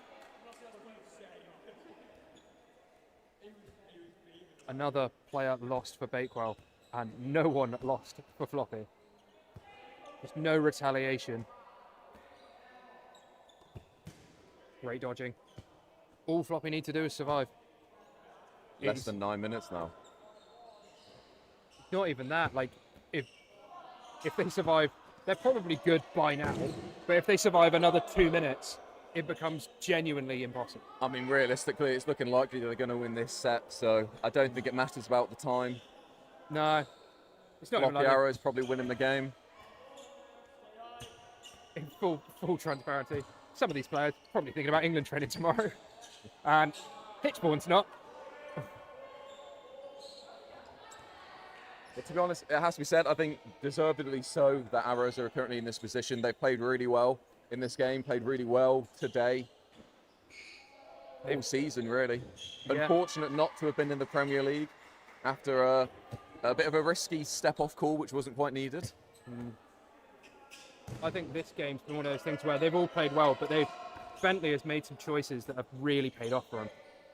And it's like a different day and a different player. Winning, maybe yeah, and that first set, winning that first set, if they don't do that and Bakewell win it instead, they probably go on to win it. And Bakewell being rattled after that one ref decision. Great hit. And they were stuck on that for a couple of sets, and yeah, it clearly distracted them. They just let the game get away from them. Floppy Arrows now, to be honest, just look quite relaxed at the back of the court. I mean, why wouldn't you be? Yeah. But they have 4 balls now. Coming up slow. Big hit. Big double hit. 6-1 with Floppy Arrows. A game that we thought was going to be close is slowly turning quite dire against Bakewell. Heard whispers of the words retriever diff. The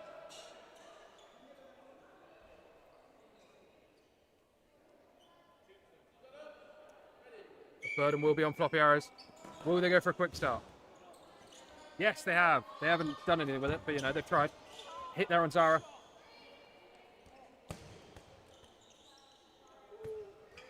Bakewell now going full chaos. Hits one hit. What a catch from Jones, and doesn't line pull either. Where has this Bakewell been? Well, this is what we said earlier on when they won that set at the start of the half. It just... Sometimes they're able to just switch it on. They just haven't been able to do it consistently enough.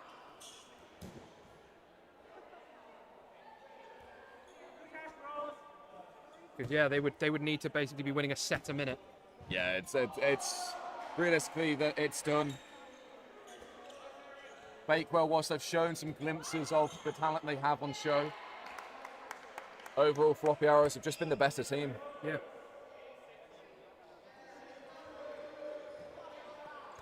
Blocked out the way.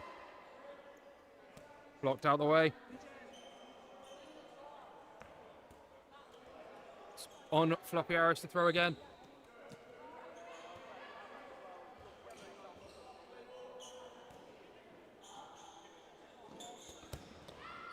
bounced into him. Unfortunate for Bakewell. Bakewell coming up with 3. Can they get the hit? Blocked away. Blocked and kept control. Shocked if you want to see basically a burn call from Floppy here. Well, they'll probably just go for the winning the set. Why not?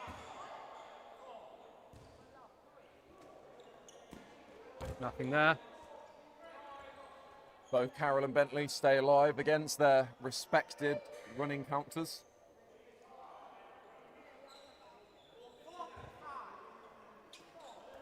Looked away. Ooh, hit in the middle. Takes out Floppy Arrows. They win the set. Big celebrations from them. Oh, why not? Live the dream. Makes it 6-2. Floppy Arrows getting desperate. Bringing Brennan back on. You can see the fear in their eyes. Now, with the way that the 30 seconds between each set works, I think mathematically they've lost. Yeah.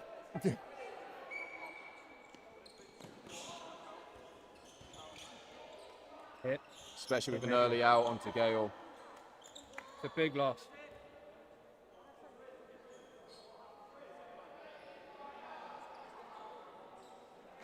The walk up again. There's just been no real urgency from Bakewell.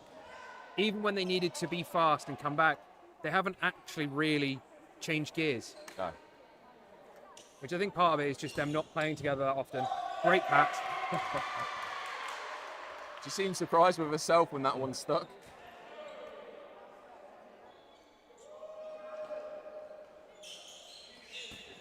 Dropped away. Zara hit. Nothing there. I feel like we said that a lot in this game, actually. What? Zara hit. No. He almost hit the catch. Just reacted a little slow as it bounced up to the side of him.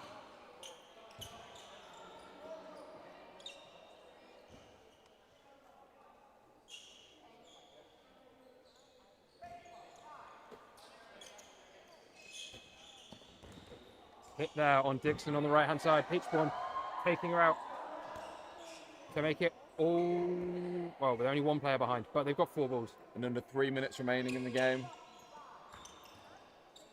Sarah, great cover. Great block by Brennan. Just pushes it out of his body shape. 2 minutes 40 until Floppy Arrows can put their hands on the title. Not even that. 2 minutes. What? 2 minutes, basically. Woo! Good catch from Gale. Ooh. Oh, Just big goes hit above the onto block. Carroll. Apologies are sent from Jones across to her. She seems to be all right, though. Fortunately, the phone balls was sting a little bit. Don't tend to, you know, They don't have much damage momentum to your behind luck them. compared to the cloth balls, which are a bit heavier. Blocked away. Great Ah, catch by Heidi. Front of court there. Lovely catch. Great catch by Brennan. And the dive off court. Catch and roll as well.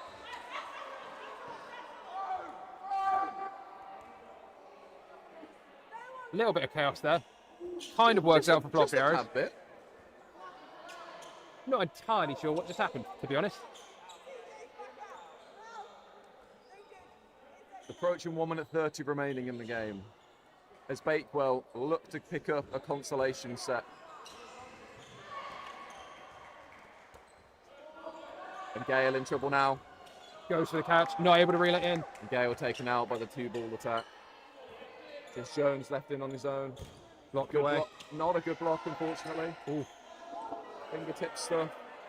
Both of those balls on court, so Retriever cannot help them. Going to a 1v1. Surely this will be the last set. The last dying moments of this game before Floppy Arrows can know they've won. Just flat packed. Great hit. There will be one more set. It'll be a short set. It'll go to no block. It will mean absolutely nothing. No. It is just, I guess, a matter of pride and consolation for Bakewell Tarts. As Arrows could just be a victory lap. So yeah, we'll have 30 seconds of this, then it will go to no block. Zara not wanting a ball. Hates balls.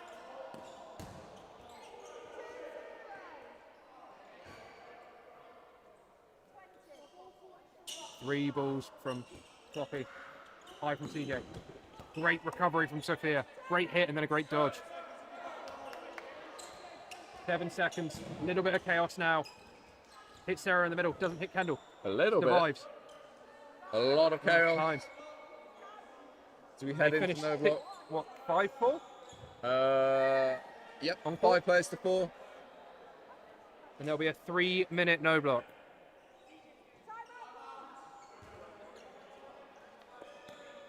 Why? I don't know. Someone has called timeout. Potentially to eat some Bakewell tarts. Yeah. Bit rogue. Oh, not a Bakewell That's tart. not a Bakewell Bakewell slice, actually, instead. That's not the brand, though. It's not the brand. They are tasty, though. They've abandoned it. I do think they should be deducted points for that, though. They've only got 2. Oh, you mean as in like in the league or? Oh yeah. Not from the game. Oh, okay. I was gonna say they ain't exactly swimming in them. It's a good tactical timeout, though. A bit of a refuel before this final set. Definitely not just adding on time, delaying Floppy Arrow's victory.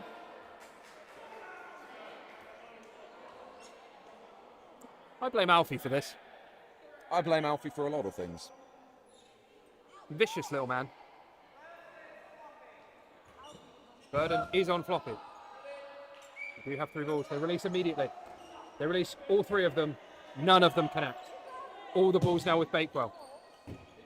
They release 3. Not able to connect. They release 4. 7 balls thrown, none of them being close to connecting. And then Hitchborn taken out. At least someone finally got one on target. One of those balls sent to the moon. Kendall does go and try and block. Luckily for him, fails at blocking it. Catch made. Sophia leaves anyway. What a choice. He definitely should be out for that.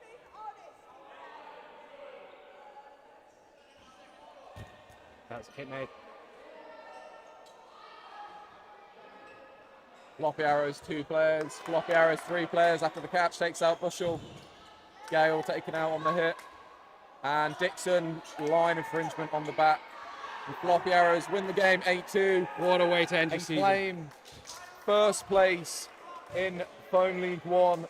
They get to lift the title later on. Congratulations to them. A great season. Fantastic performances. 8 wins out of 8. But also, congratulations and commiserations to Bakewell Tarts on a fantastic season as well. I think maybe coming in second. Not sure of the final standings. They'll be released and checked later today. But we do know Floppy Arrows are our champions of Foam League 1.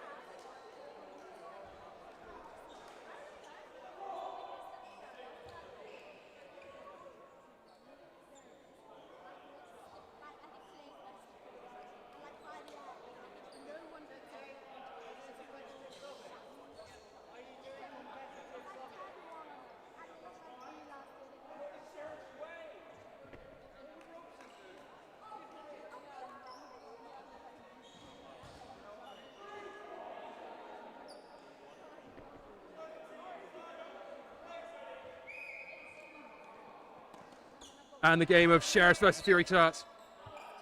I'm joined by Alfredo. Hello. Yep. Hello. Good effort. Fury coming up. Throw nice and low at Sheriffs. Give them something they can dodge. Sheriffs with 4 balls. What can they do here?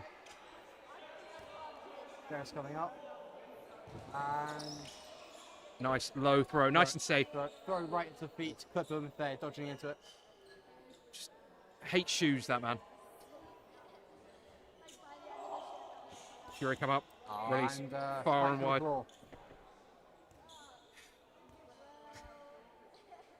Probably shouldn't actually just sigh. Sheriff, release 1. Nice and high. Nice and safe. Missed. Maybe next time. Fury coming up again.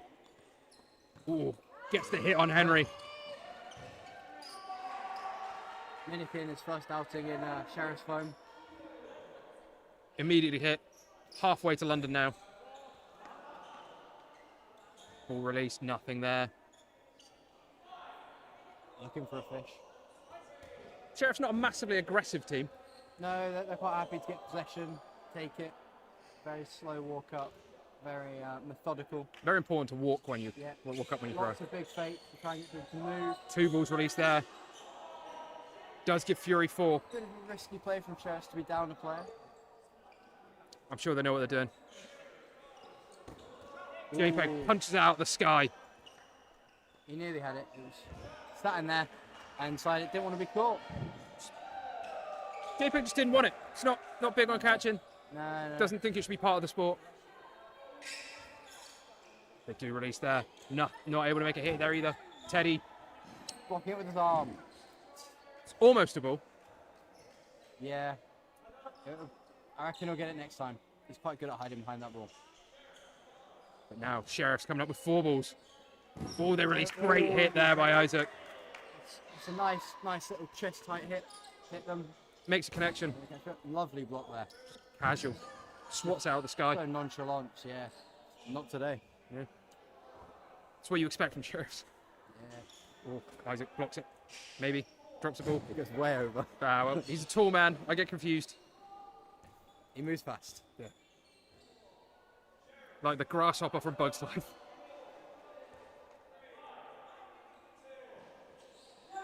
Oh, just missed on the amazing left. Sheriff's getting closer, getting their eye in. Again, quite a risky play. They quite like the 2-ball defence. I mean, it is Sheriffs. They're a very catchy team. Yes, they in are. cloth. Gets released. Takes Isaac out. The second delayed ball. Just too much for him. The third delayed ball went sky high. Yeah. Well, you got to let him know. If you stand up and jump, it will hit you. Yeah. Means business. Ooh, they release 2. Sheriffs love releasing 2. Yes, they do. Live for it. Can't hit with 1. Sorry, 2. Can't hit him with 2. That's Sheriffs.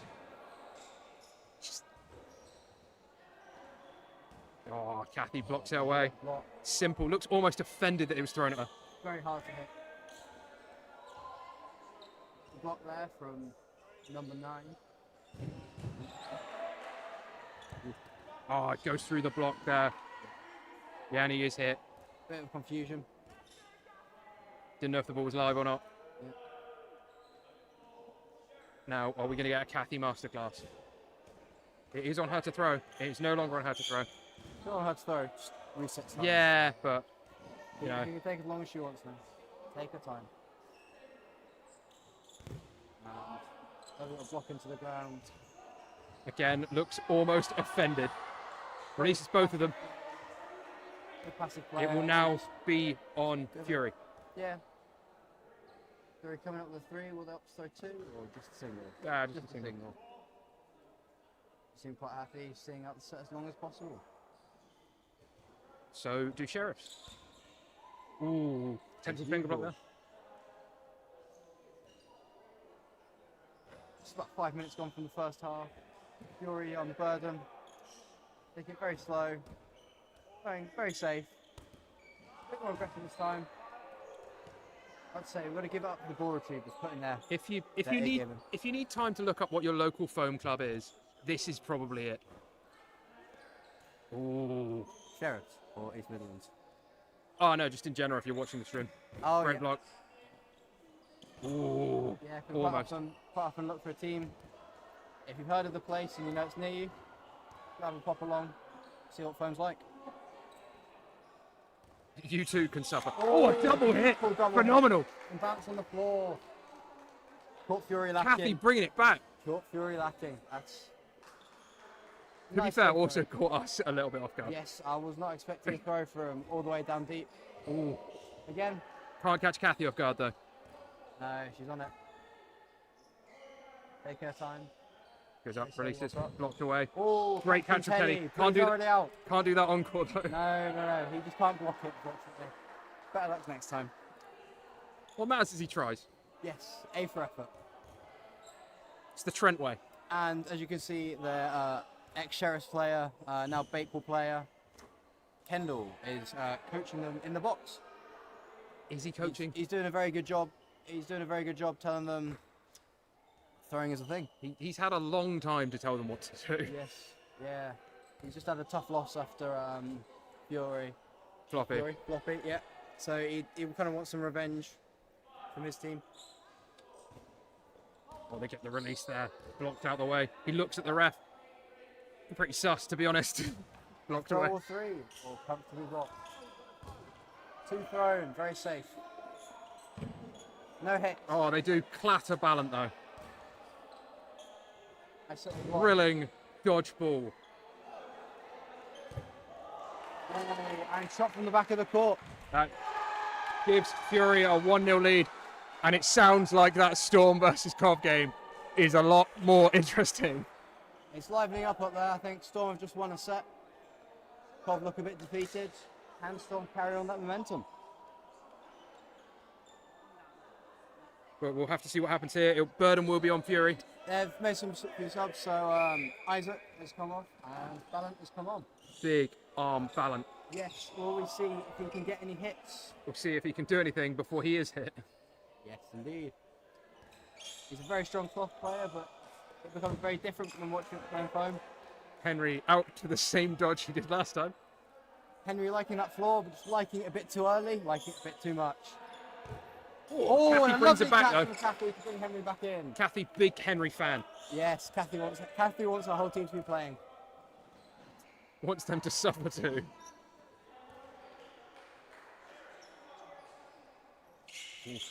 Oh, JPEG lovely to little throw. throw by JPEG, going over everyone's head. But they are a player up. He's clearly suggesting that some of them might need a haircut. A little bit of a trim. Lots of fakes in. Oh, lots of fake. And Teddy dropping the ball, unlucky. He can catch in the box, can't catch on court though. Maybe Kathy will bring it back. Yes, it depends if Kathy wants to. Yeah. It's just a big Henry fan. Yes.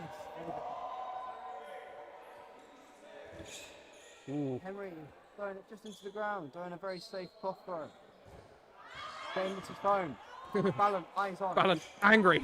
Bombing up. Ballant not happy to be to the phone. JPEG going for the hit. JPEG just dropping the ball. His hands came in a bit too late. What I say, Derek, nearly there. Yeah. We'll get him next time. And we'll beat Meteors that one time. Yes, they did beat Meteors. That was a very big upset in Cloth. And as you can see, no Meteors players are coming here because they don't want to get beaten by Sheriffs again. Be pretty embarrassing, let's be honest. Ooh, Henry trying to go for the block, but just timid, scared of it. Doesn't want heat. Cautious, playing very cautious. He doesn't want to go into the same dodge again to get pinged a bit too early again. But Sheriffs are He's one holding player two balls behind. now, so he's all ready to block. Ooh, he's gone high. There's one. Very nice little sideways dodge. Maybe Henry could learn from some of those. Instead, he's gone for the same dodge he's done every other time. He's gone 3 for 3 and getting hit with the same dodge.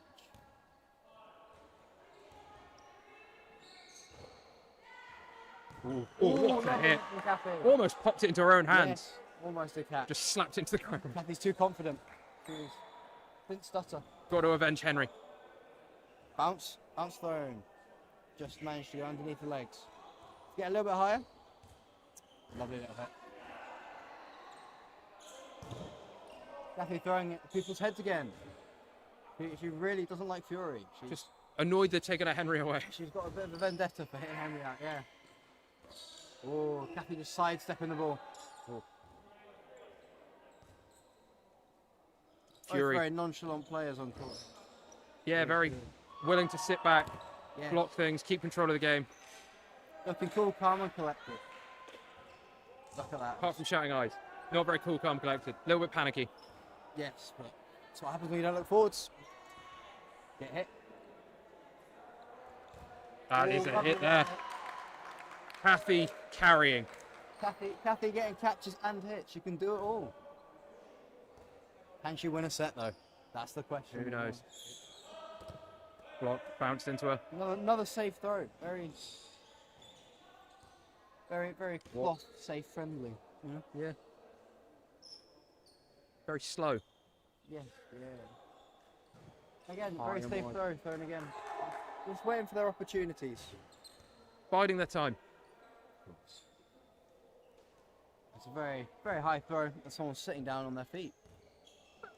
But You never know, she might jump and yeah, throw you 6 could feet. stand up, yeah. You could stand up and go for fishing. She might be built like an accordion. She could be the same height as Ballant, and then that'd be great areas. Very high. Again, another throw at Ballant, but he's already out. Looks very nonplussed as well. Yeah, he's having a good time again. His first time at foam. Ooh. All ball. Very central throw. Very Okay. nice block. No invalids though in foam. Surely an invalid warning. Surely. If ever there was a chance for an invalid warning. Well, she might have had every intention to hit that fake. Like, come on. I'm okay with her not being out for it, but invalid warning seems a bit valid. Although equally there, yeah, you know. Yeah. Game's the Very- game. Very relaxed throwing. What a game. Riveting. We've played 13 minutes of this game. It's been second set. Yeah, second set. Ooh. And we haven't, 12 and a half minutes just gone. God. Despicable that you'd be wrong about that. Yes, it's very poor. But this is the team that you abandoned. Do you reckon they'd be playing better if you were there? Ooh. Follow up, double I don't tap. think so. I don't think we could have had Kathy carrying as well as she does if I was still repping the green kit. Smart to not try and cause trauma.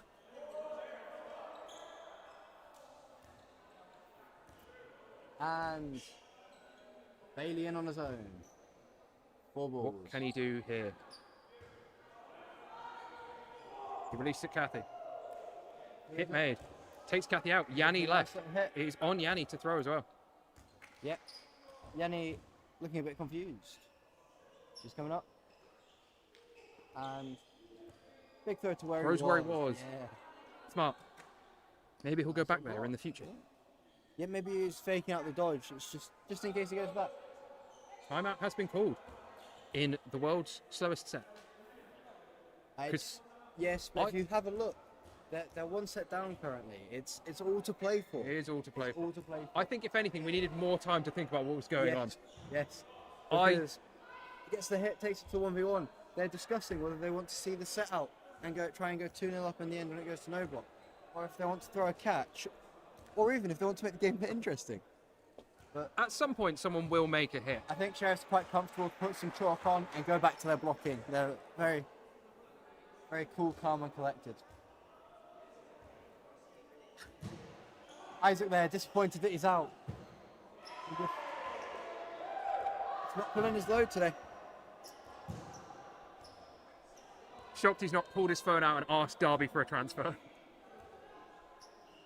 Heard down the grapevine he's moving down to near Spartans next season. Interesting. Yes, so I can't believe Sheriffs would lose a player. It's never happened before. I'm sure Phantoms have a lot to say about that for Sheriff's losing players. I'm sure Turtles have a lot to say about it. You traitor. Turtles took a lot of Sheriff's players, and they were really struggling on male players and asked if I wanted to play. They were never struggling for any sort of play. They were struggling for lots They've of players. got the biggest squad I've ever seen. Yes, because no one could turn up to multiple sessions. Or maybe next They time. only just managed to get together enough men for the finals meet. Great block. Some people have some different commitments to dodgeball. There's some people who have social lives. Yes. Despicable. Yeah, I know. It's outrageous for a dodgeball player. Another block. Very calm. Very nice and easy. Very robotic. Very fun. Ooh, throw just Very going carefree. above. Blocked away. Not blocked And away. blocked into. And that makes it 2-0. Clearly that timeout was well worth it. I think this might be a game where there's no real winners. There is only a loser. The guy in charge of our scores has actually fallen asleep. Proud of him. It's been a long day. A lot of commentating. Burden will be on Fury. Oh, they've subbed off Henry. Was his dodging not Not up to snuff. He didn't dodge to the left enough. That's the issue. So he's now ball retrieving, looking very Spot. calm and collected. Oh, great dodging there. Surviving the Absolute first cannon ball. coming through, missing everything, but it came fast, and that's what matters. Dodgeball is about speed, not accuracy.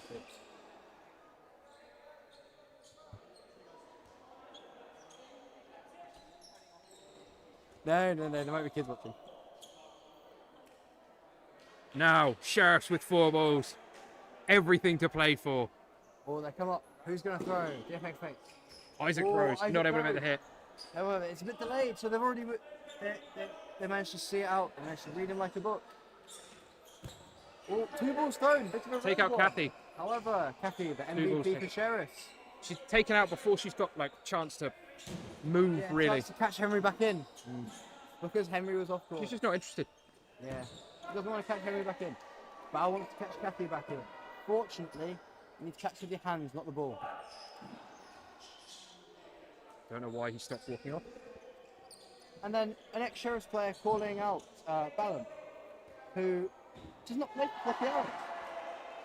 Oh, Like, no, there's a Floppy Arrows middle ref. yeah, Bakewell's supposed to be Bakewell reffing, but yeah. Floppy Arrows said they'd help. So, ex-Sheriffs are reffing Sheriffs now. Yep.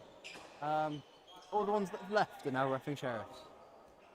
Clearly a good game for you're- multiple people. You're not. I'm not reffing now. Great dodging. 3 balls in. Teddy has not thrown away the second ball. They do not want to play with 2 balls at the moment. Oh, they've got 4 balls. They've actually got possession. Times are good in Sheriff world. They've doubled their ball count. That's exactly what you need. And Sheriff's been called to throw. They've thrown They've released sky high. Fury, more than happy to not really Sit on take the the floor, count. yeah. Sit on the floor, walk up slowly. Nothing there. Again, another powerful throw. Going absolutely nowhere. Hit down the middle.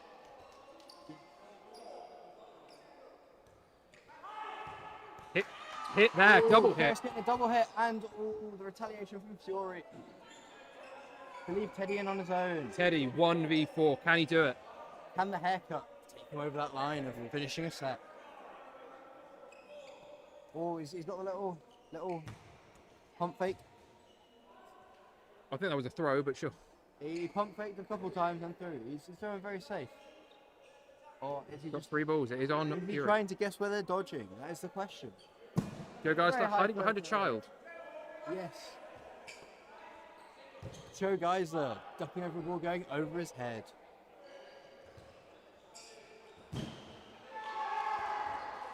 Great dodge Teddy by Teddy. looking for a catch, but it's a bit of a risky play when they're throwing very far off body.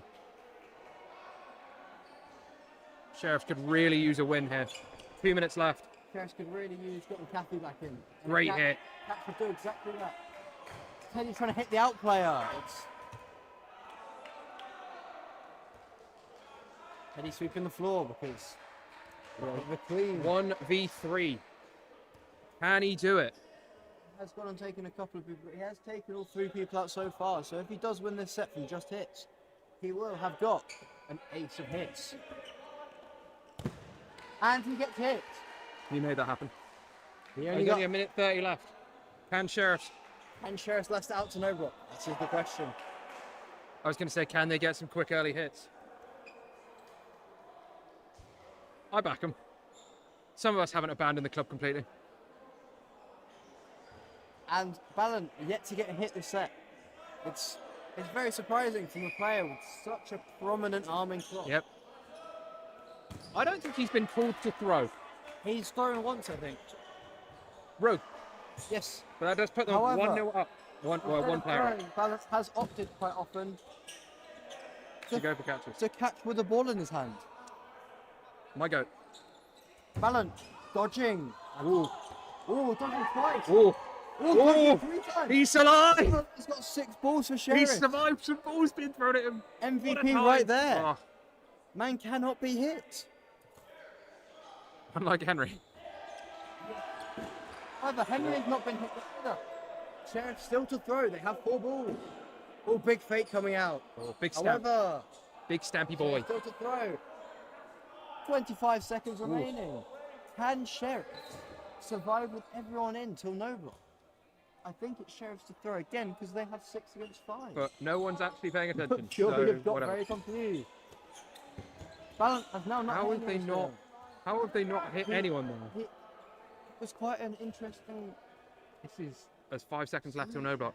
4, 3 seconds. 3, 2 2. seconds. Is anyone one. going to throw? There's one throw gone, but it's sky high. We're going into no block now. Can we see?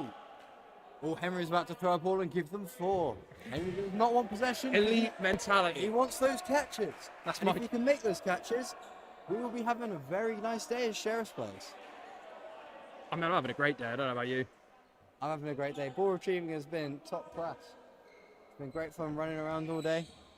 I had to come and commentate. It's the last game of the day. Yeah, well, you said you couldn't possibly ball retrieve without Ross. Yes, Ross had left. You need him. Yes, I needed my my ginger friend who's unfortunately left the premises. There's not much ginger left, is there? No, not much. He might need to diet again. It's no block. And He's that's been a immediately. block in no block. Oh, but Balance caught someone Balance back in. got a caught. He's finally realised you don't need a ball to make a catch. Oh. That is. What king? Balance has not yet managed to make a hit, but he has made a catch. Oh, right. That's also a hit. You cannot block it and then let go of the ball. Oh my days! It's such a stupid rule. What Well, is then, that now? if either call yourself out or don't. Pick one. Ooh, It's a great hit. Henry with an absolute cannon. Maybe we should give him a ball a bit more. Ballon absolutely dominant. Yes, Balance. Yes. Unleash the hate. Ballon has unleashed Where the is the beast hate? this set in no block and gone and hit everyone.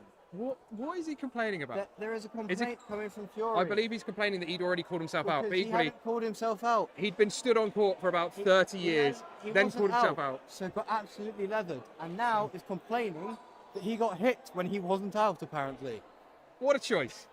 that is. I cannot believe that a Fury player would moan. It's just so out of character. But I'm just glad that And Sheriffs have brought this back to only a 2-1 loss. 2-1. It's been a very close game, very tight knit, riveting on both ends. Yep.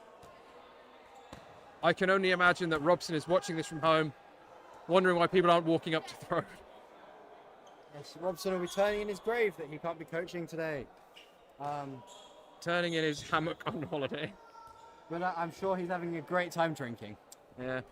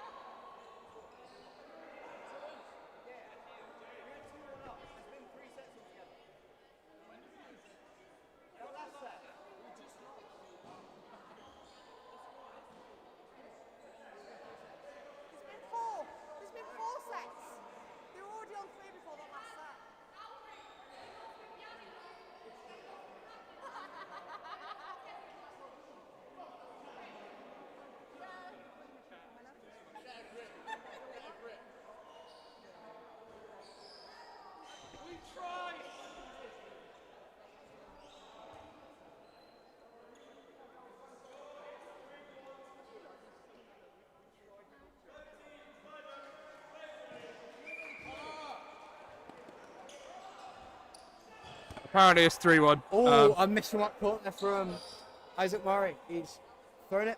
Has he survived? He survived. Oh, he's not survived that. He's gone fishing, but at his chest. Clocked in the nose. Oh, they released ball on Ballant. Looked a little bit like a catch. I think it might have hit the floor first, but it looked a little bit like a catch. I don't think our vision's that good, to be honest, mate. We said And this he's was glasses, 2-1. so yeah, I can't count either. So it's a nice little hit there from Subal. And Nowhere he's near. thrown it wide. Absolutely nowhere near. Great by Kathy Kathy. is there The to clean Kathy up. clutch. Ooh. Shot coming out wild, going for Mikey, nearly hitting. Does make it Nice even through on the back. players. 4-4. Sheriffs again with their trusty 2 balls. And Meg has been clocked in the head. Maybe. And Henry has been clocked in the head. Going for the same dodge again. Yep. That's got him out. I'm not saying he's been doing that all season, but he's been doing it a lot. He's missed the consistency. That's all that matters. Ooh, very close shot. Having to make the Coventry Fury player jump upwards. Coventry Fury. Is it Coventry? Coventry shorts. Oh, okay. Fury top. And it's all down to Kathy. He just wishes he could be playing on that other court against Storm, but by the looks of things, they're playing with the red balls on the other court. Who knows? They're choosing some very brave tactics to play with different colour balls. And And Kathy standing up and getting hit. that is 4-1.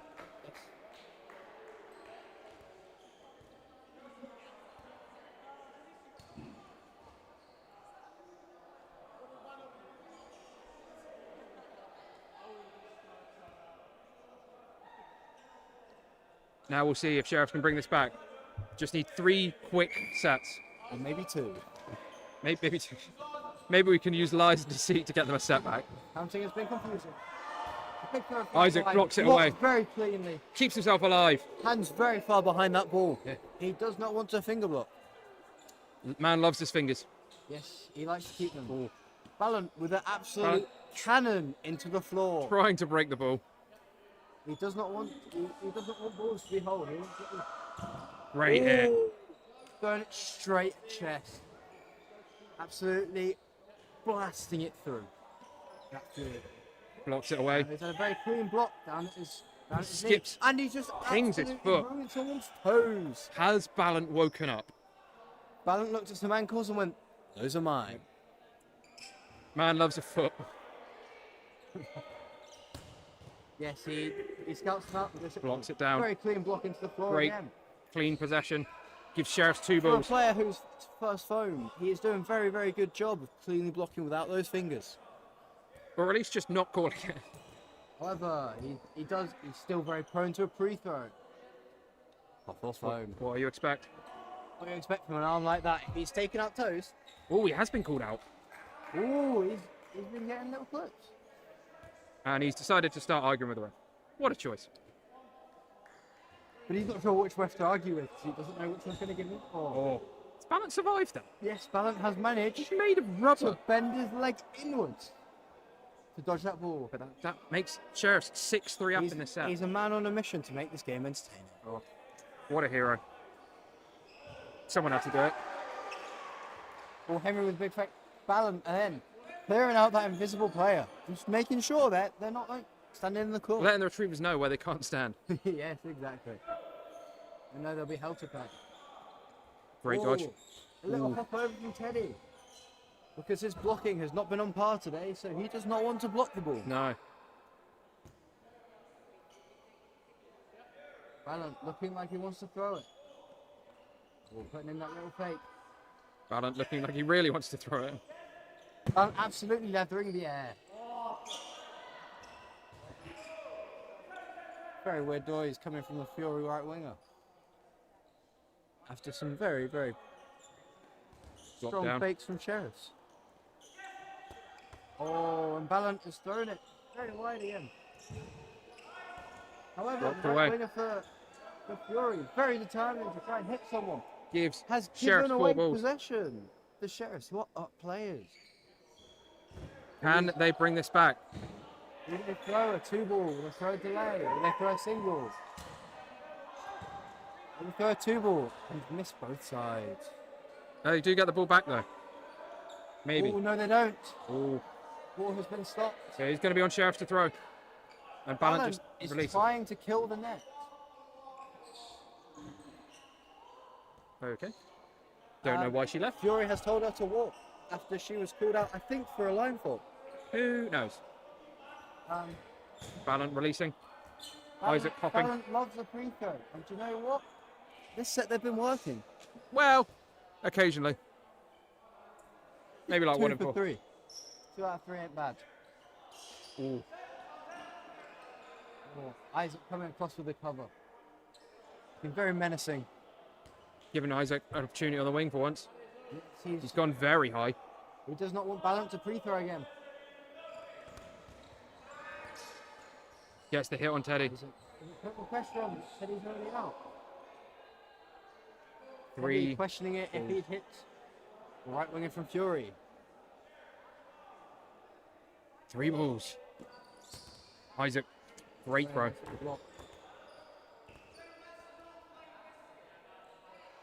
And a bounce thrown from the right winger from Fury. So now, Sheriff's a little bit more pressure. But again, Kathy Sheriff opting just to stay at the back of the court and just run him down. Great hit. Ooh, lovely at the head. Great hit again. And the out player has decided to opt for a catch. That is a very interesting choice. Essentially, technically a card, right? No, You can't interfere with play. No, because it deads the ball. So technically, the ball's dead. So he's just ruined his teammate's chance of making a catch. Stunner. Where's 4-2? Oh, days. There's 4-2 to Fury against Sheriffs. But they have subbed off Henry. And they're sending the person putting his top on for the ball. It's very, What a club. Very, very interesting tactics. They send the guy who is not ready to go and run for the 3 balls. He got it, to be fair. Didn't die. Ballant hit the floor. Ballant going for a catch. But unfortunately, he can't take a catch unless he is at the back of the court. J-Peg jumping out of the way. Giving a little hop skip. And we might see a jump from at some point soon. Very prone to going up. Teddy throwing again, throwing a very safe throw. He does not want to get caught, that man. And Mikey throwing a very safe throw from the back of the court.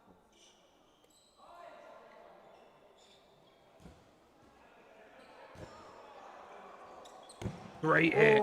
Backboards him. Absolute cannon. I'm moving from Teddy applying pressure. Isaac. It will be Burden on... on Fury. Yep. Because that absolute cream cracker of a hit has put Fury in the burden. Ooh. Meg releases. Meg releasing at the middle of the court, which is a very interesting choice for throwing. Yeah. It's that danger zone where, in a lot of foam, it's a very risky area to throw from. Ah, well, when you got an arm like Meg's. Great hit. A little clip there. You know what? Bell's gone out, but Isaac's gone. Nah, I can do this. And Fury opting to go with the 3 players and 4 balls. We're going to have 4 players on the court. JPEG has been called out and called a block. Pick one. And He's the been refs called have out. opted to call him out. The nearby player has called out a block, but, you know, what are you going to do? Great hit. Oh, but Isaac again. Isaac arm. Show it. Okay, well. And Meg throwing away the 4th ball. The 5th ball, in fact. Leaves them with just the 1 ball. Very, very They've only got 3 players to throw it with, though. Probably going to target Isaac. Have targeted Isaac. And Teddy goes for that after throw straight into the ball. Which again, brave choice when you only have 1. What are you going to do? Play it slow? Catch it, I'm guessing. No. Boring. Teddy very Absolute much snorefest. Does give them 4 balls. They're only 2 sets down. Everything to play for. Oh, big pressure. Big pressure from the Coventry Fury man. It looks like he's slipped the disc. That does give 4, 5 balls. They release at Teddy, not able to make the hit. Release at Kathy, not able to make the hit. Release at Meg, not able to make the hit. All three have gone at head height. Fury are adamant on not hitting toes. It's a choice. Fury. Fury are Fury very hit toes. confused at who is wrecking the game. And they hit me. And Meg deciding to pretend to be a ballerina for that set.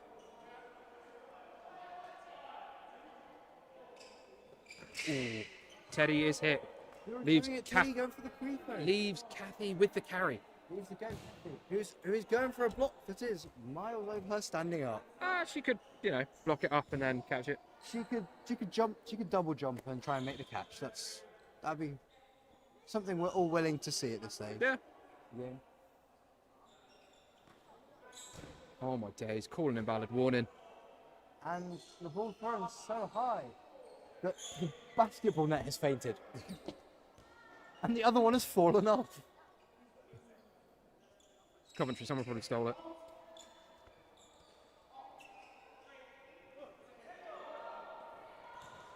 No. Kendall opting to not give Kathy the second ball, so she cannot go into a very prime and very strong position of blocking. That does make it 5-1. 5-2.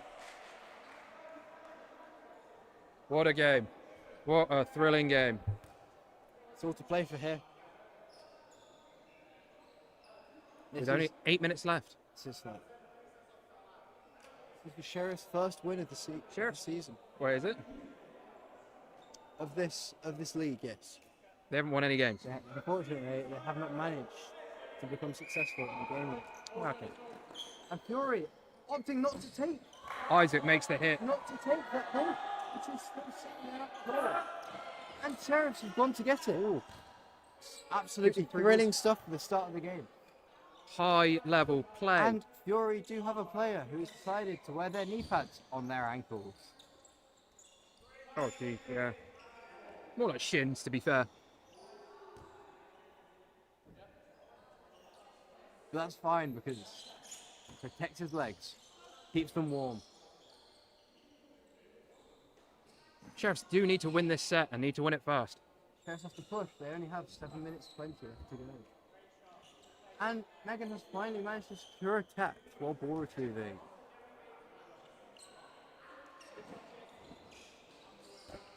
Oh, Henry throwing it right into the floor. Looking very promising.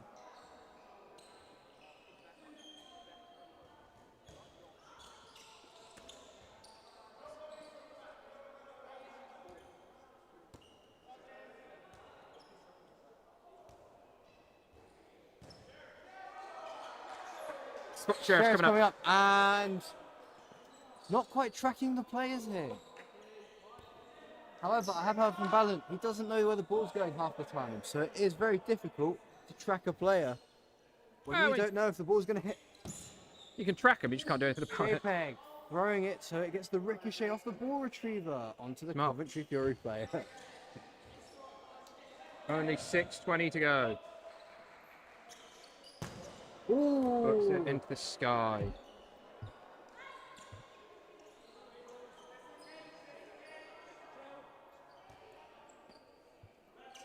Sheriff's come up again. Ooh. Ooh, very close to the line. His foot managed just to stay up. Unlucky for Sheriffs.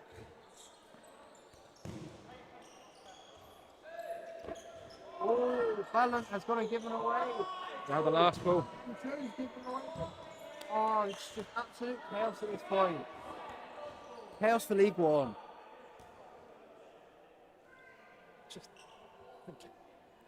And our scorers back awake. Oh, huge. Oh. No, it's been absolutely blasted every single set. He's now finally made a catch for ball retrieving as well. Oh, that Poppy brings and it after three, Megan. 3 apiece. After that little piece of chaos. The ball is off court. That is definitely off court. That's definitely off court. And he decided to roll it to... Okay. Henry got bored of dodging to the left, so he went fishing. Worth a shot. Unfortunately, Can we get one last Kathy carry? throwing like that? Maybe. It might take some time, but once her throws start getting locked in, she's going to be throwing every single one at toes, stealing people's ankles. Until she goes into someone's gut who's looking for a cat. Can we get the Yanni carry? That's what I said originally. Can we get the Yanni cat? Not on a throw like that. No, very, very safe, comfortable throw. Again, another very safe, comfortable throw coming back. Oh, the dodge. The awareness. Just doesn't even need to look. Oh, nice little block. Sneaky. And she goes, oh, throws it to where they would be if they decided to jump up and left. You never know, could happen. What are these days? Blocked away. And blocked away again. Jenny looking for that opportunity to go for another block. Where will she block it next? Admittedly, the balls coming at her are barely valid. The balls going away from her are equally barely valid. And the outboxer coaching. This is... Fury's outboxer coaching their players through this final set. It's because, as you know, quite often coaches don't play, which is why they're in the outbox. And Fury very confused with what they want to do. Fury wanting to not have balls. They are 5-2 up in this game. And they've decided to abandon the concept of They are fun. 4-2 up. And they are determined to see this set out. For some 3 reason. minutes and 5 of it. They are that scared of sheriffs. This is... I think Derby would be ashamed of this. Oh, that's actually a hit. And They've it actually put a came ball on target. straight through, but unfortunately, not there to secure it. Yeah, well.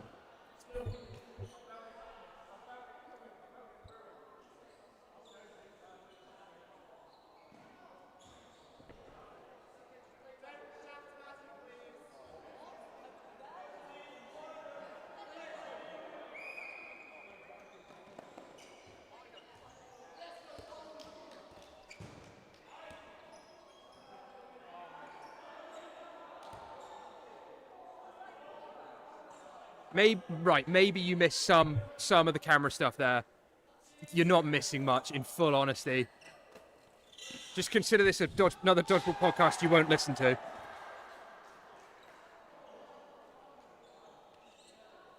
And Fury come up. Oh. And throw a very nice sweet throw straight into the hands of Megan. Straight into old shovel hand Sheeran. He decides to push it away from her. Tried to push it into Teddy. Admirable. Oh, throw straight into the ground. Blaming the old arm. That's the classic. Yep. Either that or shaking your hand, blaming the chalk in your hand. Oh, what? Henry, what a catch. And the Sheriff Labs force them to bring in another. Henry has finally done something. She okay? She's like rubbing her ear. Spiked to the ground. Oh. Ballot wanted that catch, but it's a bit too low for his lanky arms. He's got ridiculous length arms, though. Yes, which means that he can absolutely pump a ball through the air. Send it flying. Oh, Isaac throwing at a player who's scared of being thrown at him. Sheriff just decided they don't actually want balls. Yes, Sheriff's going, do you know what? Why have possession when you can throw? I can't believe the camera cut out. I can't believe people are made to suffer this. Oh, he's tried to block it into Henry and not managed it. Indeed. Jesus Christ. That was nearly a murder on court. So unnecessary.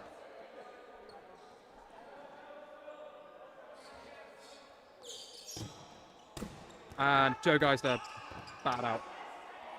Sheriffs have finally decided they can actually aim. It was all a ruse. I Never like mind. And Teddy makes the interesting decision of running gung-ho against a player with a ball. However, this set might go into no block. The set will go into no block. This set won't go to no block. That is the end of the game. It has been lovely for you guys, and hopefully you managed to see some of the entertainment that was on here today.